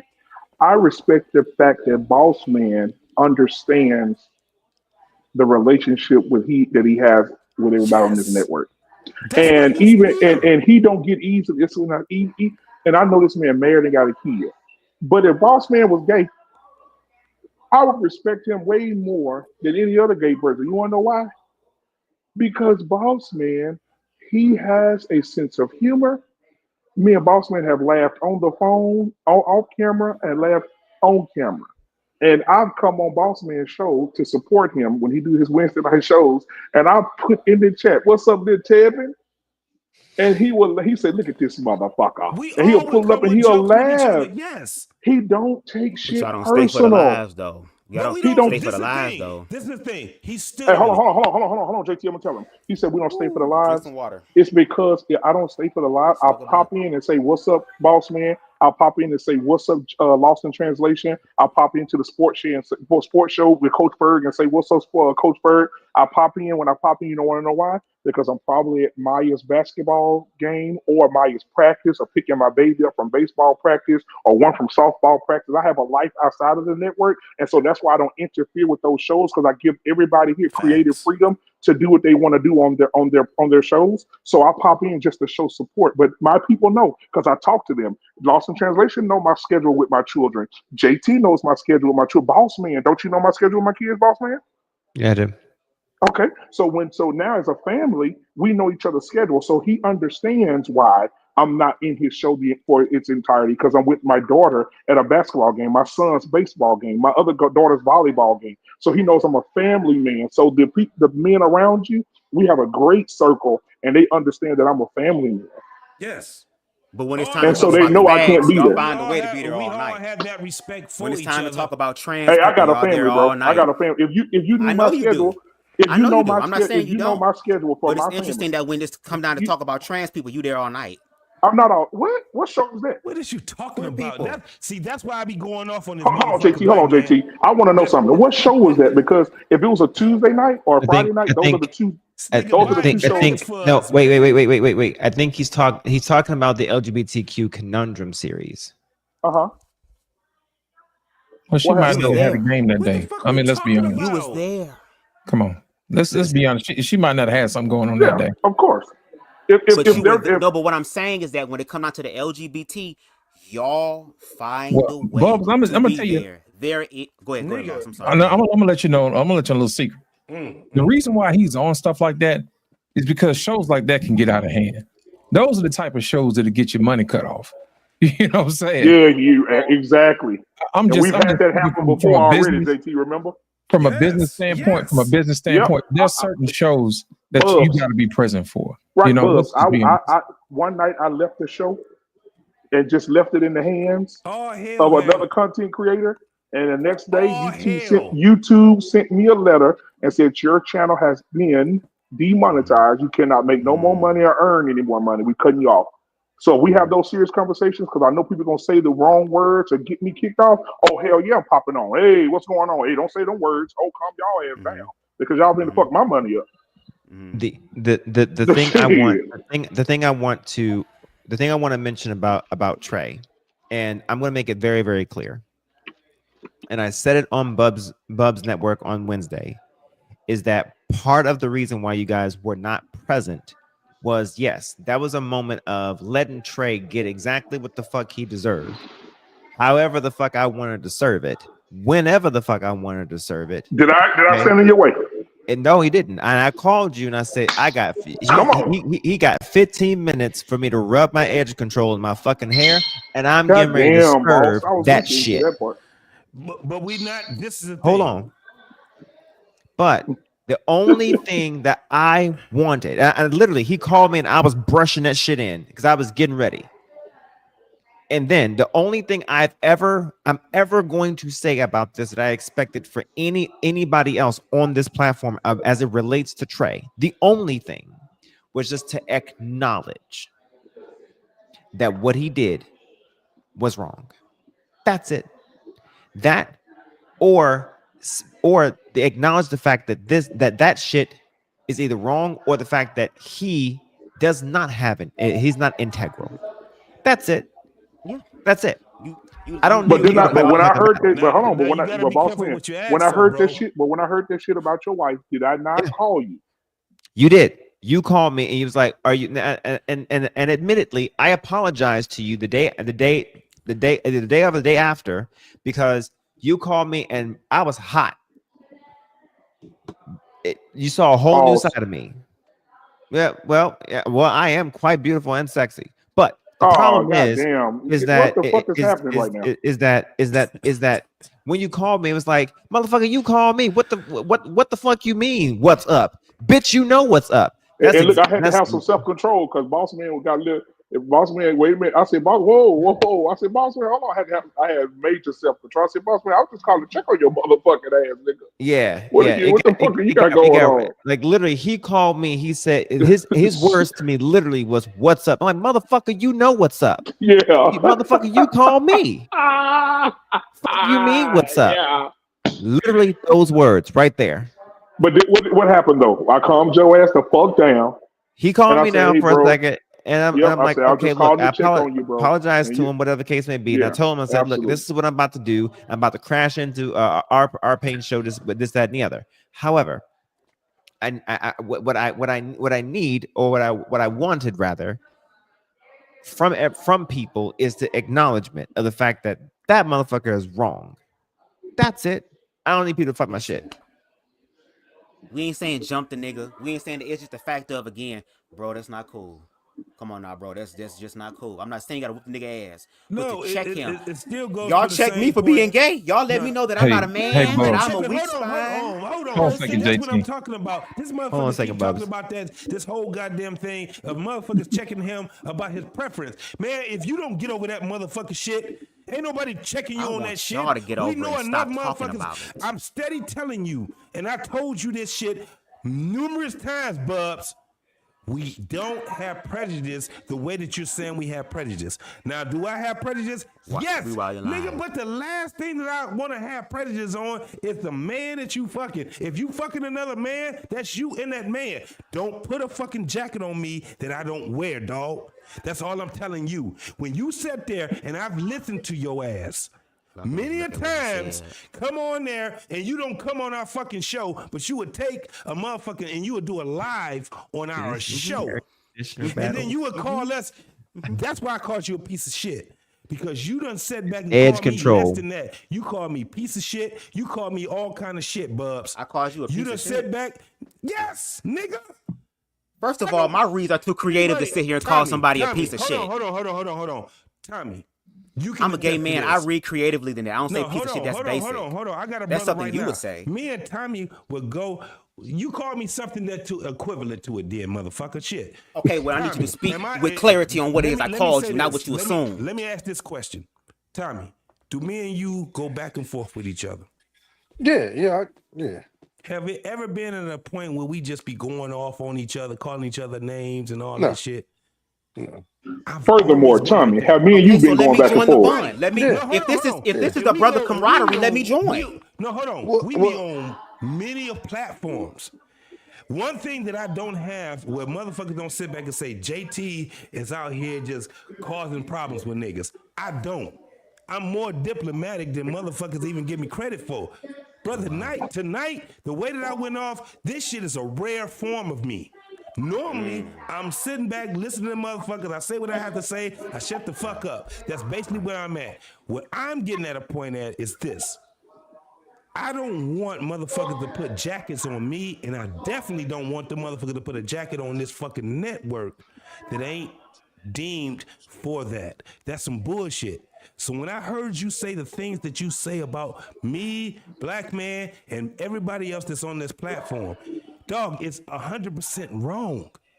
It's JT, hold on, JT. Hold on, JT. I think Bubs, we need to just give him more. So because Bubs, do you watch our shows on Sundays? Because I know you watch a lot of our shows, but do you watch our shows on Sunday? I have a lady named Miss Felicia. She does child therapy, and she comes on and talk about traumas of children who may have been touched, who are disabled or going through different things in our life, and she works with children. I created that show. It comes on every Sunday at 5 p.m. Central Standard Time. You should check it out. Matter of fact, on Sunday night at 8:30, I have Mr. Bennett and Peter, they do the gray area. I've Tomorrow, tuned into that. That's objective. Go ahead. okay, right. So I created these fucking shows. It came out of here. So, Right. But what So I'm how can you go ahead, I'm say sorry. that I don't have I'm not So, balanced when these? BMU, I put it like this. Like, Go ahead, Tommy. I think from both sides is some issues, and I can say that like because I've dealt with this like with my personal life. Like I had a nephew, and like he came out, and like he was scared to like tell us, and I'm like the most non-giving a fuck ass person ever. Like I could care Absolutely, less. you are. You get what I'm saying? Like Yeah. it's not. You know what I'm saying?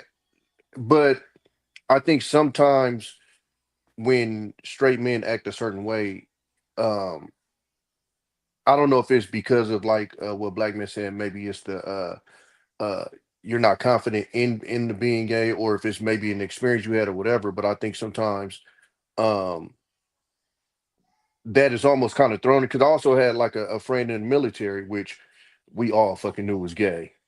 And he ended up coming out. And again, like he was like scared. And I'm like, bro, we could care less. You know, like we knew when we was in there. So I think sometimes like when you and I would say for me personally, the way I make not gay people, but just people in general feel comfortable is I treat you like I treat anybody else. So you're gonna get these jokes. You know, if we have a conflict, it's gonna be the same thing. But what I will say on the other side of it though is it's like you having a white friend, right? I'm not racist. I'm not racist. I'm not racist. Soon as y'all get into it, hard ER. And I think that's what happens on our side a lot of times is when a lot of guys get into it with somebody from that community, they go for the slurs. And now it's hard to say that you don't have a problem with them people if you're using those slurs the same way as if it's a white dude that supposedly ain't got a racist bone in his body, but the moment it's a conflict, I'm going straight for the ER. Wait a minute, it's something in there. You get what I'm saying? Yeah. So I kind of see it from both sides with that. It's Right. because like for me, like if I get mad, my first instinct isn't to call out racial slurs or something, because that's just not how I feel. But I think if you're throwing that out to whatever community you're throwing it out to, white, black, whatever, it's something in there that feels that way. That's why you're throwing that out there. So and like I say, even on the other side, I think sometimes it's like a preconceived notion of these guys might feel this way, you know, if I say this and this. So that's just my little two pieces I on agree it. with that. Tommy, Let me that tell you makes this, Bubs. go ahead, Let me tell you baby. something. I'll give you $200. I cash up you $200 right now, Bubs.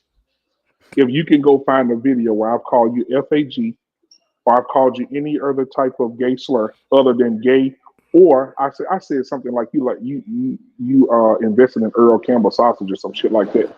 But I ain't never said no shit like FAG or you a sissy. I've never said that about But you, you bro. So I did don't know where say, you get but this no, from. no, no, no. But you did say, and no shade. For those of you who are so fucking curious, because it goes back to the joke you said, I have a whole clip that I showed that y'all came in on my platform and watched, where you literally said that I am a gay nigga who got a bunch of nut in my damn stomach. Now here's the thing. You did say that. So I that was the did. equivalent. So my That ain't cash no app is equivalent. $Bubs the God. I want my No, $200 now. no. I said That was a slur. That to was a you. Don't slur. you That bet? was a slur. First of all, That you're not was a gonna bat slur. your eyes at me. I'll pull up the clip. I'll Second pull of up the all, clip. I'll pull up the clip. Cash app $Bubs the guy. I want my $200 in my hand first of right now, all, please. listen. I said if I called you FAG or any other slur, that's not a slur. I just said you had a stomach full of nut and you invested in Earl Campbell sausage. That's all I said. That's not a slur. That's not a slur. A slur would be calling you FAG or CC or you ride a First of bicycle with all, no you're seat. equating that I am a bottom when I'm not. I'm a top, which means I don't take dick. I give it. Okay, I'm Well, that's what you not would the consider. information I wanted to know. Okay, But listen, I mean, y'all. I'm just sharing it with you. So there's nothing yeah, you like don't have that to going share it on with in me. my I'm good. stomach. No, I'm just helping you because you said that. So I wanted to Okay, clear that yeah, up for you. That's all I'm doing. It's clearing yeah. it up for you. That's all. The only two things I said was nut in the Right. stomach and you invested in Earl Campbell sausage. Other than that, I've That's never still a called you slur. $200. FAG. Thank you very much. I said you ride bicycles with no seat, stuff like that. I That's not never said slurs. anything about But when I you sit up FAG. here and talk about your weight, but when I sit up here and say those things, that's an insult. Those are Yes, things it's you an would consider insult. But I don't slurs. care. I don't care if you talk about you a fat nigga. If you want to piss me off, tell me Popeye chicken going out of business.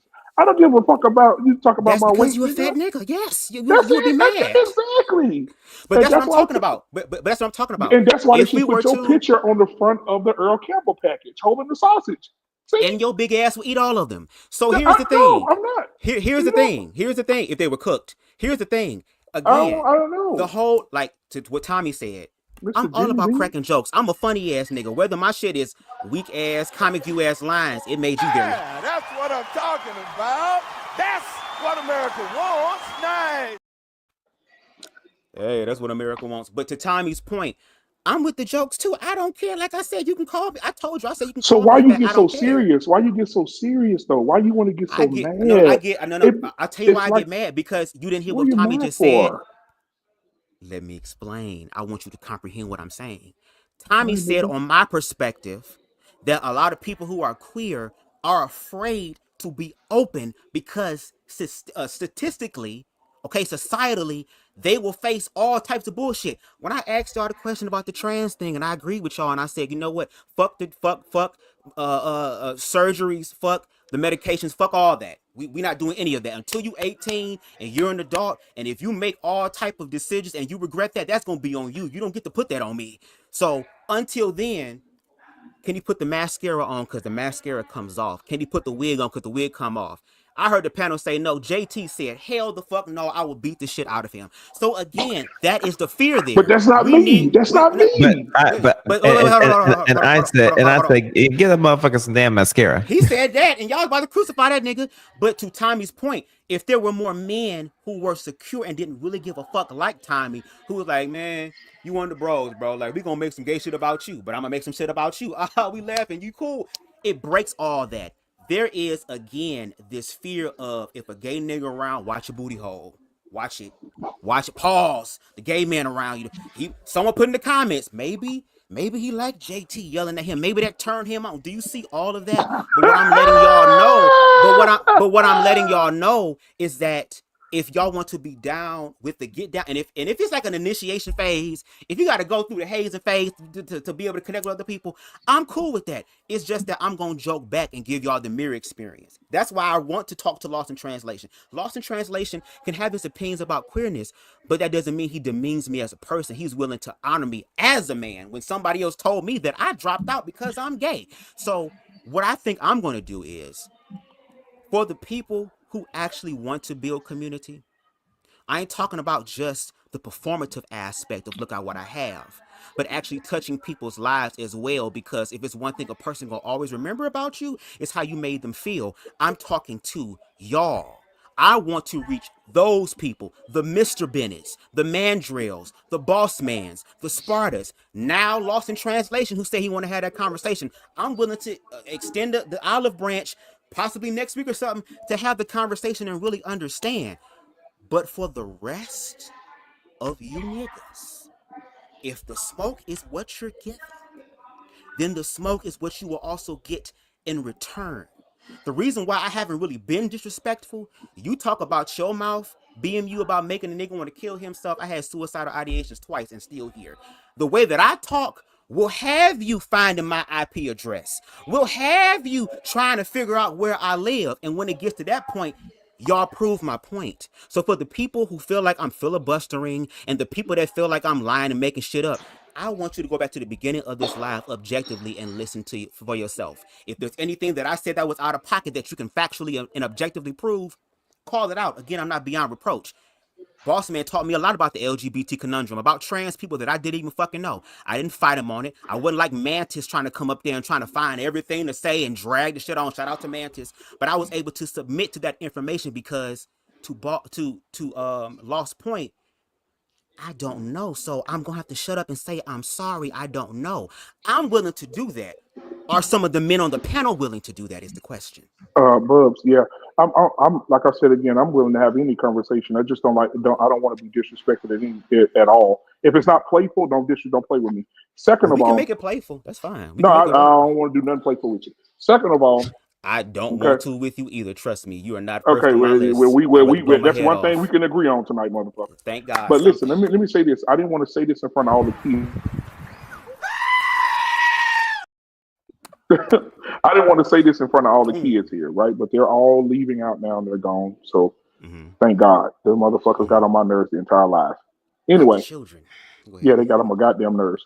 But one of the coaches told the kids tomorrow in this tournament, there's going to be a boy who dresses like a girl who identifies playing in the game. If you feel uncomfortable, you don't have to play. Now, I want you to tell me, Bubs, what do I tell my daughter? Because see, what do I say to my daughter? Because I don't know how big this guy's going to be. I don't know. But what do I tell my daughter who has worked hard to get here? And half of the men on this panel have sponsored her to be here, right? Right. What do I tell my daughter who worked hard to get here, who got selected to be in this league here in the UAA basketball? What do I tell my daughter? Well, you can continue to honor how she feels, not what you think or what you feel or what you believe may happen, but ask her, how do you feel about this? And if you don't feel comfortable, it's okay for you to sit on the bench. It's okay. If you don't want to do this, you don't have to do this. Not everybody gonna win every championship. No shade. No matter how hard you work. But if something like that happens, and she feel uncomfortable, I'm with it. You don't have to play. Okay. Out of the fear that she gonna be spiked in the face, out of the fear she gonna be elbowed, out of the fear she gonna be motherfucking charged. Don't put her in harm's way if that's what you believe, even though trans athletes take hormones that make them actually weaker. So hold on. So you just said that. I'm thankful for that because that's why I didn't tell you everything else before you said, because I want to get your point of view. My daughter said, Dad, I'm hooping regardless. She said, I ain't come way down here not to hoop. I said, I know that's right, baby. Cool, I'm with that. She said, but let me tell you something. She's okay with that. But personally, I'm not. Let me tell you why. My baby girl, who I changed her diaper, fed her, raised her to be this beautiful 14-year-old, finna be 15-year-old in a few months. That's my baby. And I love my baby. And if that bitch, I'm sorry, Jesus, give me the right words to say. If my baby go down for a layup or a nigga elbow my daughter in the mouth and I know it's a male, it's something gonna happen. And and that's why I'm trying not to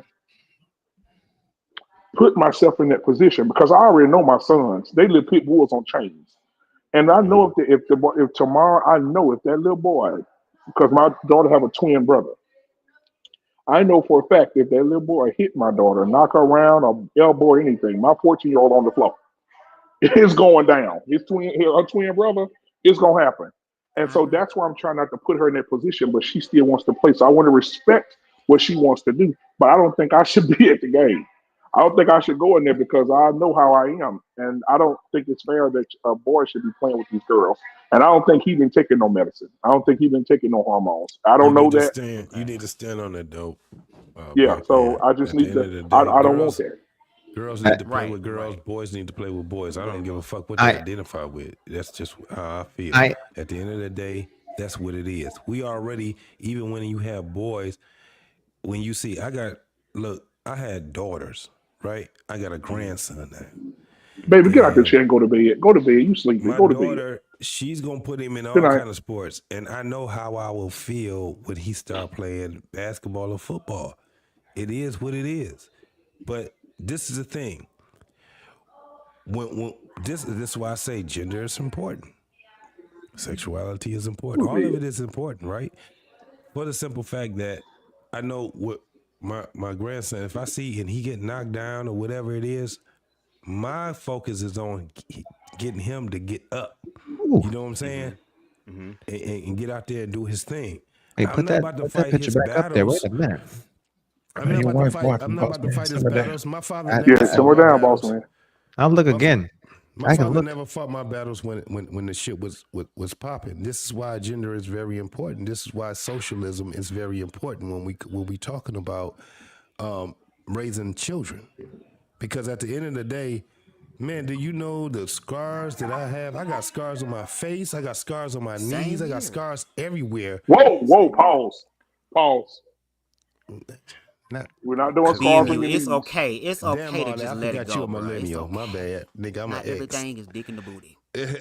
but when Shut up, Bubs, and stop batting your You fucking making more eyes, dick in the nigga. booty than the nigga that's putting the dick in the booty. And now, Damn. nigga, you no, but batting when your it, eyes is making me nervous. Damn. no, but You the batting your point, eyes the making point me is, nervous. Shit, Come on, goddamn. JT, Shut the land fuck your up. plane, man. right? Don't I'm flatter gonna land my yourself. pain. Come on, Point JT. is, the point is this: Go for when it comes down Please to don't it, flatter yourself. we have to be able to understand what pain feels like, right? And we know how we have to realize how to get out of the pain. If you don't want to be falling the way that you fall, then you got to start making, different other things on how to do it. And that's one of the things that we have to learn, even with girls. Because my daughters, let me tell you something, they both were in gymnastics. One was they were more into track, and the other one was in gymnastics. And anybody know about that gymnastic shit, man? That shit is shit. That's some crazy ass shit right there, man. They have to learn courage and all these different things. Hell yeah, break your damn neck and shit. Yeah. So when it comes down to it, that's my only point. It's the next generation. I want them to be great so they can be even better for the generation that comes behind them. I'm in a generation that got a generation right now that is fortifying the generation that comes after them. That's my only thing. All the other shit that comes behind it, man, listen, I'm old school, whatever it is, when it comes down to it, I want something to be where we have boundaries. That's basically all I'm talking about. Everything can't be the same. There's certain things where you have to learn, and when you talk about boys and girls, we have to understand, we have to make sure that they understand that sometimes you get knocked down, but that's an opportunity for you to get back up. Correct. That's an opportunity for you to be even greater than what you are. That's the only thing that I'm about. All the other shit, yeah, the nuances that come with it, it is what it is, but I'm not that person that's gonna sit back and say, I'm just one-minded. I'm not. Nowhere near it. I got boundaries, I got things that's in my that's in my soul that I'm gonna be like, no, that's not how that shit gonna go. And I stand on that shit 10 toes, you know what I'm saying? But other than that, I'm still, I got a space where I'm like, nope, this is how this shit is here. I gotta figure this shit out, how we can do it where everybody can be in harmony. That's where I'm at. So let me say this real quick. I want to say this directly to Bubs, man. Listen, Bubs. We have our differences, man, and you believe one thing, I believe another. I think at the beginning of the show, when we went back and forth in the most negative way possible, that wasn't playful, but it was harmful. As a grown ass man, I will say that I apologize for saying you had corn on your dick. Um, I apologize for anything. That's the only part I remember because I laughed a little bit to myself when I was mad. But I apologize, man, for if I offended you. But simply, these conversations get very hostile because one side is trying to get the other side to see their side, and nobody's listening. And so, I'm willing to bury the hatchet. The thing is, I don't want you to dig that bitch back up and try to kill me with it, because then I got to come back and kill you, and we just both killing each other. But no, all jokes aside, though, man. Yeah, for you gonna lose. But yeah, so I just want to say, just bury the hatchet, man, and the conversation can continue. But we do understand that we're not just sitting over here talking about gay shit every day. All right. I just got on some preacher's asses. But not every day. No, we don't talk about it a lot either. I think we can talk about dick and ass probably twice this year. Everything else has been political. Donald Trump, church. We talked about church, scripture, Bible. We talked about whores, whoremongers, relationships. Yeah, we've been doing a lot, man. Other than that, that comes up probably twice since this year, maybe twice. I don't even want to say twice. But yeah, we talked about a lot of other different things that we need to be educated in, because when you have a great group of people around you, I want to give everybody on this panel props. when I come up with stuff, lost in translation, be like, oh Lord, I can't wait till tonight. I'm already researched up. I'm ready to go.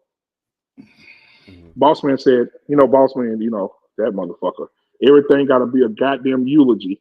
Boss man, you gonna be on the show tonight? But I'm with the kids tonight, and I'll try them cooking, and the kids in here on my lap, and I don't know what else I'm gonna do. I may be there. I may stop through. I don't know. So, goddamn, motherfucker, just say yes or no. You got Mr. Bennett, same thing. I'll try to make it. I got a long day tomorrow. Y'all get there. I'll try. But we do have some great conversations. They give me great ideas. We do have a good time, and we have great conversations. So I'll bury the hatchet with you. You have your conversations. I have my conversations. But we're not limited to just having conversations about gay shit. And my thing is, I'm trying to see you outside of the gay element. I want to see how you feel about Trump, DEI.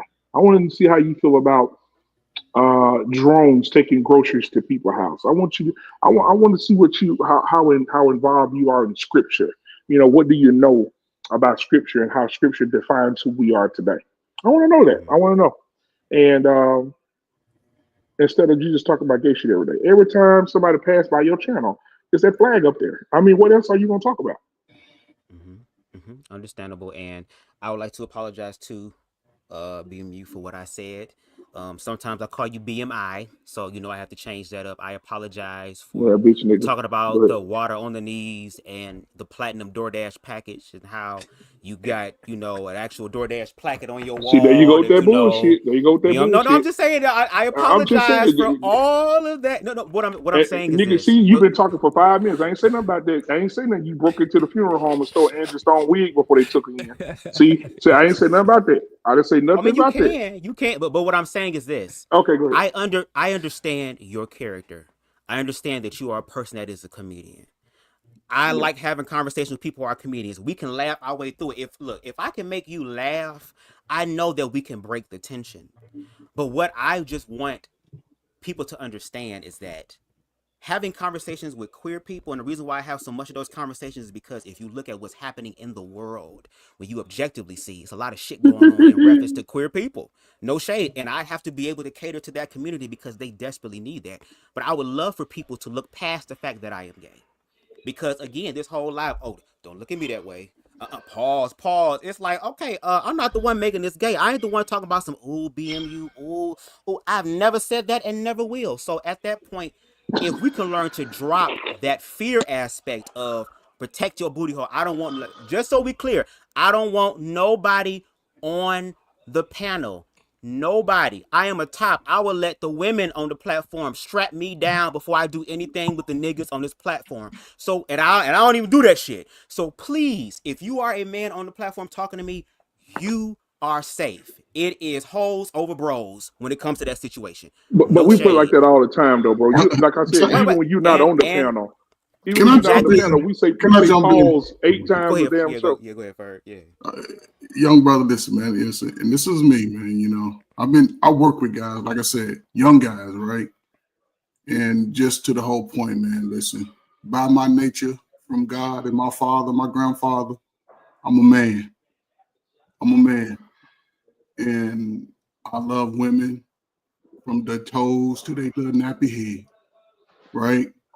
When it comes to the lifestyle that people choose from young age, and I've heard you say this, I just hope that being a man with any conscience, and not just you, and brothers that choose that lifestyle, whether you're on the top or bottom, I just hope that the young men and young women who are under you, don't know nothing about it, are given the opportunity to make that decisions for themselves. Because I've seen a lot in the Black community where a lot of it's perpetuated. A lot of it, family members, cousins, uncle, but see, that's trauma y'all won't go to that person and explain to them how they fucked you up. I think that would ease a lot of this tension. And it has nothing to do with you, straight or gay, especially a man. Hell, I go to the club with you and dance if it's a mixed crowd.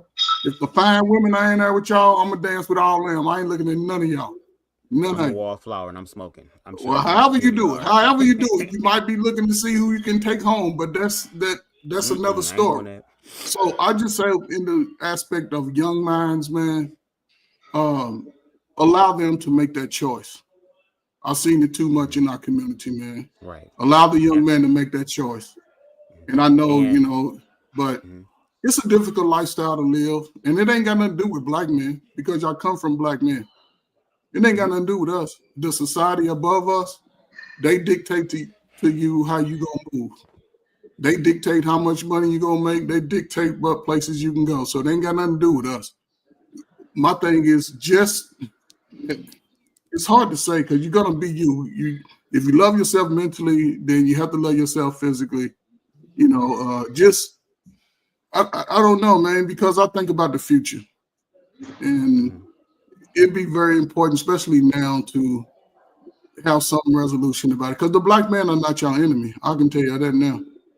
A man that loves himself as a man, he has a right to speak up for it, just like you have a right to say, when I'm in this room, you motherfuckers ain't saying nothing to me. No, he has a right to say, you know, I don't accept that for my lineage, for my glowing. You know what I'm saying? I could only imagine my father hearing me come in the house saying I'm choosing, he'd be like, motherfucker, get out. Because he read the Bible 4 or 5 times before I was even born. And ain't nothing in there said that I could switch up being a man of God. So, I mean, but again, I'm just speaking from my own experience, man. I hope that if you choose that, even the women, man, just know it's going to be a rough lifestyle. Step outside of up. You're gonna have limitations in as far as you can go in America. And then the other rest of the world, y'all know that's patriarchy all the way. So if you have that trauma, man, go address it with this. You older, because you can lash out at us, but go address it to the people that harmed you. Go address them, man. Get that off your soul, get that off your chest, and just be the person that you're gonna be. And just allow other people to choose it. Don't perpetuate it, because that's sort of like molestation, and you know, it's some bullshit. So stay away from that. Anybody. Okay. I thank you for saying that and stating your opinion. You have every right to believe that, but the world is much bigger than just your opinion. Of As a queer course. person, I'm already know about being safe and No, I'm not talking. See, listen. queer. I'm talking to you. The young people who go choose it. Y'all need to know this. But as a queer person, but listen, but as a queer person who is older, who was once a child, let's talk about the child aspect. Like I said, in my experiences, you're talking about your opinion and your perspective and what you believe, which is not controlled to go the It's same what I thing studied. with what your opinion by what you have studied, because it's still your perspective. The way that you think is the same thing with me as well. When I talked about the experiences of queer children, that is a real situation. Y'all have seen these queer children when they were younger. I can only talk about my experiences like you do you. I was never touched, raped, or molested. Anything of the sort. Nothing. But what I did do as a child naturally, and I think we all can attest to this, is that we naturally explored sexually. Now, whether you explore sexually, heterosexually, whether it's playing house, humping on girls, whatever the case may be, that's an experience that happened for a lot of children. So let's not even talk about the predatory aspects of it, but the explorative aspect of it. That is something that happened to me, and I had to get to a point in my life where I had to learn myself and walk in the truth and deal with the fact that there are people in society who, yeah, you may not call me the F word, you may not punch me in the face, but you still have the ability to say, well, I don't want to be around those people. And you know, those people do that, and you know, these people have this going on, and if you do this, I want you to just be like this. I would rather, if it's queer people, I would rather have healthy queer people. People who have self-control. People who know who they are. And I would rather they learn that as a child so that they don't become an adult and have to unlearn all the traumatic experiences, heal all the traumatic experiences. If we're really trying to make it better for the next generation, then we have to do our part. And as long as we keep submitting to the fear, and just like your opinion, I'm going to say it, it's a fear-based one, because there is something there, to Boss Man point, that always says, there's something off about that. As long as that is happening, it will not be a safe for queer adults. Because just like how some people carry and stuff, I do the same thing. I'm a gay man, but I know how to fight and know where to hit a motherfucker at to take them down. I've been bullied, so I'm not about to deal with this shit as an adult. But for the children, I want the children, the queer children as well, to have a safe space. Where are the little boys that are like Tommy, who don't give a fuck if you gay? As long as you ain't doing nothing to me, that's cool. We can make fun of you. We can have fun. I can teach this nigga how to whoop ass. So in case a queerphobic ass nigga say something to you, you ain't got to worry about having backup. I'm gonna teach you how to fuck a nigga up. Like, where are the men that are doing that, who are still supporting and creating a nurturing environment for those queer boys without y'all having to go into the aspect of this? So, brother, okay, so take them out of it. What I heard you say, you are that voice for them. You have to take that message to them and their fathers. The greatest equalizers in all this is a father. That message you just gave to us, fathers right now. But what I'm saying is we've already gotten through that process. The message that you gave to us has to go to the crowd under you, because they're, like you said, they're the ones that's taking that brunt. So you have to give them the encouragement to overcome that process, because again, the world is bigger than the Black community. In the Black community, so again, the world is going to deal with them accordingly, is what I'm saying. So the message that you have, it ain't gonna work for 35 and over. I would think you in your 30s, right? So when you were born in the time that I say, and I say it quite often, the crack era child, it's been a fucking fight for y'all. It's been a fight. Y'all been fighting since y'all came out the womb. Y'all saw a whole bunch of bullshit. Let's be honest. So you are the voice for those young kids. It's your message. Listen, your fight with us, you need to go and give them the fight. So when they get to your age, they can navigate it a lot more relaxing, less complicated, because you grew up in it and you're fighting us. I don't know, I'm probably 20 something years older than you. So everything I taught from my family, and let me ask you this, did you grow up with your father? Of course, my father was in my life. Okay, did you grow up with uncles? Hold up, did you grow up with uncles? Yes, I did. Okay, I grew up in a completely heterosexual world, watching so when you went through going through your puberty age, you was left alone too much by yourself. You was left alone. Do you see how there is no, this because I know when I was going through my puberty age, I was by myself. I don't think you was exploring that time space with other people. Were you pretty much by yourself when you came with the watch my part 1 of Wonderfully Made. I share my experiences about my childhood. Okay, so it was a pretty normal childhood, right? And it came to a point, right? And it's not, see what I'm saying? I'm not talking to you. I want you to take it. I'm not even seeing you. But for the people who may not have as much strength as you got, and you're talking about how people are projecting to them, they need to understand certain things.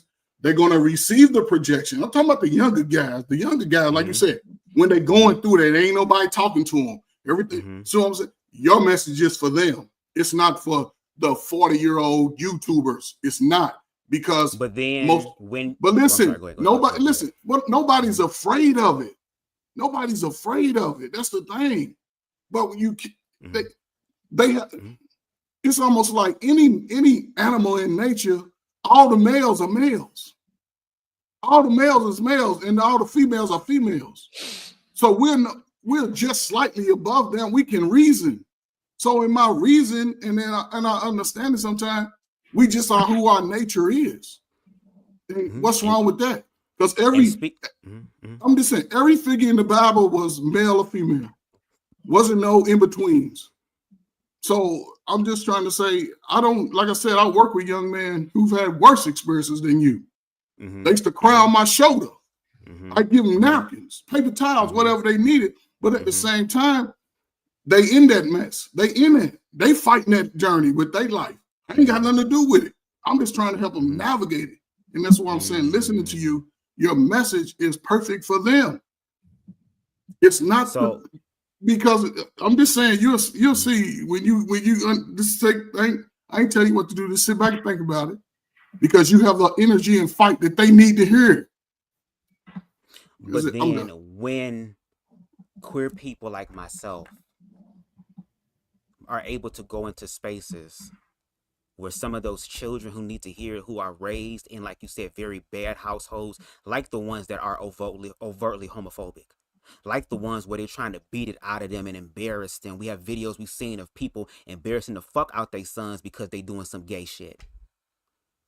If we try to wait, hold on. If we try to reach those people, then there is this narrative that when the gay people are around the children, not just the queer children, but also heterosexual children, to let them know that there are people in this world who's going to be different than you, and not to treat them in a negative way. Whenever that happens, there is a resistance, and the kids are then used as a scapegoat to say, I don't want that gay shit.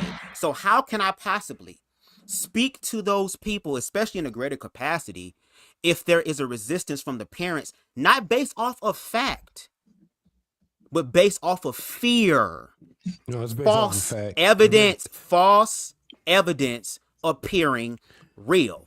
It's based off of fact. It's all hold on. It's based off of fear. If you look at it and pay attention, it's based off of fear.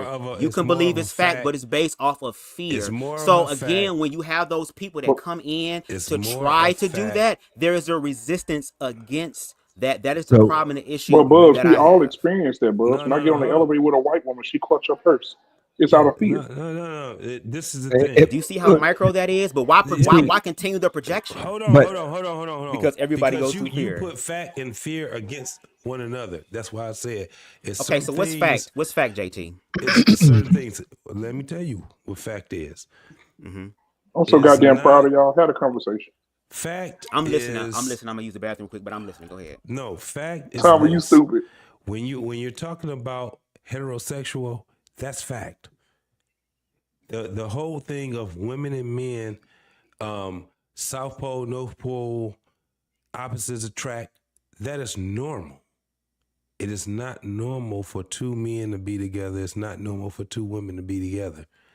Because the primary job of us as human beings, whether you want to agree with it or not, and your agreeance does not matter when it comes down to this.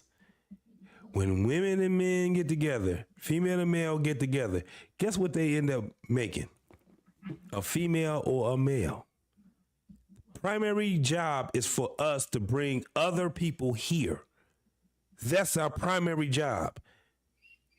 Argue that one. Anybody.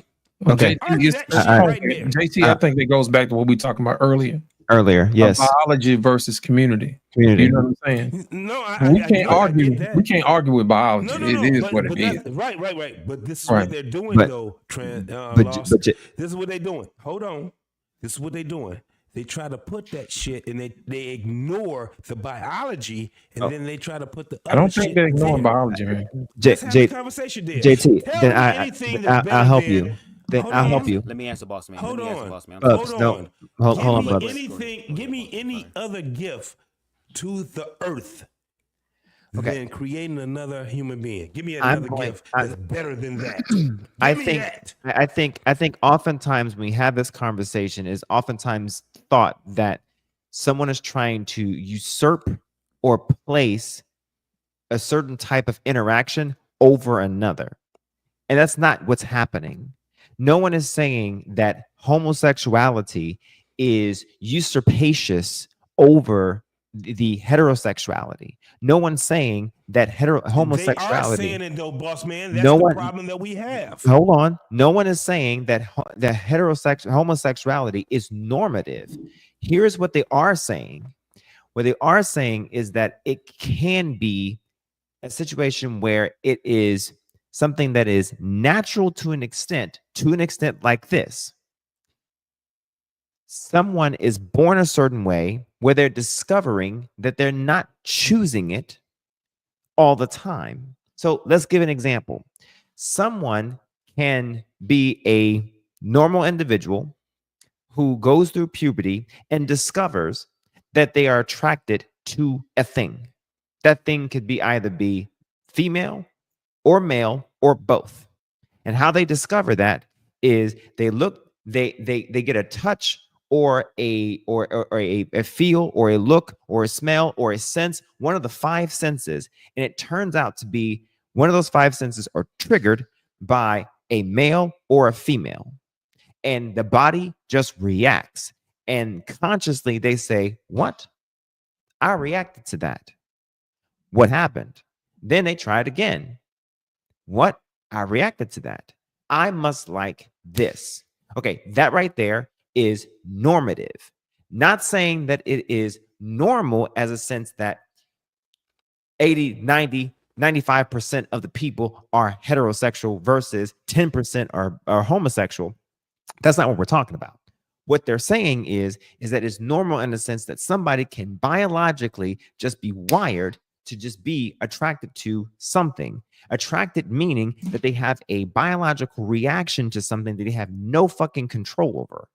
That's what is happening. Now, let me ask you a question, boss man. Because, sure. Let me ask you a question. What's the greatest thing other than another human being that God can give to us? Loving a human being when it comes on earth. Other than a baby that comes into a human being and all that. Hold on, JT. Let me reel it back in. I want the question answered because I'm going somewhere with it. Right. Nobody's arguing. I'm not arguing that at all. No. I just want you to answer the question, though. I would like to answer the question. Give me something that's greater than a human being that God gave to us. There is nothing greater than that. Okay, hold on. Now watch this.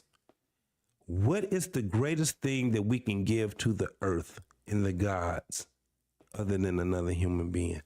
There is nothing greater than that. So why the fuck are we talking about all the other shit that's in between that? JT, let me explain something to you. It's not, JT, here's the thing. We're arguing biology again. And what to Bub's thing is that, hey, look, I may be a little bit different, but I ask that you don't take me out while I'm still trying to discover what's going on. And he's trying to say that kids are trying to figure that out without trying to be ostracized. So why don't we give them the simple part of it first, though? This is what I'm saying, Lit. Why don't we give them the simple part of it, though? The greatest thing given to us as human beings is another human being. And the greatest thing here's the thing. What Bubs was talking about. Listen, what Bubs was talking about was different. We're not talking about biology. Than that because we don't. This is what I'm saying. You can't differentiate that. You can't get past that part right there. Well, here's the thing. Bubs wasn't complaining about him not having kids. No, he was complaining about folks aggravating him. So that's two different things. And all right.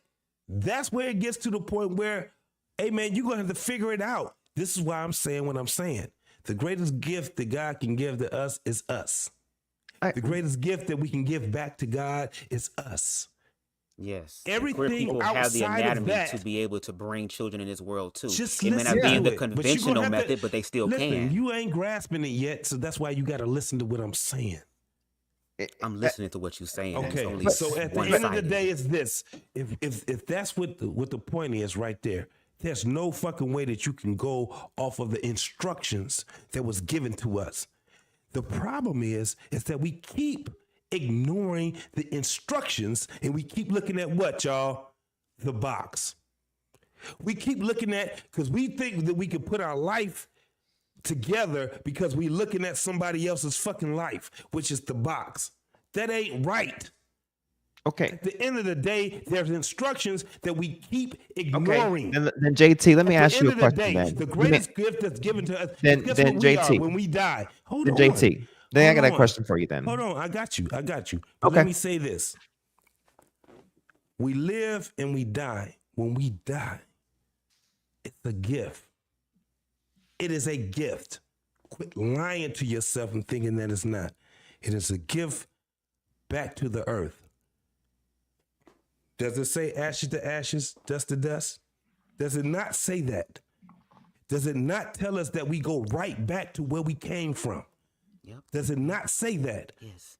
The gaze in between all of the shit that we sitting there talking about, there's a book of instructions. And they got it in all kind of goddamn flavors. You can read it in the Torah. You can read it in the Quran, the Bible. You can read that instructions in all of this shit. Guess what we keep doing? We keep ignoring the fucking instructions. And we keep trying to look at the fucking box. Okay. Y'all can say whatever the fuck y'all want to say when it comes down to that right there. When I walk on the righteous path, you can't tell me shit. So when I go off on somebody, I'm going off because I'm doing the will of Jesus. And you will get your wings. Fuck what you talking about. I'm doing the So will of Christ-like. fucking Jesus. So when I sit back and say, Wait, I'm wait, not Bubs. gonna, Wait, when I Bubs. sit back, Wait. hold on, God damn it. When I sit back and say, fuck that, I'm flipping over fucking tables. When I say that, and y'all sit back and try to, hey, you gotta understand. No, I ain't gotta understand a motherfucking thing. I have 52 years to understand, and I understand this shit clearly. When you going off of the fucking script, when you are going against the fucking instructions, I'm gonna say something about it. And I don't give a fuck what nobody else say about that shit right there.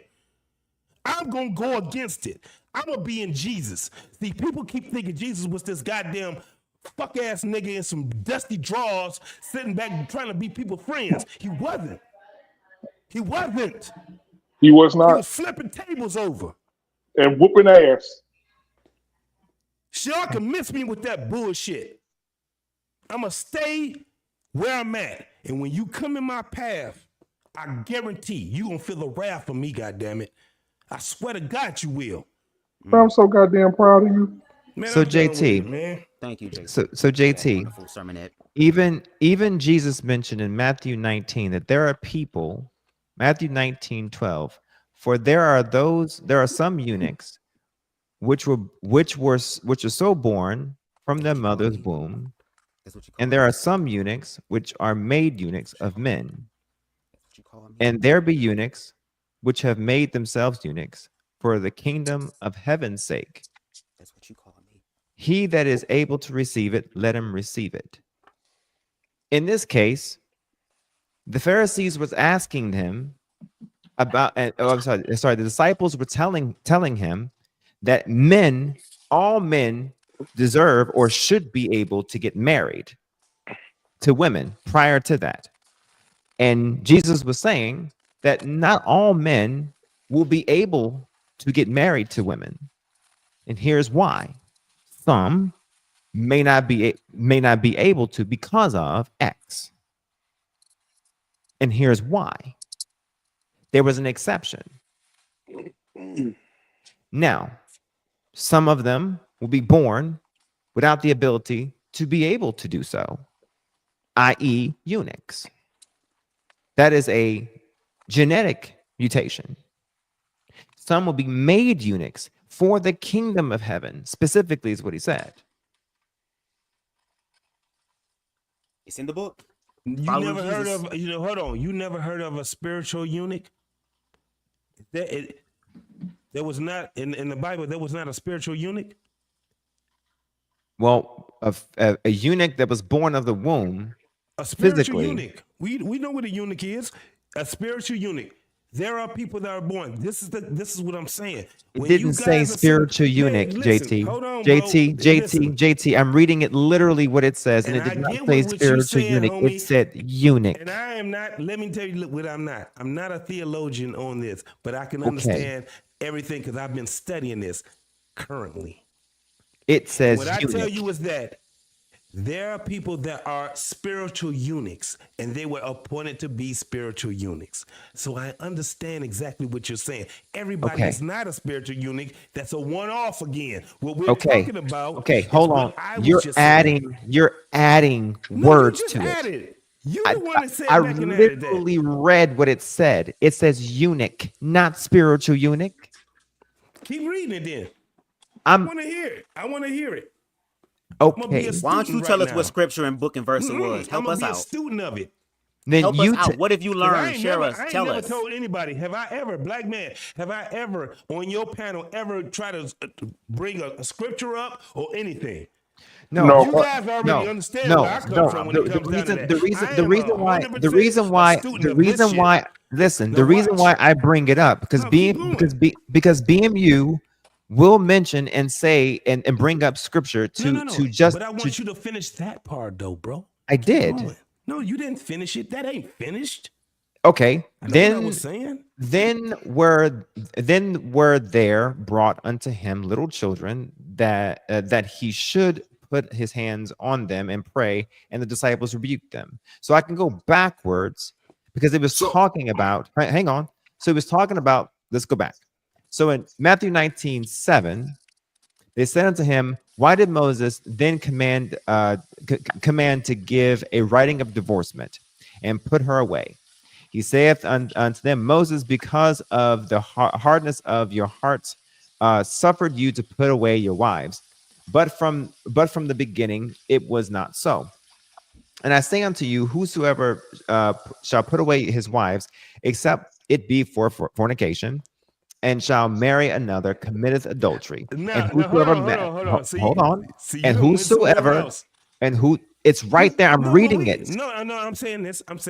But we got and two whosoever brothers. whosoever marrieth her, Right. which so we have which two brothers is that read that, and I know it because I had to read it too. So I'm why did reading- he put her away? Why did he put his wife away, black man? Why did he put his wife away? because of Lance? fornication. Why did he put him away? Okay, because of fornication. I read the exception. Now, whosoever marrieth her, which is put away, doth committeth adultery. His disciples, everybody touch it. His disciples saith unto, now, of course, later on, a different book, they said there's a different exception, but neither here nor there. We can continue. His disciples say unto him, if the case of the man be so with his wife, it is not good to marry. But he said unto them, all men cannot receive this saying, save they to whom it is given. So basically saying, all men cannot be considered unto this. Then here comes the verse 12 that I read. For there are some eunuchs which were so born from their mother's womb. And there are some eunuchs which are made eunuchs of men. There be eunuchs which have made themselves eunuchs for the kingdom for the kingdom of heaven's sake. He that is able to receive it, let him receive it. Can I speak? I didn't add or take away anything from it. It's wild. But boss man, hold on, JT. And I'm gonna let you cook, Coach Berger, just a second, because I was going to tiptoe over to Leviticus but people would consider Leviticus old law, and then Where are you going? I walked through the park of 1 Corinthians, and then 1 Corinthians, 6 and 9 gives us a perspective as well, which is probably that walking down the street beside JT on this one. It says, or do you not know that the unrighteous will not inherit the kingdom of God? Do not be deceived. Neither the sexual immoral, nor the idolaters, nor the adulterers, nor men who practice homosexuality. How do we fight that scripture? Okay, so firstly, homosexuality was not a word in the Old Testament. So the version that you were reading should not say homosexuality, but right. It's ESV. I want to make it plain for the audience. Yeah. Boom. Got it. All right. So I want to make sure that is clear. Yeah. Next, the fact that you're reading but did it mean it? Did it mean it? Was it in the same meaning? No. It was. They did describe it. They did describe it. Yes, they did describe it. It was in the same I understand it. I got it. I want to make sure this is very clear. You also said don't lay down with no animals either, too. But you know, exactly. they got a word for that. Exactly. I understand it. I got it. Cool. Now the next thing is that you mentioned that you are practicing what Jesus said. Jesus specifically mentioned multiple times between Matthew, Mark, Luke, and John these specific laws or that were pertinent and the two additional ones that he gave. Outside of those, that was all that mattered, because the Mosaic law that was under the Jewish tradition, the Mosaic law, he mentioned that Moses was hardened. And he mentioned this multiple times throughout 2 books, not all 4.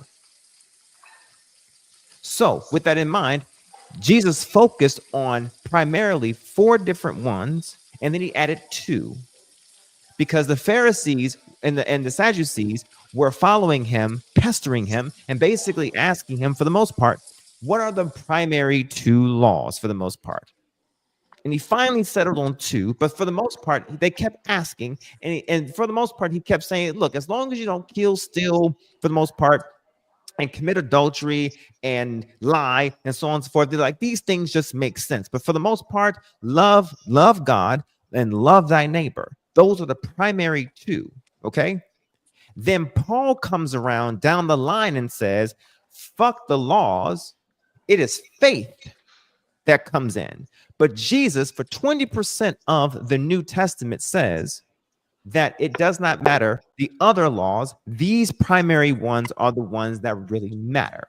And it's predominantly 5, not the 613 or 618 that are Levitical or that are Mosaical. But if you really want to get technical speaking, it is the 10 commandments that you really should be worrying about, because the 10 commandments are the ones that God reached his hand down and actually carved.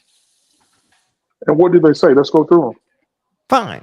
Exodus 20. Let's go. Let's go.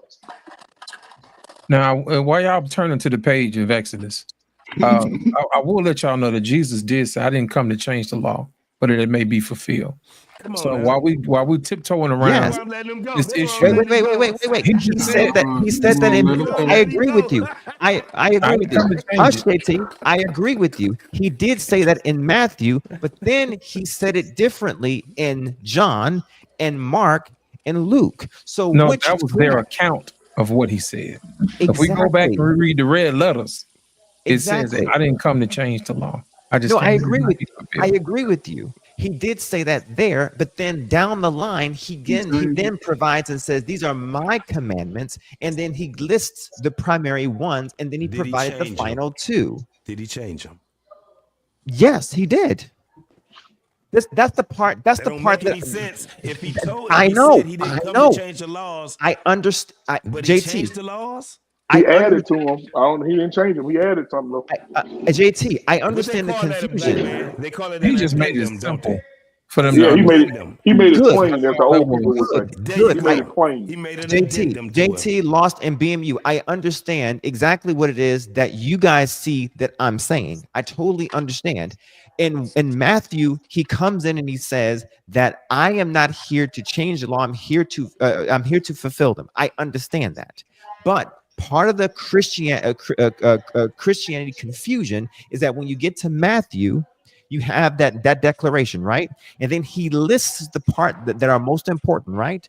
And then when you get to Mark, Luke, and John, you have a degradation of that original account. So if I was a Christian coming in and seeing these different accounts, Matthew, Mark, Luke, and John were all there. Why can't they find or list the same account? It's confusing, especially when I'm gonna tell you why. Go because ahead. People always want to tell their side of the story from their perspective. That's all that is. Okay. You ever play the telephone game? Well, you one person to say one thing, you pass it on to the next, and by the time it get to the end, it be changed. That's the reason why he made it simple. Wasn't that Paul? That's the main reason why he's made it simple. He said, "Love your neighbor, man. Don't complicate this thing. Was it Paul, seek ye first the kingdom of heaven, Agreed. and all these other things to be added Added on. And so my thing is, as long as you're nice to your neighbor, we gonna be cool. Okay, so being nice to your neighbor. So being nice to your neighbor, Lost. Are there any stipulations onto being nice to your neighbor? Because the last I checked, it didn't matter if your neighbor was gay. It didn't matter if your neighbor was trans. It didn't matter if your neighbor was black, white. It didn't matter any conditions on your neighbor. He said just be nice to your neighbor. And then you have Paul coming in 2 Corinthians saying that basically that if your people in your church don't worship like you, they shouldn't be in here. Now, boss man, hold on. Yeah. Let me pull the car over on the side of the road for a second and ask this question. If Jesus had a problem with the woman at the well, why wouldn't he have a problem with the man in the ass? He didn't have a problem with the woman at the well. He did. He said you have slept with 6 men. He said you have slept with these men, and the men that you with right now don't belong to you. He called it out, but he didn't have a problem with it. Right. That's a problem. That's a problem. You called it out. That was an issue. He mentioned it, but he didn't have a problem. If he had a problem with it, he would not have dealt with her. I think what you guys don't understand is that rebuking something. He would have dealt with Mary Macklin then. Look up the word rebuking. Rebuking something does not mean shunning it away and stomping it out and like kicking it. Rebuking something is just correcting it. But he seen that it was He a problem, though, recognized the boss problem. man. Yeah, he saw that recognized it was the a problem. Recognizing He highlighted the problem. Okay, recognizing something and hating it and vitrioling it is No, he two wasn't completely vitriol. different You things. adding a lot of shit to it. Yeah, you adding that. I'm not adding it. What I'm trying to get you guys to understand is that the difference between what Jesus did and what y'all do. Yeah, oh yeah, we not Jesus. Jesus always Yeah. found balance. He found But balance. JT, Jesus, didn't you just Jesus say found that you balance. model He found yourself balance. after Jesus? I JT, said- didn't you So- just not say you model yourself after Jesus? Okay, don't model yourself after Jesus and model JT's a yourself man. after He's him. not Jesus. So boss man. I'm a stand Hold on on, it, but JT, I'm real gonna quick, say boss that I'm man. a flawed man just like anybody Yeah, else. he is. Just Then because I fucking said what the fix fuck it I then. said- Hold on, But boss just man, because I said what boss I man, said, how do you? you But can't let me ask. fall it. You can't I have sit a back and question. foul me out. I Y'all have a sit question. down, I have y'all. a question though, Shit. boss man. Sit I'm down, y'all. gonna let Lost in Translation get it back. I have a question. So Mhm. we go. There's different counts, like JT said earlier, which was so profound. Everybody think Jesus was this punk ass nigga that didn't do nothing. He Jesus called got shit out. angry. Jesus got angry. He called shit out. He checked motherfuckers. He brought people back from the dead. He went into the synagogue and seen people doing what they were not supposed to do. He flipped over the tables and they said he pulled down the vines and beat their asses with them. So my thing is, if Jesus was this active, you don't think that Jesus had a problem with adultery, man cheating on his wife cheating on her man?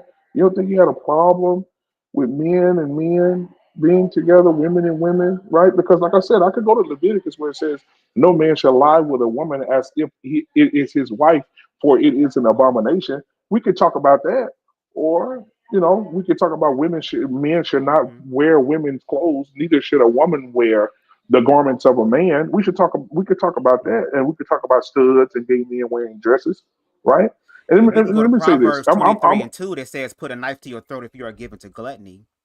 We can also go to Philippians 3:19 and say this passage describes those who prioritize earthly desires, including excess food, as having their God is their belly. So again, if I'm going to hell, you are too. You're in the book. But I never said you were going to hell. But the script, but like you said, you run from the scripture. I am going to see here. The wages of sin is death, right?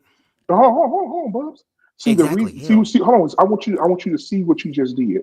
You just said something about gluttony. Absolutely, I can sit here as a man and say, absolutely, you are 100% correct. But can you say it back to me that the lifestyle that you're living is not of God, just like mine is? So I can admit yes. Can you admit yes? I'm okay with agreeing that. I'm okay. If you believe the faggots going to hell, I'm going to believe they going to hell. We going according to. I didn't say you were going to hell. I said, do you think Jesus disagrees? I said, do you think Jesus disagrees with the lifestyle that you're living? No, because if he disagrees with gluttony. So hold on. Didn't Boss Man just read the scripture about what he said about the eunuchs? Hold on. It's some big niggas on this. Listen. So you mean tell me God disagrees with my belly, but he ain't disagreeing with a dick in the belly? You see what I'm saying? So he disagreed with the piece of cake in my belly, but he don't disagree with the dick in the belly. Somebody got to come. How about this? Let's do a challenge then. Let's do a challenge then. I won't have no homosexual sex and you lose weight. Okay, absolutely. When you want to start? That's in the book. I'm using what's in the book. No, immediately. Yeah. See, y'all getting off track. Okay, Boss Man, to go back what we talking about earlier. Okay. About the woman at the well. Okay.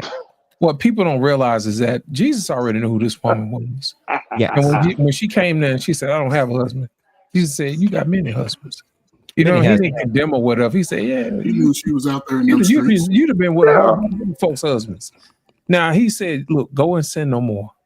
Yes. Basically, what he was telling her is, "Don't grieve the Holy Spirit." Yeah. You know, don't do that. You know, Jezebel ass out of your here. ass one time. You already been repented. You know, hey, grace. No more. No, but how long lost in translation? Because Bubs did not finish. Now I said Bub about the good. I agree with him. Now I need to hear him say it to me. That the scripture that I just read to you, is Jesus. Is Jesus right? Hold on. I'm actually going to interject right there, because you cannot say that Jesus said. Are you talking about Levitical, right? No. I'm talking about this G. Do you think he said he read the gluttony shit, right? Which is true. I agree. Okay, so All right. Proverbs, Right, right? Proverbs. Okay, But I'm saying I still got to also interject there come. I too. want him to come, but I want him to come back into the conversation and say, Okay, you know what, black man, you agree that that gluttony scripture is correct, and everybody should be losing weight, everybody should be healthy. But I also want him to agree that the scripture that says what I just read, right? The Levitical law says that no man should lay with another man as if this is his wife, because it is an abomination. No woman should dress as a man or wear the garments of a man, and as a man should not wear the garments of a woman. And I want him to look into the camera just like I did about the gluttony scripture and admit that that scripture is correct, that it's in there, that it exists. BMU. Say it. Let me tell, I'm going to. Looking at it through your logic, since you're on the right side of truth, looking at it in that way, if we're going to read the scriptures literally, yes, the homosexuals are destined for damnation. But what I'm saying is that we're not the only ones. Every single one of us is on the slope far to hell. So can you accept that? Because Yeah, I there's can accept. 600 and something sins in the Bible, and ain't none of y'all keeping all of them. So with that being said, if no sin is greater than the other sin and the wages of sin is death, then I'm going to hell. I'll see y'all there. What y'all bringing? I'm gonna bring the chicken and stuff. Boss man, I I'm want to go I'm back to bringing that word. I want to go back to that unique word that you was using, right? What's that unique word called? Unique.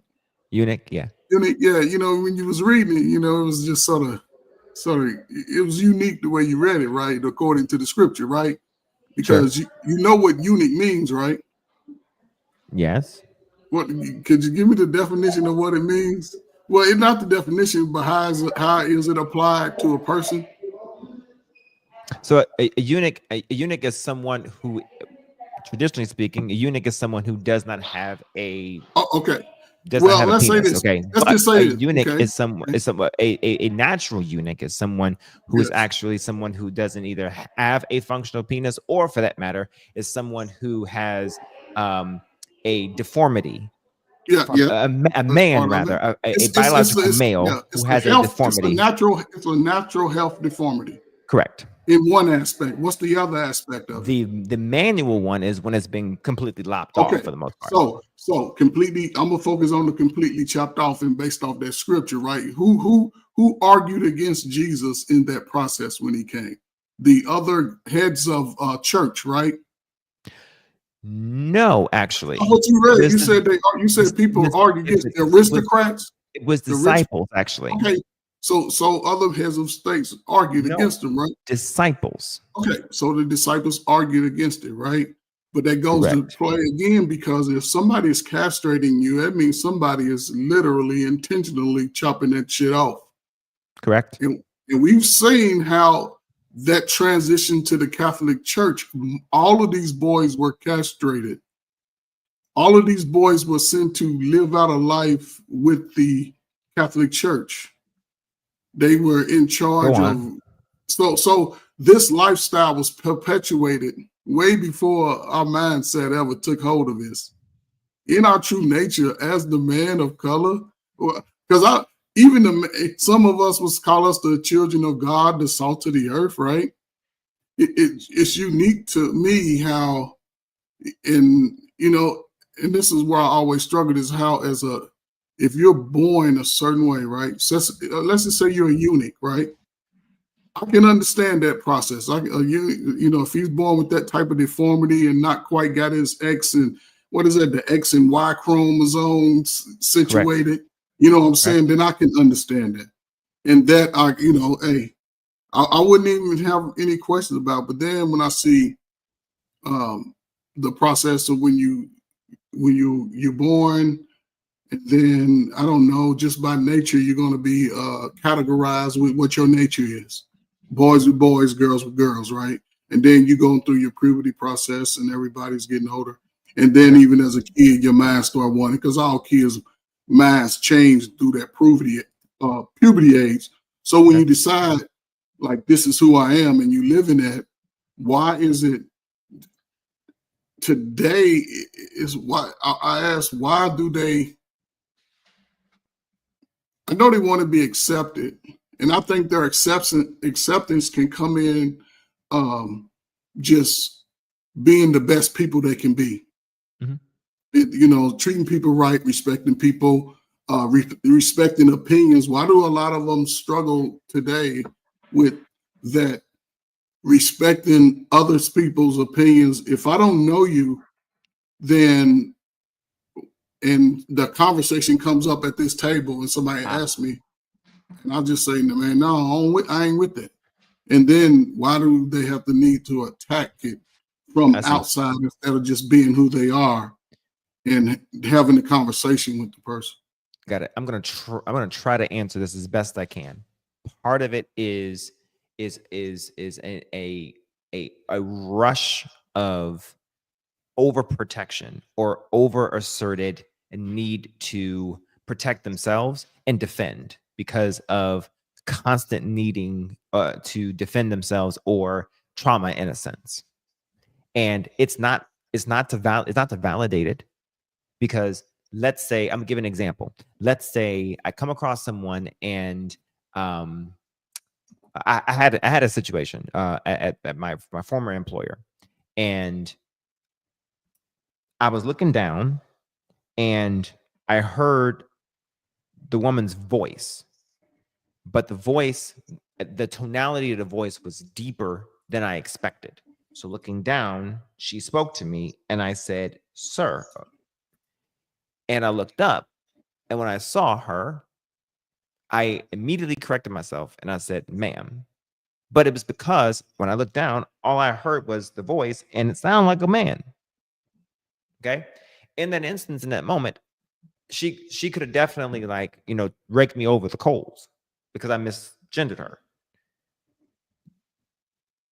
Okay. That's a perfect situation of someone could have just basically took a moment and just took that moment out of proportion, right? Okay, cool. Those situations happen in earnest. Okay. Now let's take a transgender situation where someone's transition don't happen very well. Some people really don't transition very well. Okay. I'm sorry. Yeah, their suicide rates are very, very high. 60%. It just is what it is. Sorry to call it out. It just is what it is. I'm sorry. Now, or let's just say that some people are in the middle of their transition. Okay. And it's not complete yet. Okay. We still see that functional or phenotypically male. Okay. We naturally say sir, but transitioning to female. Okay. We don't mean to purposely do so. Some people are assholes and they just do so just to be assholes. Other people just unintentionally just say, "Oh, I'm sorry." All right. But they instantly right out of proportion, right? Okay.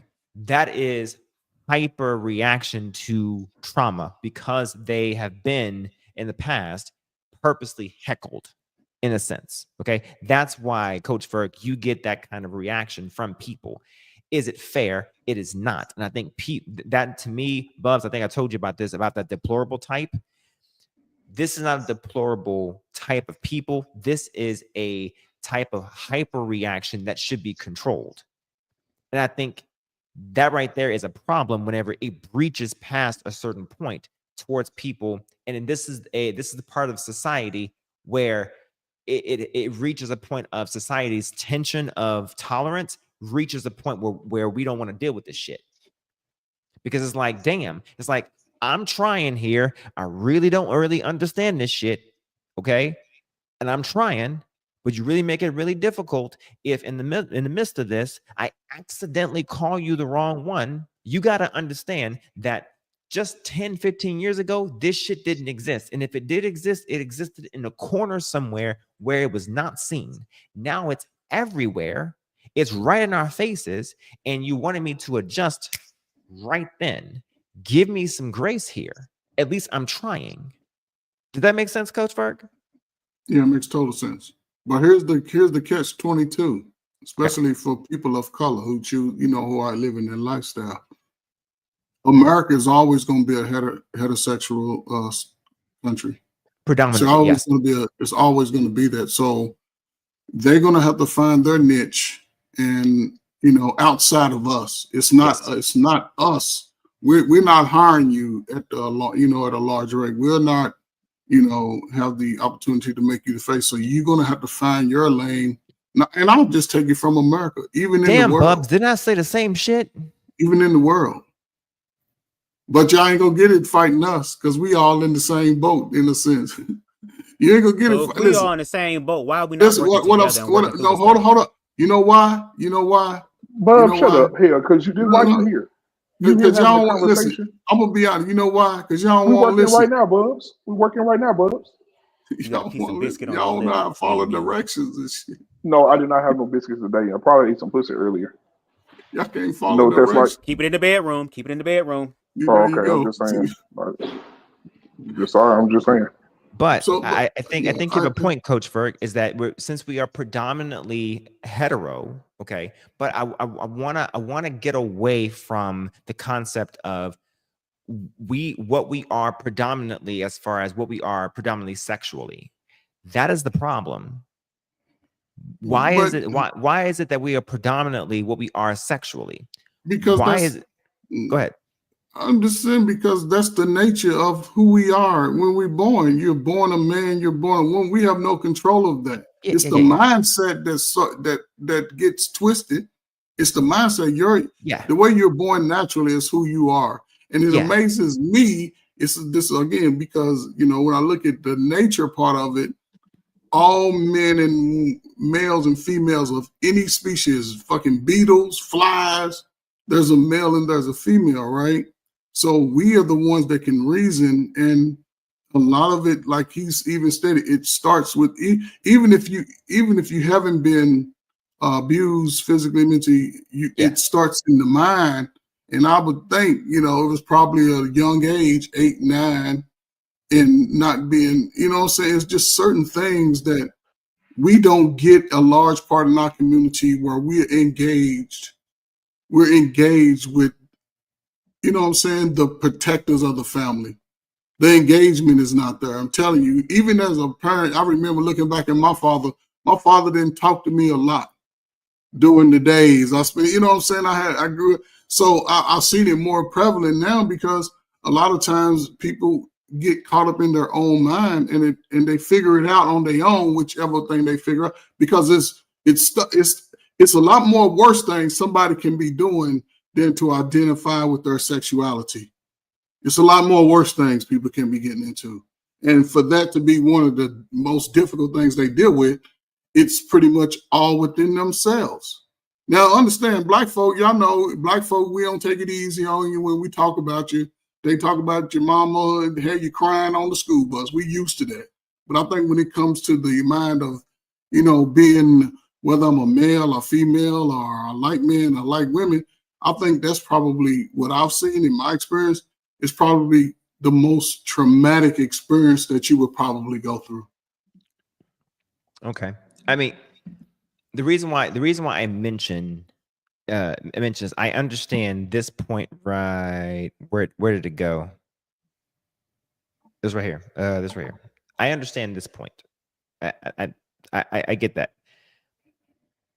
And that's one of the main reasons why I think when it comes to sexual education in the schools, I think this is the reason why heteronormative sex should be at least predominant, because out of the two types of sex, one is going to be economically more detrimental than the other one. Okay? If I'm just objectively speaking on it. The reason why I mentioned why does it have to be focused on the sexual part is because of the fact that we lead with sex first. That's why I'm focusing on it, right? It doesn't have to be led with the sexual part, because that's the exact same thing that we as heteros accuse the homosexual community of doing, exactly, leading with the fact of the sexual part. I totally understand that without that we don't have economy. Without that we don't have duplicity. I understand. I totally. Hold on, boss man, but you're not gay. Ask Bubs that question. Bubs, do you think the majority of gay people lead with their sexuality rather than their character?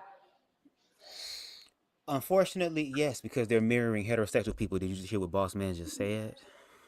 So yes, they're following after the heteronormativity.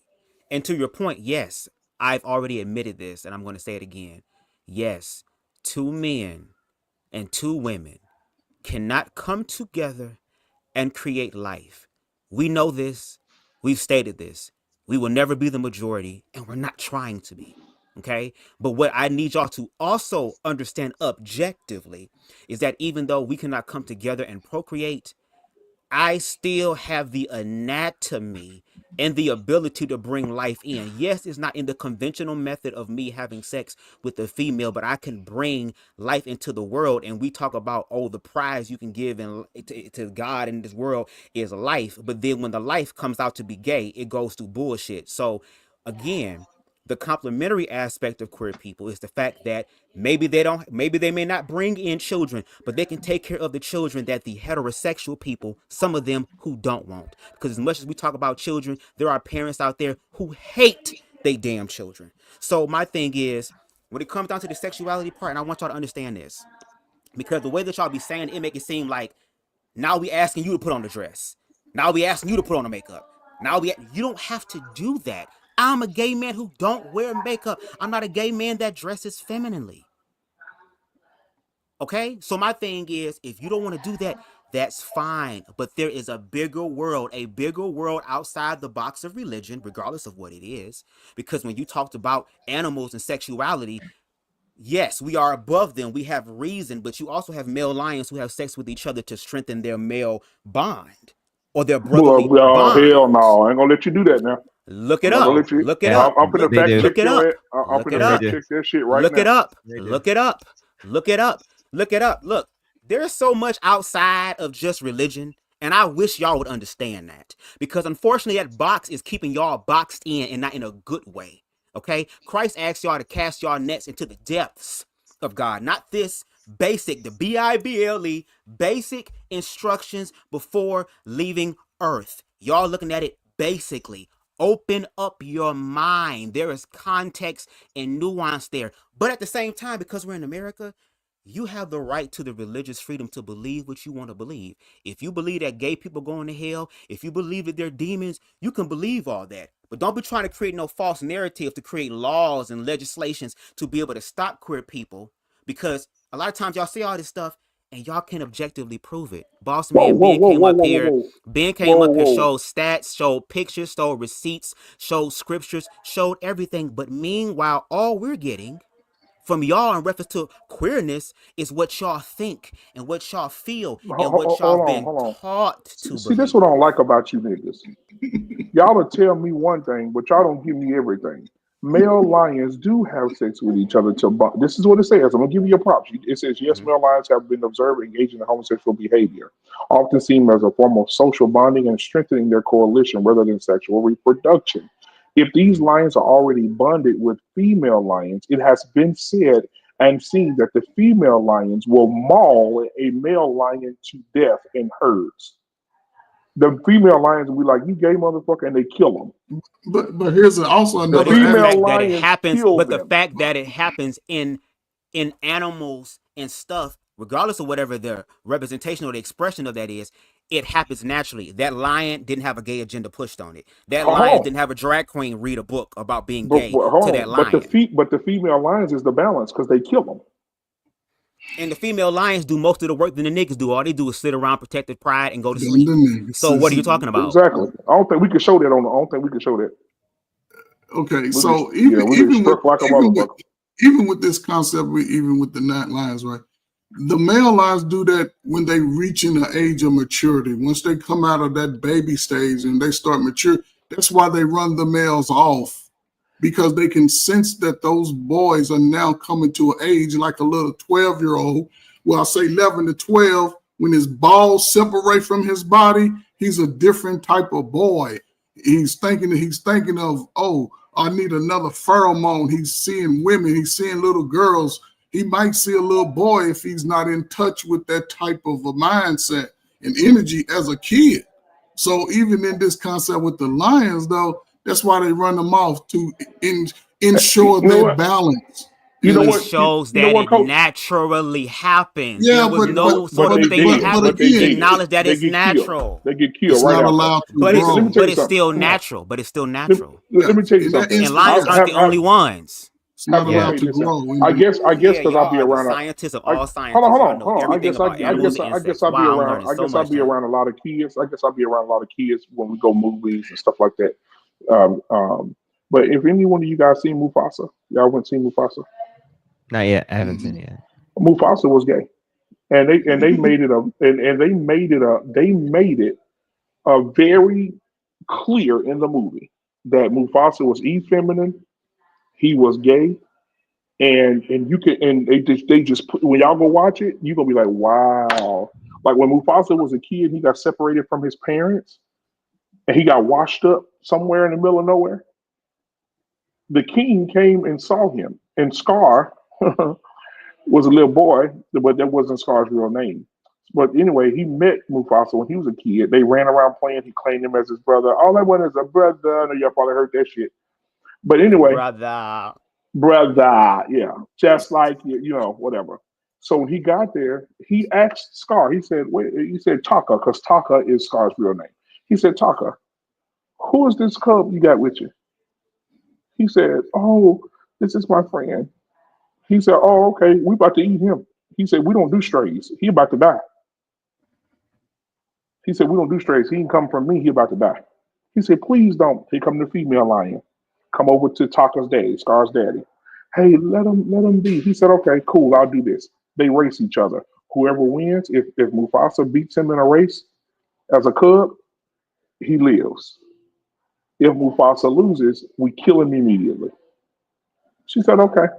They ran. Taka let him win because he always wanted a brother, right? Well, the king came and said, "Well, he's not my son, and he's not going to be over here with the men. Take him and raise him with the women."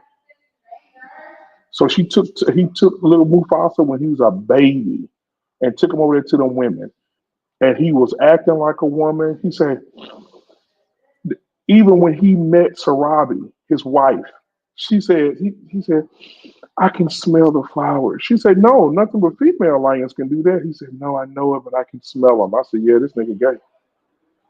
She said, "Only the female lions are taught to smell the flowers." He said, "I smell them." He said, "Don't you smell other lions coming?" She said, "How are you able to do that? You're not a female." He said, "I know, but I was raised by my mother." I said, "Oh, this nigga is gay." Is In that the what whole Disney? movie, What? in the whole movie, he was doing gay shit. And you know what the And I'm beautiful like, thing is about this whole situation? You can always go back and watch the classic. You can always go back and watch the one where Simba and Nala are rolling around, and then Nala gives Simba that. Ooh, look! I remember watching that as a little child. I So remember, my yeah, I like thing that. is, you But not have the the other part. right. You have the right to be able to like what you like. If you don't like, it's like the whole thing with the whole Little Mermaid where Ariel being black. You ain't got to watch the new one. You ain't got to give it your power. Go back and watch the old one. Just like y'all bring up the Old Testament, go back to the Old Testament. You ain't got to do So, no new shit. It's okay.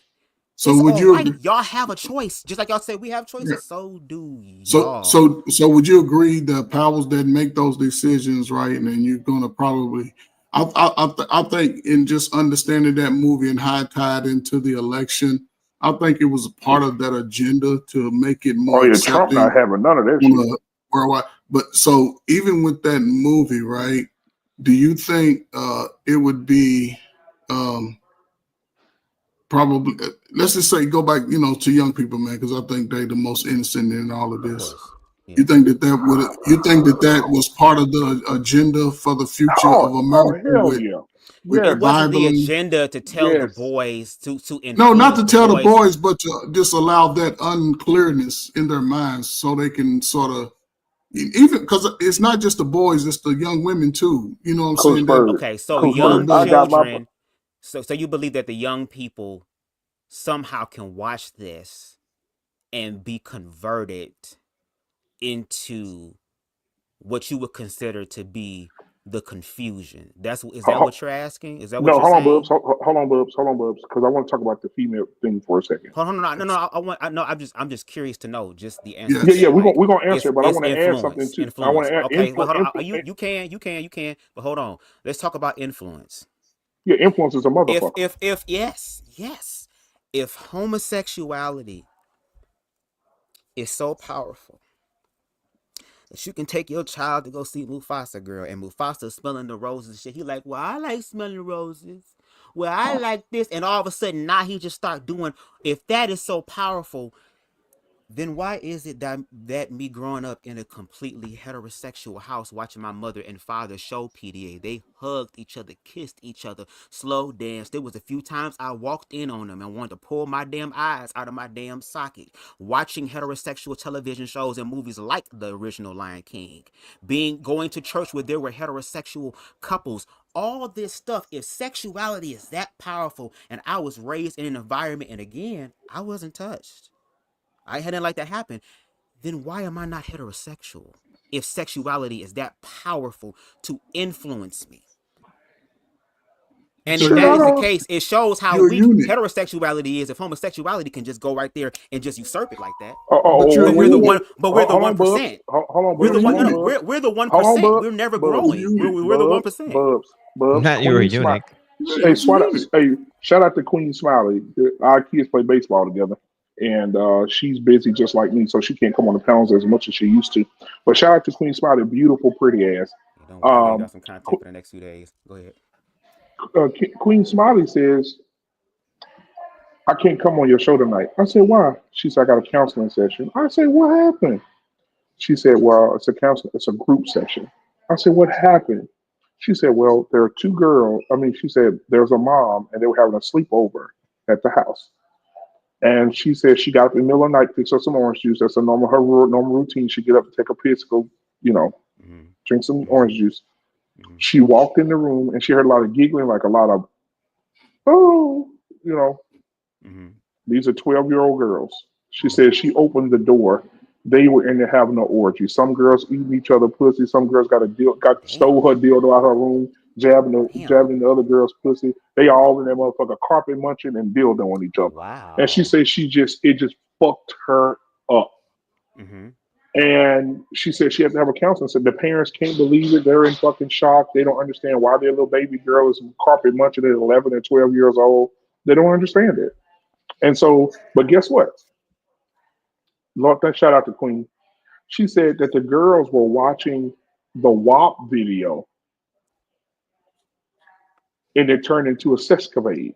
Now, they were influenced by Megan and by, what's the other girl name? Cardi B. Mm-hmm. And they ended up licking on each other and carpet munching. So that's what I mean. And I wish Queen Smiley was here. That's what I mean when I say influence is a motherfucker. But aren't especially they with hetero? children? Especially with children. So why am I not heterosexual? Christ. Then why am I not heterosexual? But aren't they? But aren't they hetero? I think you really are heterosexual when you turn the camera off. I think you're doing this shit for fun. But okay, so you only motherfucking knew, nigga. So aren't they hetero? They're hetero, right? So the two ladies, Cardi and but mind you, but Cardi get down with girls too. So Cardi said she's bisexual. Cardi said she's bisexual. Cardi get down with the girls. She get down both. But now here's the thing, that song is not by a gay song. It's not. It really isn't. Okay. Right, it isn't. She said make that dick disappear at the back of her. Touch the thing. Touch that thing. Touch the thing at the back of her throat. Yeah. So that's a good shit right there. Brought out the carpet. So damn. Lord have mercy, Jesus. You see what I'm saying? Wow. So that tells me, and oddly enough, that kind of tells me that some of that was already there. For all the girls on the team. For the whole team gay. Ain't the basketball girls? Ain't a lot of them studs and shit? Ain't a lot of them masculine ass studs and shit? I'm gonna tell you a secret, BMU. I'm gonna tell you a secret. You're not gonna like it. All right. Me being in high school, Okay, I'm gonna tell you two things you're not gonna like. Oh, Here you go. The girls' basketball team, 90% of them were all doing things with each other. oh. The boys' basketball team, more of them were doing things with each other. Oh no, I ain't gonna believe no boys. And I ain't do shit like that until I was 18. But go ahead. What I So you found mean out, tell me you hold on, you gave your whole life and you didn't do anything sexual till you were 18? what I found Not out, penetrative sex, no. what I found out with that was there was one person, shall not give a name. There was one person that the entire school was, all the girls was, oh my God, this person's name, this person's name, this person's name. Oh my God. And they were just clowning this guy, right? You know I'm gonna clip that shit. That's fine. Oh Because my they couldn't, God, I'm clipping that shit. because they couldn't get enough of this boy. They couldn't get enough of him. I couldn't go up. I couldn't go up the 4 flights of this damn school without hearing this nigga's name. Senior year, graduated, and when I tell you he came out like 2-1 Fu, I mean he came out like Wesley Snipes and 2-1 Fu. He was the boy that inside of the basketball team, he was the person that was going around inside of the basketball team that was being passed around. So in the And basketball. I've even had it. And I've even had, sorry to cut you off, boss man, but I've even had experiences where I was in high school and the basketball team, they would literally run in front of each other and grab each other's dicks and grab their ass and be humping on each other. Now, in the girls' basketball team, however, most of them were all very, very, very playful with each other, and a lot of Hey, I'm gonna tell you something, boss. There's one thing I didn't play when I played football. There's one thing, no, long you slap me on my ass, I'm gonna beat the fuck out of you. I didn't play that shit. Not at all. Zero. And so those boys who were like that, who were like you, they left the locker room early. The ones who stayed around, those are the ones who were very friendly with each other. Hell no. So hell no. Understand that what I'm trying to get at is that this type of stuff starts early, and some of that stuff is already ingrained within the kids. Now where they get it from, okay, the curiosity of it all, well, now that is nebulous, because you could argue that it comes from media, you could argue that it comes from movies, songs, games, TV shows. You can even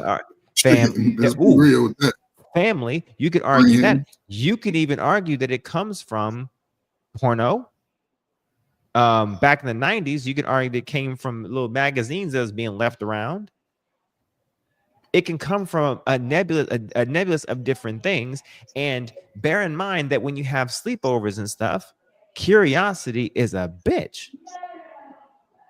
Do you know what type of games that kids play? 11, 12, 13-year-old games that kids play? Whenever that they're the only group and only circle that the parents allow for them to have, and that's the only experience they have around pubescent time frames? Shit. Especially them church kids. Oh, yeah. In the church too? Oh, nigga, hold on. We can in the church, BMU, in the church. Hold on. It's 2:38 in the motherfucking morning. Are you niggas serious? I just looked at the time. Do you know I gotta get up in 4 hours, nigga? You doing the Lord's work. You doing the Lord's work. You're gonna be blessed. We're blessed in the city. In the church, in the fellowship hall. You know when all the little rooms come together. I ain't gonna lie. I'll make a confession. Okay. I used to play with some pussy in church now. Okay. Let's get it together. Let's get it. Okay. Listen, I ain't gonna lie now. I'll be in that number with you. When I was 11 and 12 years old, she'll leave out first, and I go right behind her. She be there. When I come in the bathroom, she had that motherfucker thumb in them pants. She had them bitches pulled down. And no shade. When I was younger, I had some neighborhood kids or whatever where we would have little areas that was designated for the spots. Designated. This There one you boy go. had his entire ass in this girl's face. So again, children is doing freaky deaky shit. Yeah, it's time to go. It's time to go. Salute to the crack era kids, man. I hope y'all get salute to the crack era kids. Hey, man, so And, listen, I want to say this though, so because we do have to end. I want to say this, man. Bubs, thank you for coming on the show tonight, my brother. I appreciate it. Boss man, thank you for being the logic tonight. Coach Bird, thank you for everything that you did tonight. Shout out to JT. He is really, really sick, and he still comes on even when he's fucking sick. He still comes on. I told him he need to rest. That motherfucker don't listen. So shout out to JT, man. Get well. Lost in Translation just came back because he was down for 3 weeks. Yeah. Sick with that bullshit, man. So y'all open to that conversation lit if you want to. Go ahead. Yeah, man. I had Exodus 20 ready for y'all asses, by the way. I ain't done. Yeah, hey, we can have a conversation. Listen, matter of fact, we could do it Tuesday. Look, I had it ready right here. Boom, ready. What's up? Ready. Wow. Bam. Ready. Okay, yeah. Because guess what? We got a couple on the show right now. That's they put in their work. They think they know what the fruit was. It wasn't even a fruit. They ain't ready for that conversation with me, Bubs. They ain't not ready for that conversation. And I'm gay, so allegedly I don't have any bark talking in this about fight, some so, fruit. Fruit. Get the hell out of here. I'll just be watching because I have no dog in this fight. So I'll just be in I mean, you're invited to have the conversation. See, I'm extending the olive branch. Now watch it. You love to fight. If you want to come back Tuesday, I can send you the link to come on the show Tuesday to be a representation of your people. Ooh, man, I don't think we got enough time for that, though. For real, I don't think we're gonna have enough time because we got the married couple. They don't have to know your sexuality. No, hell no. No shade. I want to have the conversation with the people who really want to have the conversation. So no, they really want to have the conversation. They really. I wouldn't mind talking to him. Like people who are objective. He'll be here. He'll be here. Y'all, I already know what's gonna happen. Y'all gonna try to use the Bible to justify what y'all feel about that. And y'all no. We're not gonna have a conversation. This conversation not gonna be about. Day, it is what it is. But the conversation is not gonna be about homosexuality. Oh, what's it gonna be about? See, that's what I'm trying to tell you. Okay, I thought Tuesday, it was. I stand corrected. See, Tuesday the show's not gonna be about homosexuality. Okay, what's it gonna be? Okay. So we're gonna so I can't tell you right now because I always like to surprise you niggas, but it ain't gonna be about that. But when they come in, I know they're gonna try to talk about Adam and Eve and about the fruit and shit. Yeah, I'm gonna bust their fucking balls. I'm gonna bring up. I'm ready because I already know where they gonna go. It's gonna be a hell of a show Tuesday. That's enough topic right there with Boss Man. That's enough time. It ain't gonna be enough time. Yeah. Because I think I want to talk about because the conversation went left the other night when Uncle Jeff, shout out to Uncle Jeff, told that married couple. He asked the man a question and she answered it for him. And he said, I didn't know that you could speak through your wife. He said, that's amazing. It's amazing. And that's when his shit went left. And he was like, hey man, don't talk to my wife like that. You want to say that shit to my motherfucking face. He went from Adam and Eve to want to fight. And so I was like, so we're going to have that conversation on Tuesday. I think I'm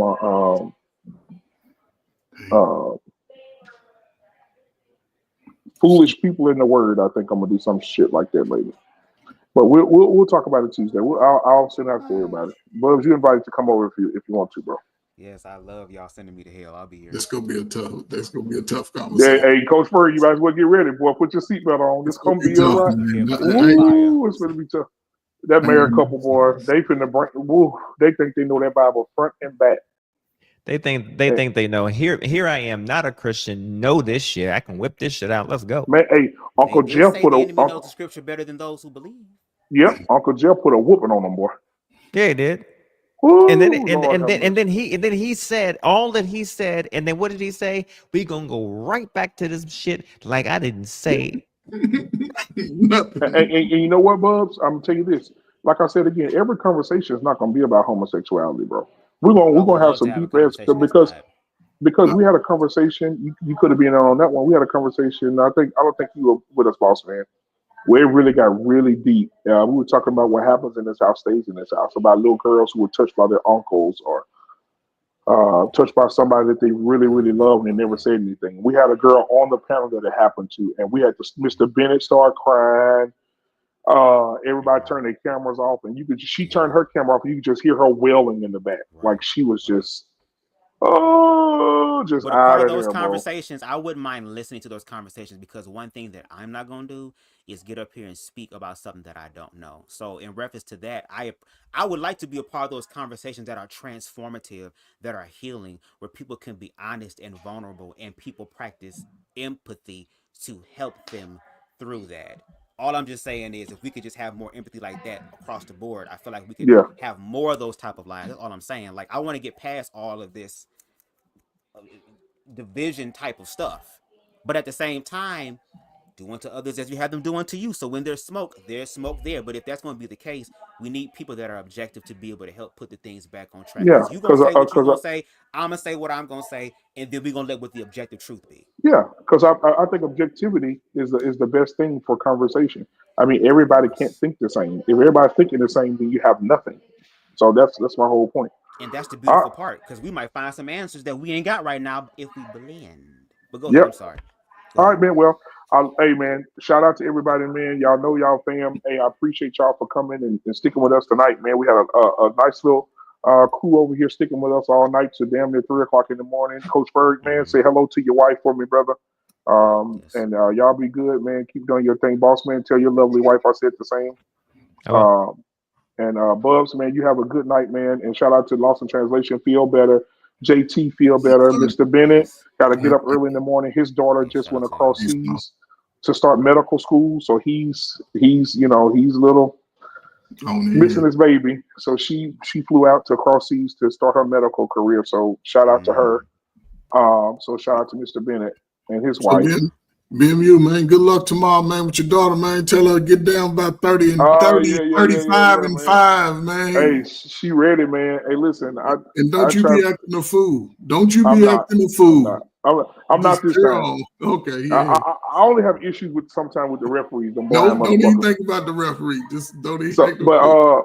But my baby playing tomorrow, and then if they win, they play again tomorrow evening. And then Sunday they play again, and if they go to the championship, they play Sunday night.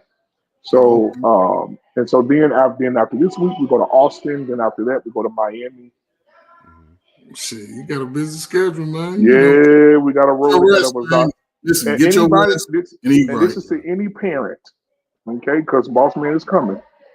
Any parent who has children who want to play UAA basketball, I want you to make sure that you got your shit together. Make sure you got PTO at your job. Make sure you got some money.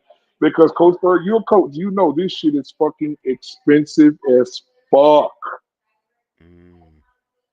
Expensive as fuck. I said, God damn, this is more than they actually gave me the price of what she needed to go to Miami. I said, this is more than my motherfucking mortgage. Yeah. Investing in your kids, man. Yeah. You can't get the $500 wigs and buy the $1,500 Beyonce tickets. That's got to go to your babies, so. Yep, man. But hey, shout out to y'all, man. Lost in Translation, my guy. Y'all be good, man. And I'll see y'all, man. What's today? I forgot today. It's Saturday.